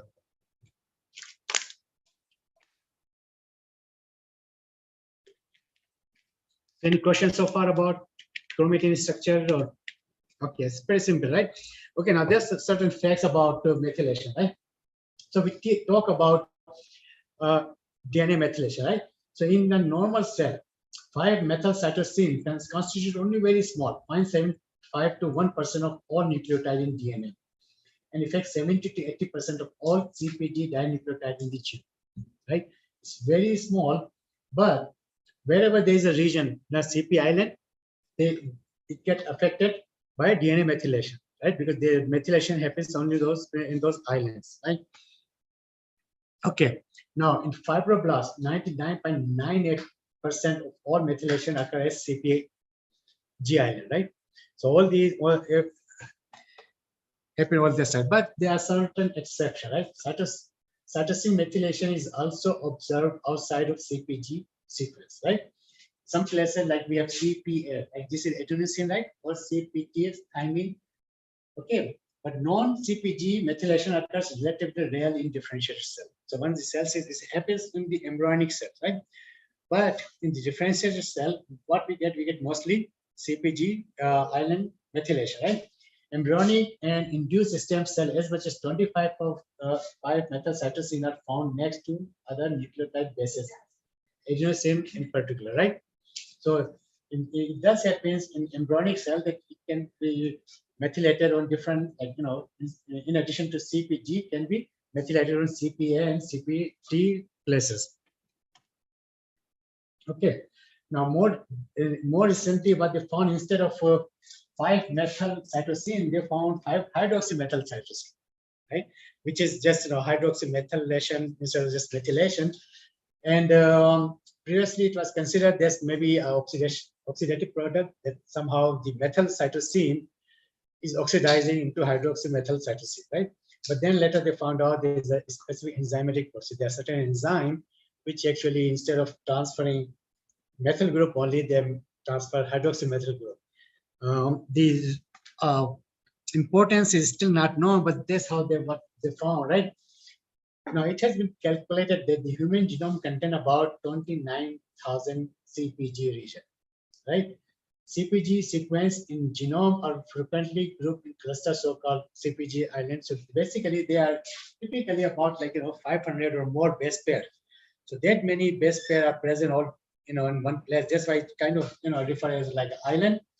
Mammalian genome tend to be globally methylated, with the exception of structured DNA, about 500 to 2,000 base pair long known as CpG islands, right?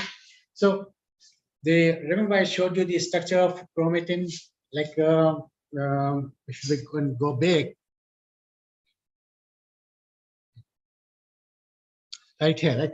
So this thing is that if you see this, all this region is heterochromatin, right?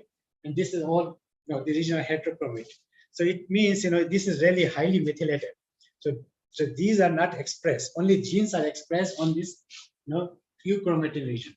Right? So globally, if you take the whole genome and you want to see what happens, to the whole genome is actually hypermethylated, right? But what happens that euchromatin region, they are not, because they are involved in gene expression, right? So okay, so mammalian genome tend to be globally methylated, right? Except the CpG island, they're not methylated. So they are methylated in response to some signal, right? That's how they convert a euchromatin into a heterochromatin, right? Now, over half of mouse and humans, 51% humans, 62% protein gene are associated with CpG island, right? So these are the region where transcriptionally active, right? And most of these are constitutively unmethylated in all somatic cells, right? Okay, the DNA initially become methylated in both strands by de novo methylation. So if methylation happening, because we know that DNA is a complementary strand, right? So if the both pair on the if methylation on the one side, there will be methylation on the other side, right?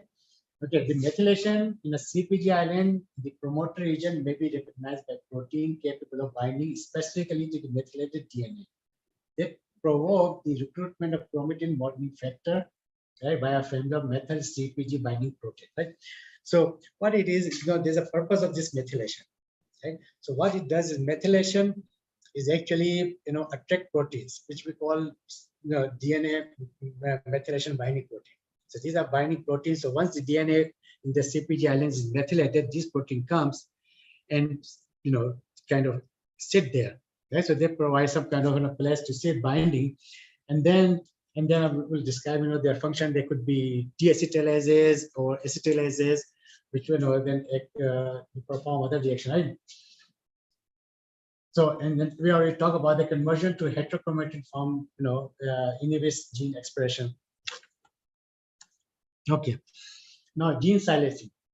So what happens that then a DNA methylation is a powerful mechanism for the suppression of gene activity. Right? There is a reciprocal relationship between the density of methylated cytosine residues and the transcriptional activity of gene. That there are too many methylation, it means the transcription activities is a reciprocal. There will be less gene transcription. If there's less methylation, it means there will be more transcription, right? The methyl group do not affect base pairing. Again, we know that C bind to G, right? T bind to A, right? So this base pairing is not going to be affected, right? It's only anything happens is over on top of the DNA sequence, right? The strong effect of 5-methyl cytosine in mammalian promoter region suggests that DNA methylation inhibits transcription by interfering the transcriptional initiation, right? So what happens when the DNA is methylated? So the transcriptional factors cannot actually come and sit on the promoter region, right? So when it's not going to, the transcription factor is not going to, sit there in the promoter region, it will block the initiation, right? So gene will not transcribe here. Okay, now DNA methylation is actually involved in a lot of processes. Like, DNA methylation is like, silencing of parasitic sequence, X chromosome inactivation, right? Correct organization of chromatin in active and inactive state, tissue-specific methylation, genetic impairing. I will talk about this genetic impairing, right? Global drum methylation. So, and then hypermethylation of CpG in tumor suppressor gene. So that's what happens. We talked about earlier that about tumor suppressor gene. That one mechanism is that you get a mutation in gene itself, right? So tumor suppressor gene will knock out and it will not function, right? But most of the time, what happens? The gene is there. There is no mutation, but the tumor suppressor gene is silenced, right, by hypermethylation. So all the promoter region in the tumor suppressor gene, if they are methylated, it means they're not going to transcribe, right? If they're not going to transcribe, it means we're not going to get any tumor suppressor gene transcript, mRNA, and we're not going to get that protein, right? So there's one of the mechanism of suppressing tumor suppressor gene, right? So the DNA methylation, as I said, is catalyzed by DNA methyltransferases, which recognize this sequence, CpG sequence. This enzyme catalyzes transfer of methyl group from donor S adenosine methionine to 5' to C5 cytosine carbon atom. Now there are 4 distinct like DNA methyltransferases, like DNA methyltransferase 1, 2, 3A and 3B, right? And they have like different functions. Okay, so basically we have DNA methyltransferases, and what happens is that there are 2 things. Like one is the de novo methylation, like the DNA is never methylated there. Somehow you get the signal, and then it has to start methylation, right? Like I give the example of that the Russian restriction during Second World War, right? Because the Russian was restricted, we could not eat it very much, so somehow it got modification, and then they started new kind of methylation. Okay, but that and that become like stable change, and it can then goes generation to generation. So even people born 30 years later, they have the effect of that restriction in diet, right? And there are maintenance, like because some DNA, as we know that some genes are already suppressed, some of the structure in DNA, right? So what happens when DNA replicates? So when it replicates, the methylation process goes away. But when it's replicated, then the enzyme who remembers where to go and methylate, right? So they'll go and methylate there. So they call like maintenance. So DNA methyltransferase 1 involved in like maintenance, right? Hemimethylated site generated during DNA. So what happens, how the DNA transcription happens, you have 2 strands of DNA, right? They get separated out. So if the strand, one strand is methylated, right, on this side, right, the second strand is methylated. When they separate, you get a new chain, right? But the new chain is not going to be methylated, right? So then, but that complex will cause hemimethylated, right? One chain is methylated, other new chain is not methylated, right? Same as the copy is, the new chain is not methylated, the old chain is methylated, right? So what this does, DNA methyltransferase, they go and methylate the newly formed chain. Okay, now the both chains are methylated, right? So they work on hemimethylated, right? Whereas the de novo, like 3N and 3B, they do the methylation, in embryonic stage, like new genes, and and from any other signal. So they do the new signal, right? DNA methyltransferase 1, the goal of this to maintain the original pattern of DNA methylation in hemimethylated DNA, right? As just explained, right? These enzymes catalyze methyltransferase. Okay. I think it's just this process called maintenance methylation preserve the methylated condition in daughter cells. So when cell divide, they have the same original pattern of methylation, right? So here it is. So what we have here is that so this is like the unmethylated DNA, right? Okay, so de novo methylation is going to put some methyl group there, right? Now this methyl group, when it's put, then then when it goes into replication, so only the original strand has the methylation, but not the second strand, right? So the maintenance methylation, then what they do is that they methylate the second strand. Okay. So it's just the same things explained here that okay, we have double-stranded DNA. Okay, so then it's doing replication. These are the newly synthesized chain. So now we have the DNA with methyl group on the original strand, right? But not in the new one. So then we get the methyl transferase enzyme, they sit, and then they methylate the, you cannot see, but then they methylate the other chain, right? That's how we get, the maintenance of methylation, right? Now, DNA methyl transferase 2, its function is not clear, right? We know that 3A and 3B involved in de novo, right? This enzyme is characterized by a weak in vitro DNA methyl transfer activity. It effectively characterizes tRNA methylation. So it still do methylation, but it's not DNA, right? Now 3A and 3B, we already talked about the 3A and B are responsible for de novo DNA methylation and therefore for altering methylation pattern of genome. Okay, de novo DNA methylation takes place mainly during embryonic development in the mammals, right? It also plays an important role in parental genomic imprinting. This leads to differentiated gene expression of 2 alleles of a gene in the cell, inactivation of X chromosome as well as large genes. So what it means is that that all females has 2 X chromosomes, right? Okay, so it means if the both X chromosomes are active, it means they have double genes, right? Because they are X chromosome and X chromosome, right? So what happens that one X chromosome is completely inactive, right? It does not function. It's just there, but it's not active, right? Male, they have like X chromosome and Y chromosome, right? So they have like their X chromosome is working, right? But Y is like also genes are there, right? So how the other X chromosome is inactive is DNA methylation, right? So this is a process is make the DNA, the whole X chromosome, most of the X chromosome inactive, right? And it's also involved in something what we call parental genomic imprinting, right? What parental genomic imprinting is a okay. Before I go there, it's like how they actually detect the methylation, right? So what happens that when DNA is like we have DNA structure where some cytosine are methylated, right? So in order to detect where their methylation is happening, so it is actually treated with sodium bisulfate. Okay, what sodium bisulfate does is actually convert a cytosine into uracil.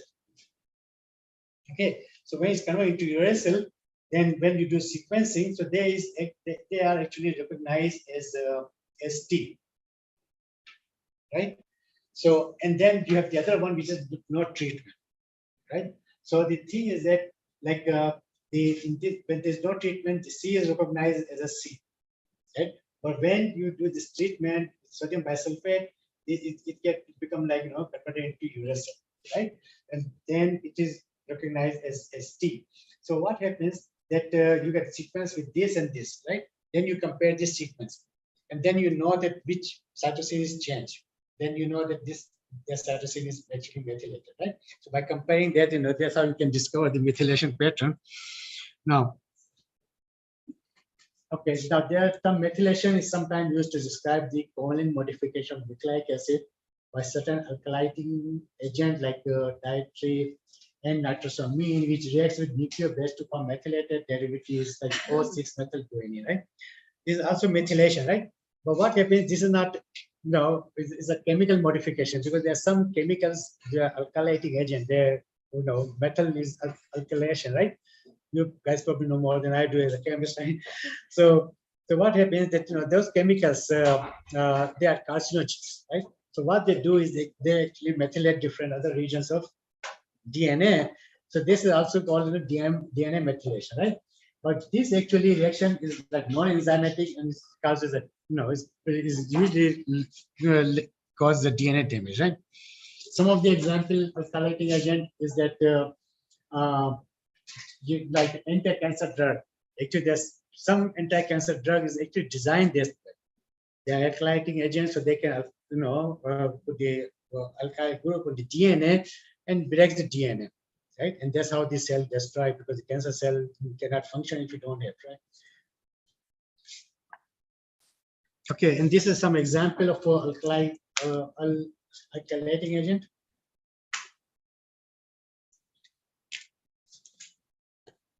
Like nitrogen mustard, all these you people from chemistry, you probably more than I do about this. Excuse me, chemicals. Right? It's just to give you an example, that a lot of cancer drugs have been designed based on this property that they can alkylate the DNA. Okay, so the alkylating agent that treat cancer effective against some of the hematological malignancies, leukemia, lymphoma, multiple myeloma, some of the solid tumors like breast, ovarian, uterine, lungs, and bladder cancer. They have been also treated with some of these alkylating agent. Okay. Okay. So effect of methylation gene activity. There are like 3 mechanisms are known for silencing gene expression as a result of CpG island methylation. Right. The first takes place when binding of transcription factor to methyl DNA is inhibited. As I said, the methyl group is methylated, so when the transcription factor comes in, it's not going to find the promoter, right? The promoter is blocked because of methylation, right? Second mechanism involves binding of methyl DNA binding protein, right? So there's specific binding protein which actually come and sit on the methylated. They have affinity for methylated cytosine. So whenever they sit there, they come and sit there. So when they sit there, it means again the transcription factor is not going to bind, right? Third mechanism involves recognition of methylated DNA by methyl DNA binding protein and recruitment of co-repressor, right? And then the resultant protein complex for gene silencing by inducing cross-chromatic conformation within the area of association with methyl binding proteins, right? So methyl binding protein comes, but then it recruits another protein. So it makes just region condense. So like in this case, so like this is a transcription factor, right? So this is non-methylated DNA. Okay. So transcription factor will come and then you get the gene transcription, right? But what happens that if it is methylated, right? So it cannot, transcription factor cannot bind there, right? Or you have methyl these proteins which actually bind to methylated DNA, right? So again, the transcription factor is not going to bind, right? And the third mechanism is that the DNA binding methyl binding protein, but it recruits other protein. In this case, it make the recruit the histone deacetylase, right? So again, we'll talk about this later in little bit detail. So what this histone deacetylase does is that that histone, when you get acetylated, right? So acetyl group has a negative charge, right? So it gets 2 acetylated. When it's acetylated, negative charge repel each other, right? And the chromatin opens, right? But when you deacetylate the region histone, so what happens? So the deacetylase remove the acetyl group, so negative charge is gone, so it's become more compact, right? So it's basically contributing to closing that structure, right? So the structure is going to be very tight. Okay, it means it's not going to be, the transcription factor is not going to bind there. See how it's like it's like spread, but now it's making it's kind of condensed. So all this kind of methyl transferase is methylation is basically does the DNA silencing, right?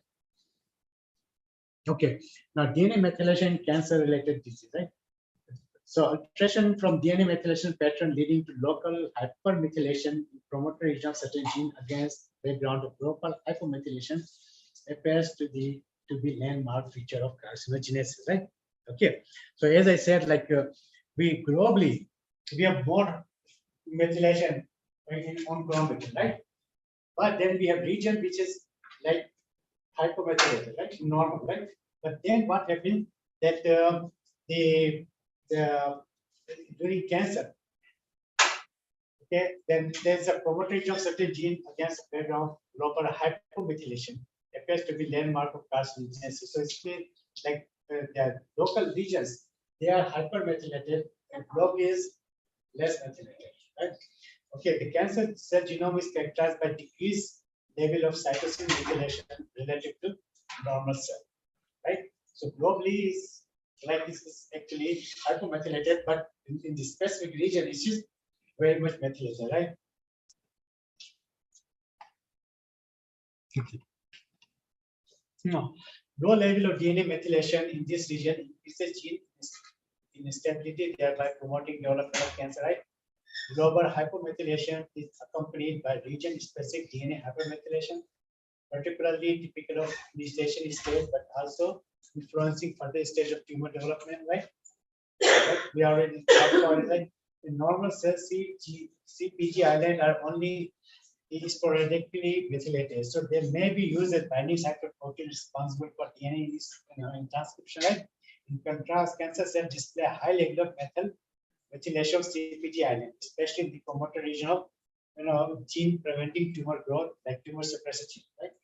So the tumor suppressor genes, especially their promoters, are hypermethylated. So those genes are not expressed.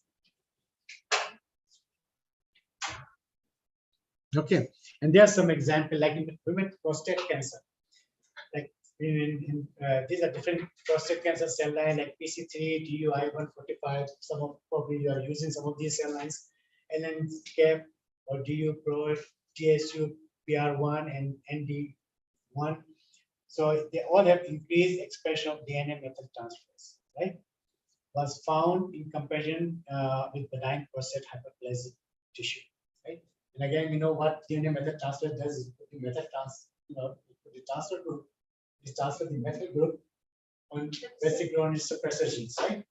Okay, and then we have these genes CDKN2A, BHL, or BRCA1 gene, which are as a result of methylation of their promoter region are inactive in cancer cell. Okay.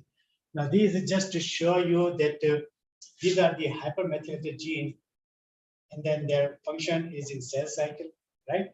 And they are associated with that kind of cancer. So all these hypermethylated genes means their function is blocked, right? And as you see, they are mostly like in genes which are involved in RB protein is involved in cell cycle regulation, right? When it is active, it's basically block the cell cycle, right? But when if it's not there, then it's going to have like progression of cell cycle all the time, right? Some of these, these are the number of cyclin dependent kinase inhibitors, and we know that if inhibitors are not there, it means they can phosphorylate blastoma protein, and then cell cycle will go, right? So overall, DNA methylation is associated with decreased activity, especially in tumor suppressor genes, right? Okay, so there are certain anti-cancer drugs that target DNA methylation, right? So DNA methyltransferase inhibitors lead to the demethylation of genomes, thereby restoring the expression of methylated gene, right? So the genes which are like, as I said, if the promoter of tumor suppressor gene is methylated, right? It means we're not getting the product from tumor suppressor gene. But if you block that methylation, then it means you can re-express the tumor suppressor genes, right? So that's why there are certain drugs developed like as a inhibitor of DNA methylation, right? They're like there are 5 nucleotide DNA methyltransfer inhibitors undergoing different stages of it's just to give you some example. They're basically analogs of cytosine, like 5 as a cysteine, 5 as a deoxycysteine, 2 for the structure more than I do. Like all these have some kind of structure resemblance to methyl cytosine. So they basically interfere because DNA methyltransferase is to recognize the site, right? But if you give them a dummy substrate, right? So they will bind to this substrate and will not actually bind to the actual methylation or inhibit their activity. Okay, these are some of the structure, and so these are again just like cytosine, some kind of related or closely related structure. Okay. Now, in addition to nucleoside, there are certain non-nucleotide DNA methyltransferase inhibitors, right? Certain phytochemicals, right? They have proven to have the anti-carcinogenic activity, and they have actually shown that they inhibit the DNA metatransferase. Something I think somebody was talking about earlier about polyphenols they're using. So that may be one of the reasons that the polyphenols is actually inhibiting the DNA metatransferase, right? And then we have compound like hydralazine, that drug used to treat high blood pressure and everything. It is found that this drug actually is a good DNA metatransferase inhibitor too. Same as cocaine is an anesthetic agent, right? But then it's also found that it can be also inhibitor of DNA metatransferase, right? ECGC, which is a catechin, is present in green tea, right? This also acts as a metatransferase inhibitor. So that's why green tea has anti-cancer activity. Okay. All right. So any question about methylation? So the simple thing is that DNA methylated is the genes mixed. Allow me, I will add just a real life some that my colleague and I, 3 years ago, we did investigate the methylation of 2-like receptor. And we linked this methylation to the breastfeeding duration. And it was small study published in medicine. And we found a real connection between breastfeeding duration and the hypermethylation of 2-like receptor 1, which reflected on severity of infections, number of infections, and even what is interesting also, but we need stronger evidence for that. And there is a low amount or low number of the depression things. So people receive the breastfeeding, the super low depression appearance. So it was interesting and funny project, but how much important that the information in our real life. Yeah, in your life, it actually also depends on what we eat. With some food we eat, it actually can change our, epigenetics. I can add something Yeah. regarding the same topic. During the pregnancy, actually, many studies read during pregnancy that the time food, the diet, and the psychology for the mother also have a big role actually, Yes. as the drug they are taking, like cholesterol and painkillers have an effect on the inflammation rate in the embryo itself. And as you said before, it's stable. It's a very well effective. Have this stable inflammation method and pass it through for the next generation. Right. Kids and Yes, perfect. Yeah, exactly. That's what happens, especially women who are pregnant or want to be pregnant or bearing child. Diet and everything is very important because it can change it. That's where all the new methylation is happening. Remember, we have maintenance and then de novo methylation. So that's why I'm not sure if you know. You probably know that the pregnant women that prescribe folic acid to take folic acid supplements. What's called.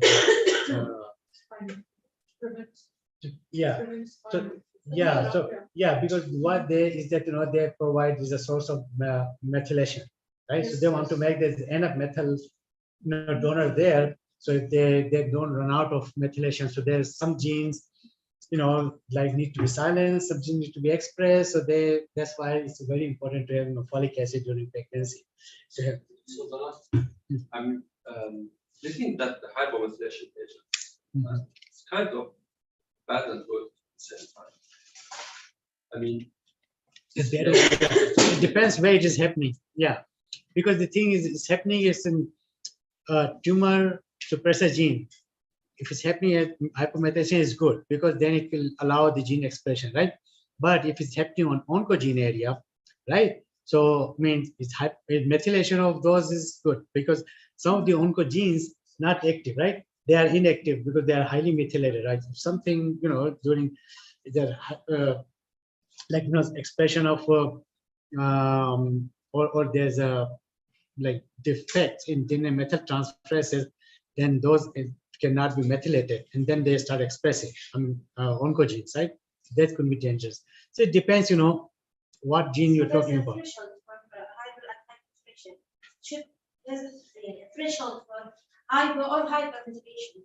It can go both ways, good way or not, or bad way, Yeah. Even hypomethylation is Yeah. can be bad. Well, it has nothing to do with hypo or hyper. It has to do with the region.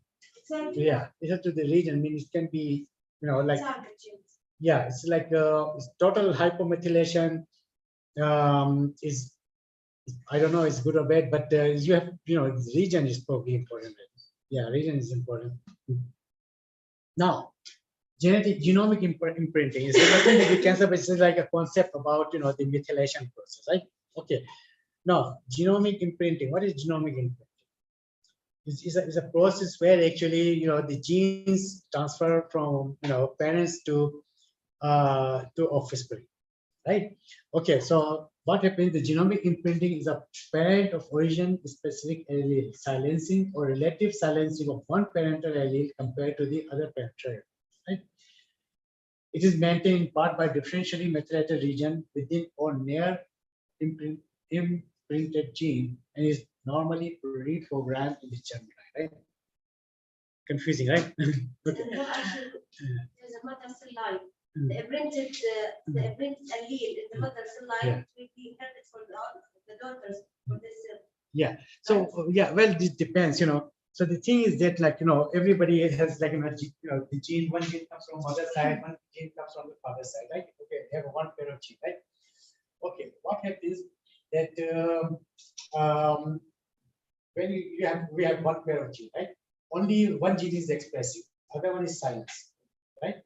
Now it depends which is expressive, whether just the gene which is expressed is either coming from mother side or come from the father side. Or the gene which is silenced, it could be coming from mother side or father side, right? So basically,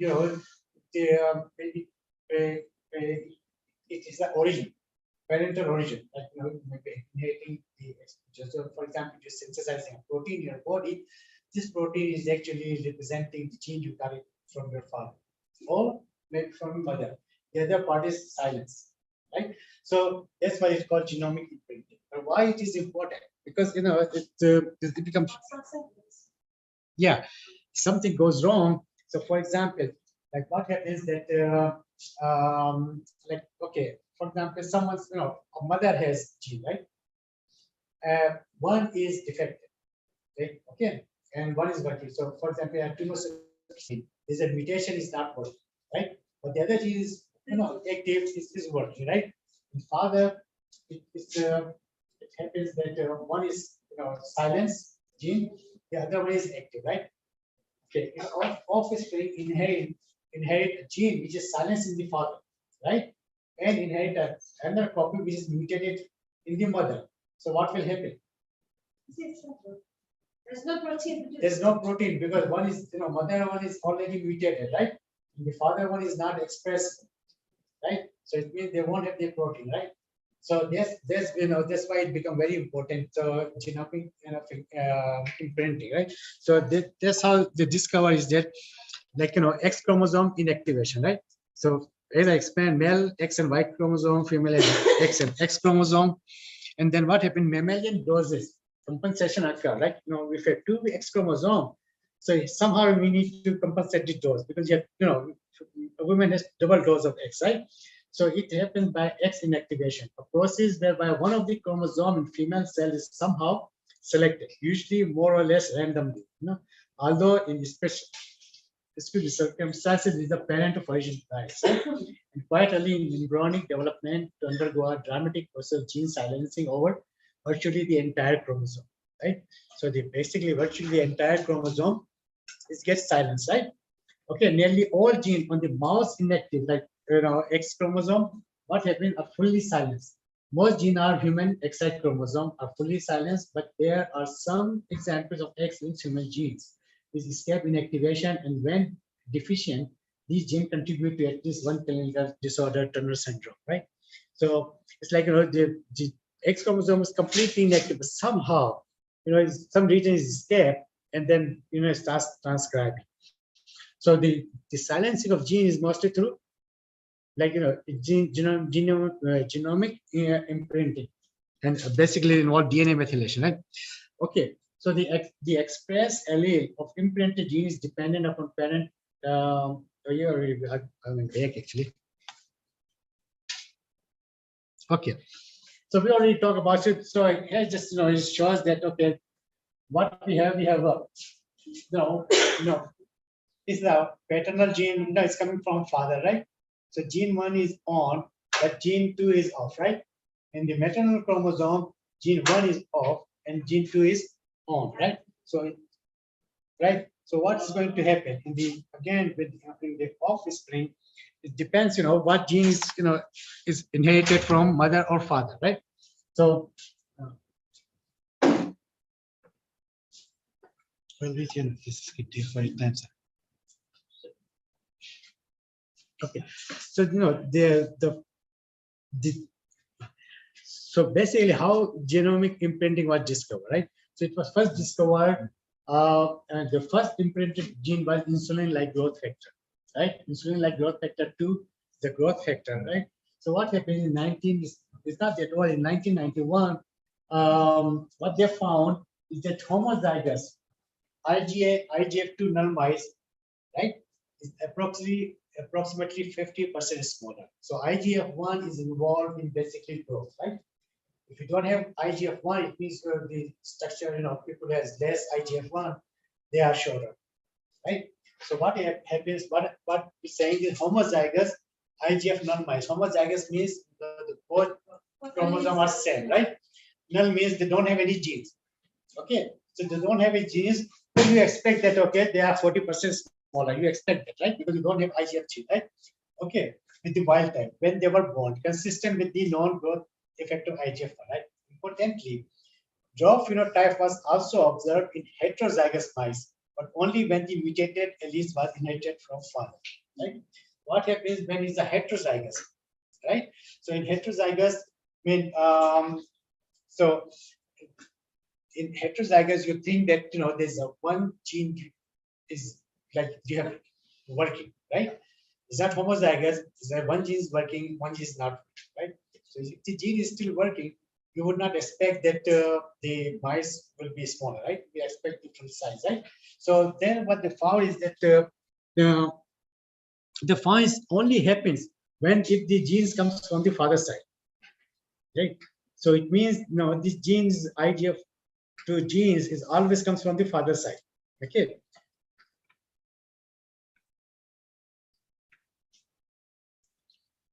I don't know if I can move this to show. So here it is. So this is a, what happened. This is a normal IGF-1 gene from paternal side. On that side is mutated, right? Okay. So what happens is that the paternal is mutated, right? So mother side is already not is defective. It's not working, right? But if this one comes from the father side, it means now you have both defected, right? Okay, so that's how it's called like the gene is normal, but it's not expressed, right? Because what happens in maternal in mother, the IGF gene is not it's not expressed. Okay, the father is expressive, right? So offspring is inherited from father, right? But the thing is that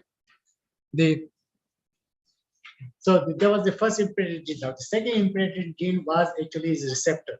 So IGF2 bind to the receptor and actually it's called, it's kind of funny thing. It's like, it's like MGP, monocyte 6-phosphate receptor, IGF, receptor is bind to different things, but it also bind to phosphomonocyl glycoprotein, and it does different thing, and it also bind to IGF2, right? And what they found is actually the receptor is actually coming from the mother side, right? So the IGF receptor is, is coded by mother's gene, and the IGF2, the growth factor is coming from the other side, right? So the thing is that the size of a child is actually determined on the relative expression, So there's like what we call it is like a tug. Like even the child is not born, their mother and father are fighting that who is, going to inherit it, the child is going to inherit which gene from where, right? So bioavailability of IGF-1 is controlled by receptor, right? That is also imprinted but expressed only from the maternal allele, right? So what we have here, situation that we have IGF-2 is coming from father, IGF2 receptor coming from the mother, right? So the reciprocal imprinting suggests that the evolution of genomic imprinting may have resulted from a parent offspring conflict to control fetal growth, right? Like a tug of war. So basically, they both are, the expression of these two is kind of trying to regulate the child growth. There's something also related to the same syndrome or some type. It's monoparental disomy. Sorry? Monoparental disomy. Yeah. You have the two alleles From same parents. Yeah, that's possible also too. can, Yeah. can have the same manifestation like these cases actually. Yeah. Yeah, because in that case again. The parental source is the imprinted one, so that there's no gene transfer.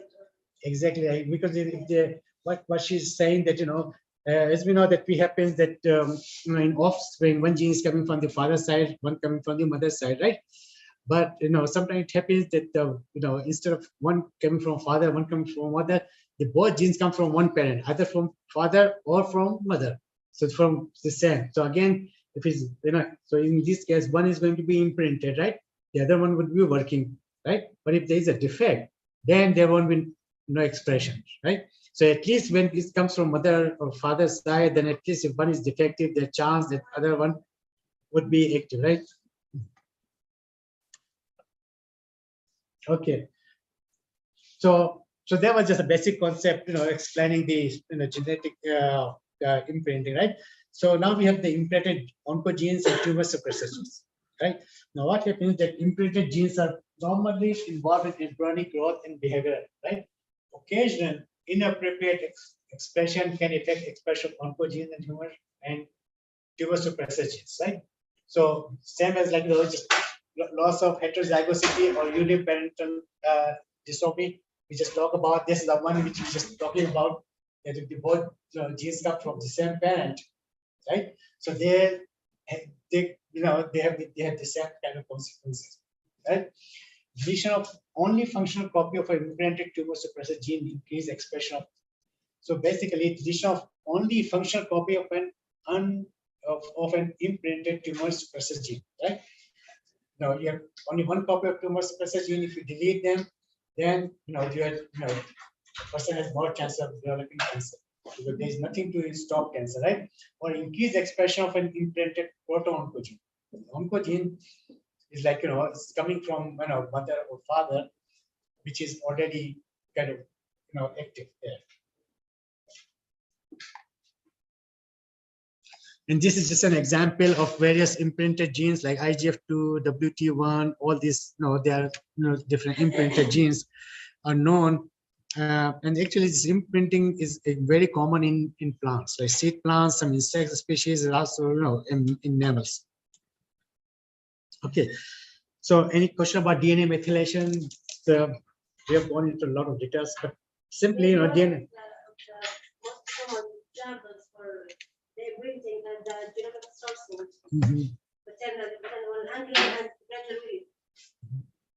It's a maternal source or maternal source. The mutation is different syndromes. Yeah. Associated with the mutation is maternal or maternal. That's true. Yeah. Yeah. Okay. So that's the DNA methylation, right? So that's one process of epigenetics, right? Now the other process is histone methylation. Histone modification, right? So how we know the histone are protein, DNA is they're different structure, right? They're not non-protein, they go into methylation. The histone is protein. So what happens? The histone goes into modification, and most of the modification is like acetylation, right? Put in acetyl group, right? Or methylation, right? For the methylation group or phosphorylation.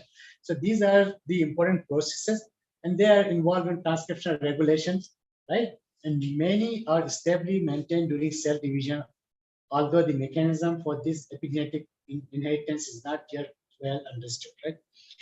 Proteins that mediate this modification are often associated with the same complex as those which regulate DNA methylation. So the thing is that this protein, basically they work together, like I gave you the example that you get methylation, DNA, and then it recruit a binding protein, then it recruit the deacetylase. So it's like a whole complex. Now one is involved in methylation and the other involved in deacetylation. So they're all, sometimes basically the whole complex works on both methylation, DNA methylation and histone acetylation, right? Now histone modification. So histone, they are basically a small basic protein, right?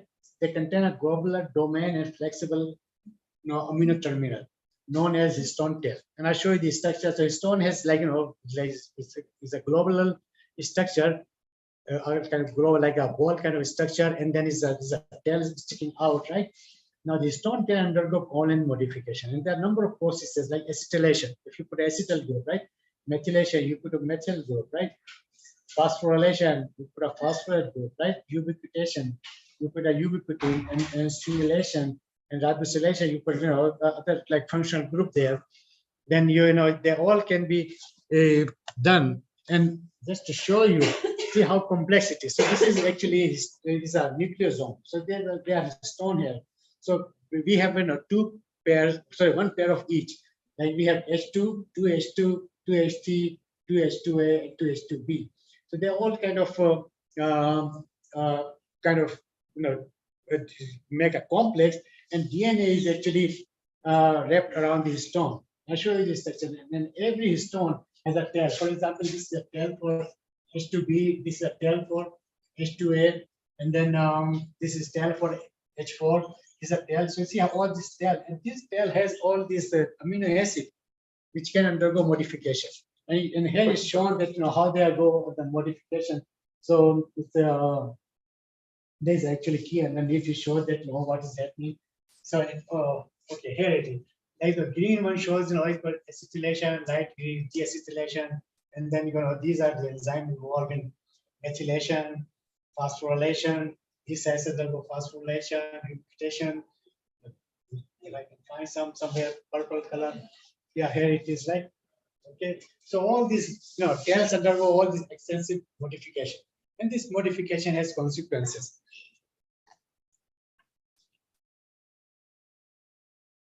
Okay, so the most common we have is like acetylation or and phosphorylation. So we have like enzyme like histone acetyl transferase, right, which does the acetylation, right? And then we have histone deacetylase, right? We perform the reverse process. So one enzyme put the acetyl group, other removes it, right? Same as we have, and it happens on lysine.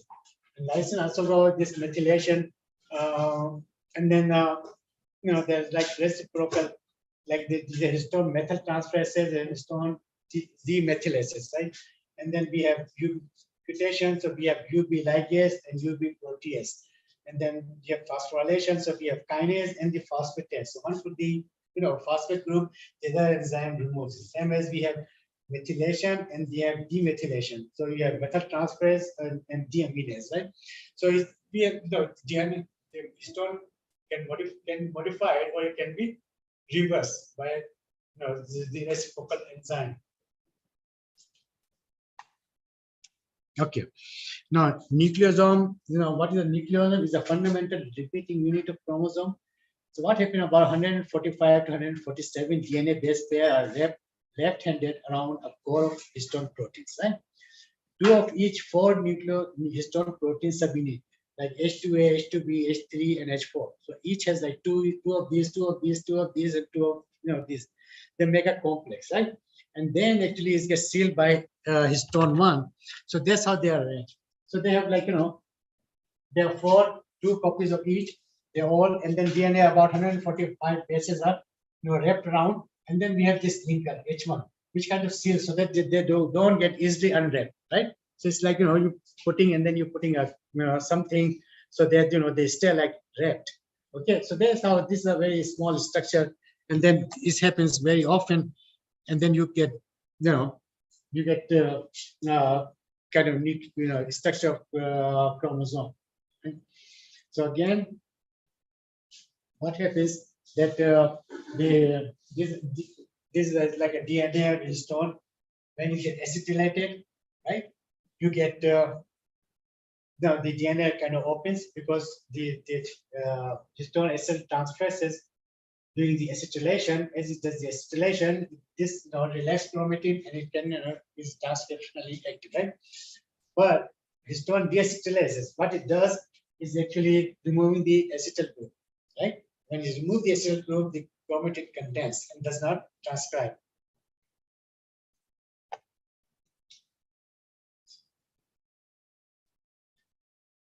Okay, we already talked about like histone. We have histone acetyltransferases and deacetylases, right?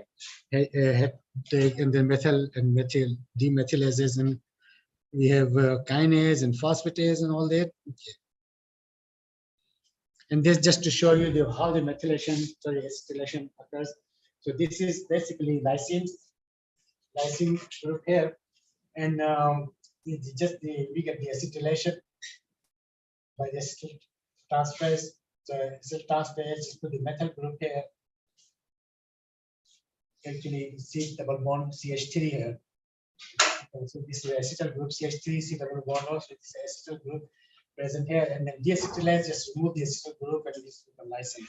So it's the acetylated lysine, and it happens most of the K is K represent lysine because like all the amino acids they are given on letter. So the K letter is for lysine. So whenever this protein sequence you see a K letter, it means the lysine group. Right? So these lysine are acetylated, right? And that's how it looks like. So these all histone, they have all the chains. So see how heavily is it acetylated, right? There are a lot of lysine in the side chain. So if you have all this acetylation, then it actually start repulsing. So here it is. So this is histone. You see all these are acetylated. So all the acetyl group has negative group, right? So it is condensed here. When it gets acetylated, then it opens. So all the acetyl group is going to repel each other, and the chromatin is going to open, right? And when is the deacetylation, if the reverse happens, then they make it more compact. Okay. Now the histone deacetylases are important, right? There's been classified into 3 classes: class 1, class 2, and class 3, right? Now class 1, they're again certain members like 1, 2, 3, and 8. Class 2, 4, 5, 6, 7, 8, 9, and class 3 is sertolin 1 and 7. Now there's small differences between them, right? So class 1 are nucleoprotein, like they are present in nucleus, right? They primarily regulate histone deacetylation, and thus they modify the chromatin structure, right? Contain a deacetylase domain exhibiting about 40%, 90% identity in amino acid sequence are homologous, right? To yeast deacetylase. Okay. Now, class 1 histone deacetylase predominantly regulates cell proliferation and apoptosis. Okay. So these are the ones which involve in histone modification, right? Most of the time, right? Now, class 2 is actually present, can be localized in both nucleus and cytoplasm, right?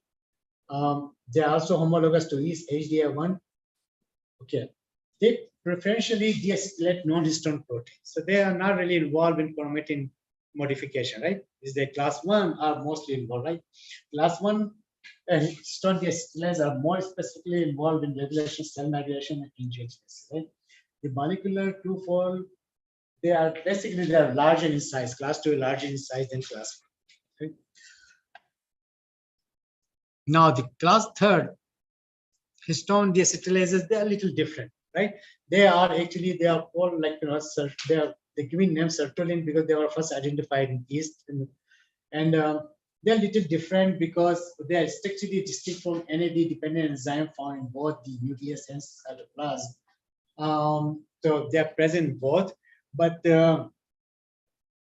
for what they do, they actually do ribosylation. They use NAD as a coenzyme. So they are little, they're totally different. Now, so as we know that the acetylation and deacetylation is a really important phenomena for gene expression. You get acetylation, you get gene expression. You get deacetylation, you get suppression, right? Repression of gene, right? So of course, in cancer, it's the disease of either the genes are expressed or suppressed, right? So what happens in inappropriate acetylation instead of histone cause abnormal outgrowth and altered pattern of cell death, which leads to neoplastic transformation, right? Okay, histone deacetylases are overexpressed in several tumor and tissues. right? And again, what histone deacetylase does, remove the acetyl group and silence the gene, right? So basically, the histone deacetylase, which gene is they going to silence?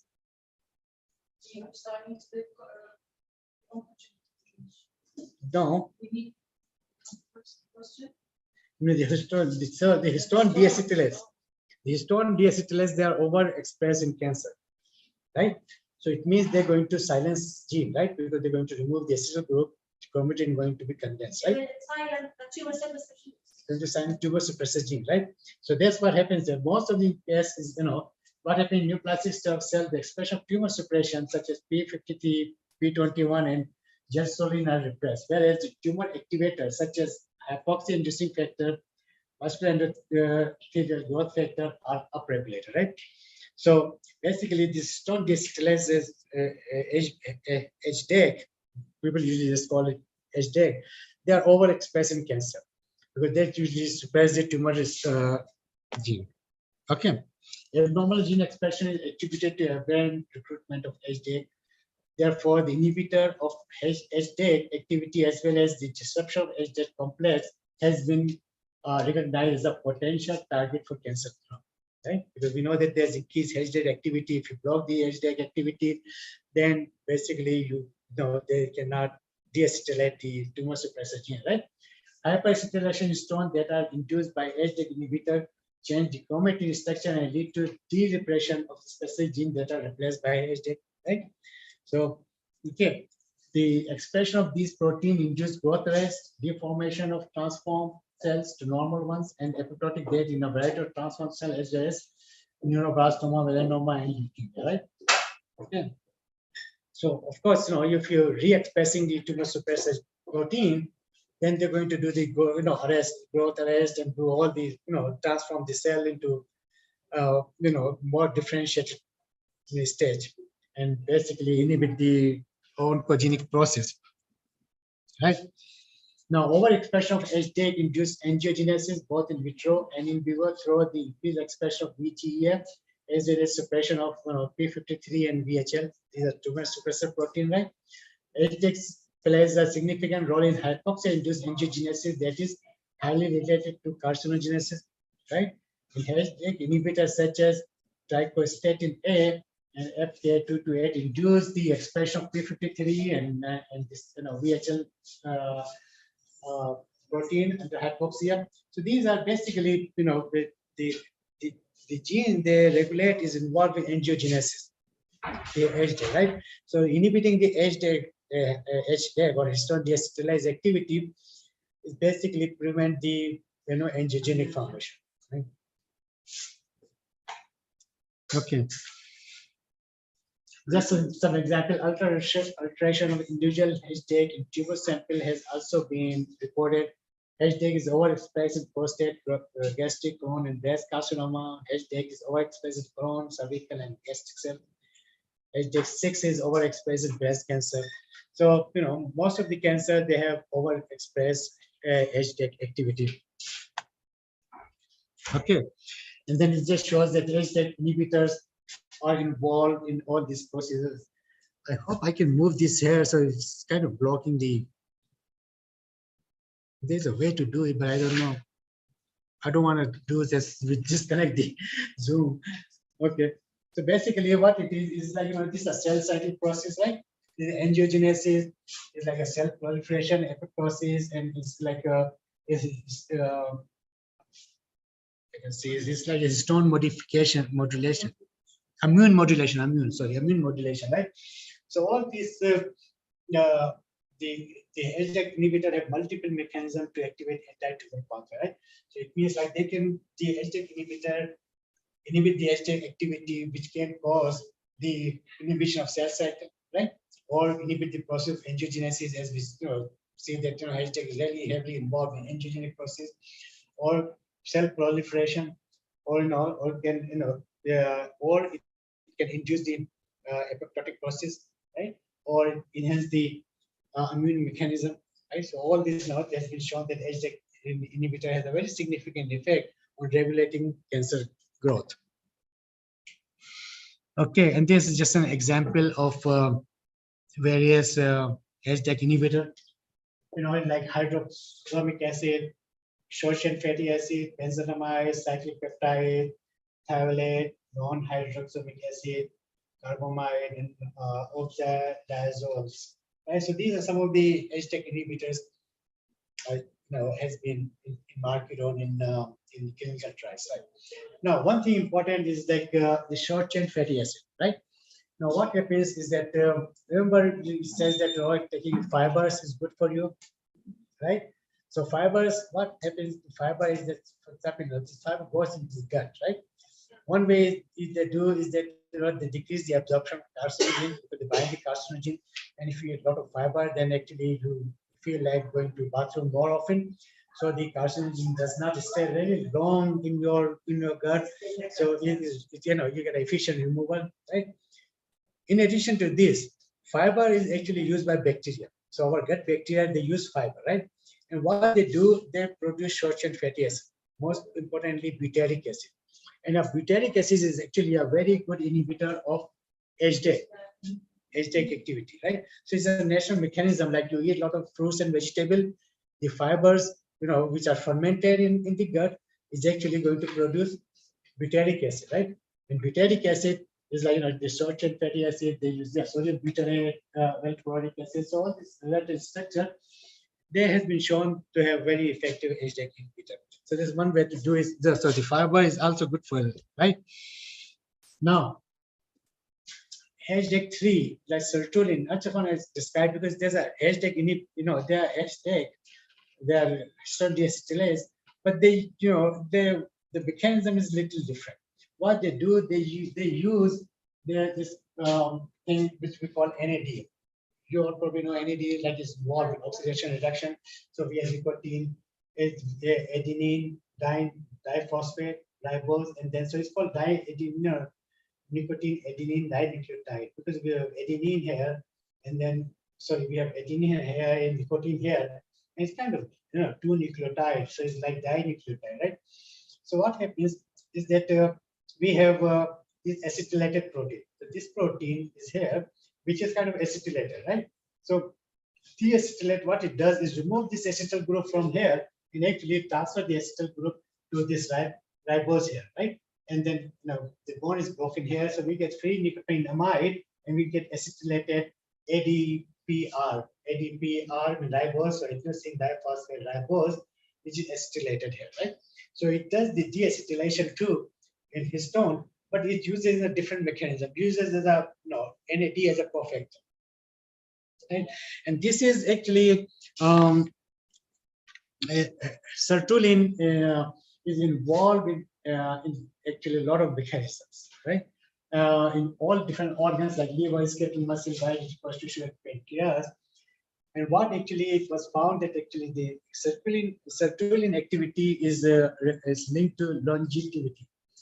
Like people, this enzyme activation is actually causes people to live long. Not people to live longer, but in like healthy way. Yeah, it's aging. It decreases the age, right? It's actually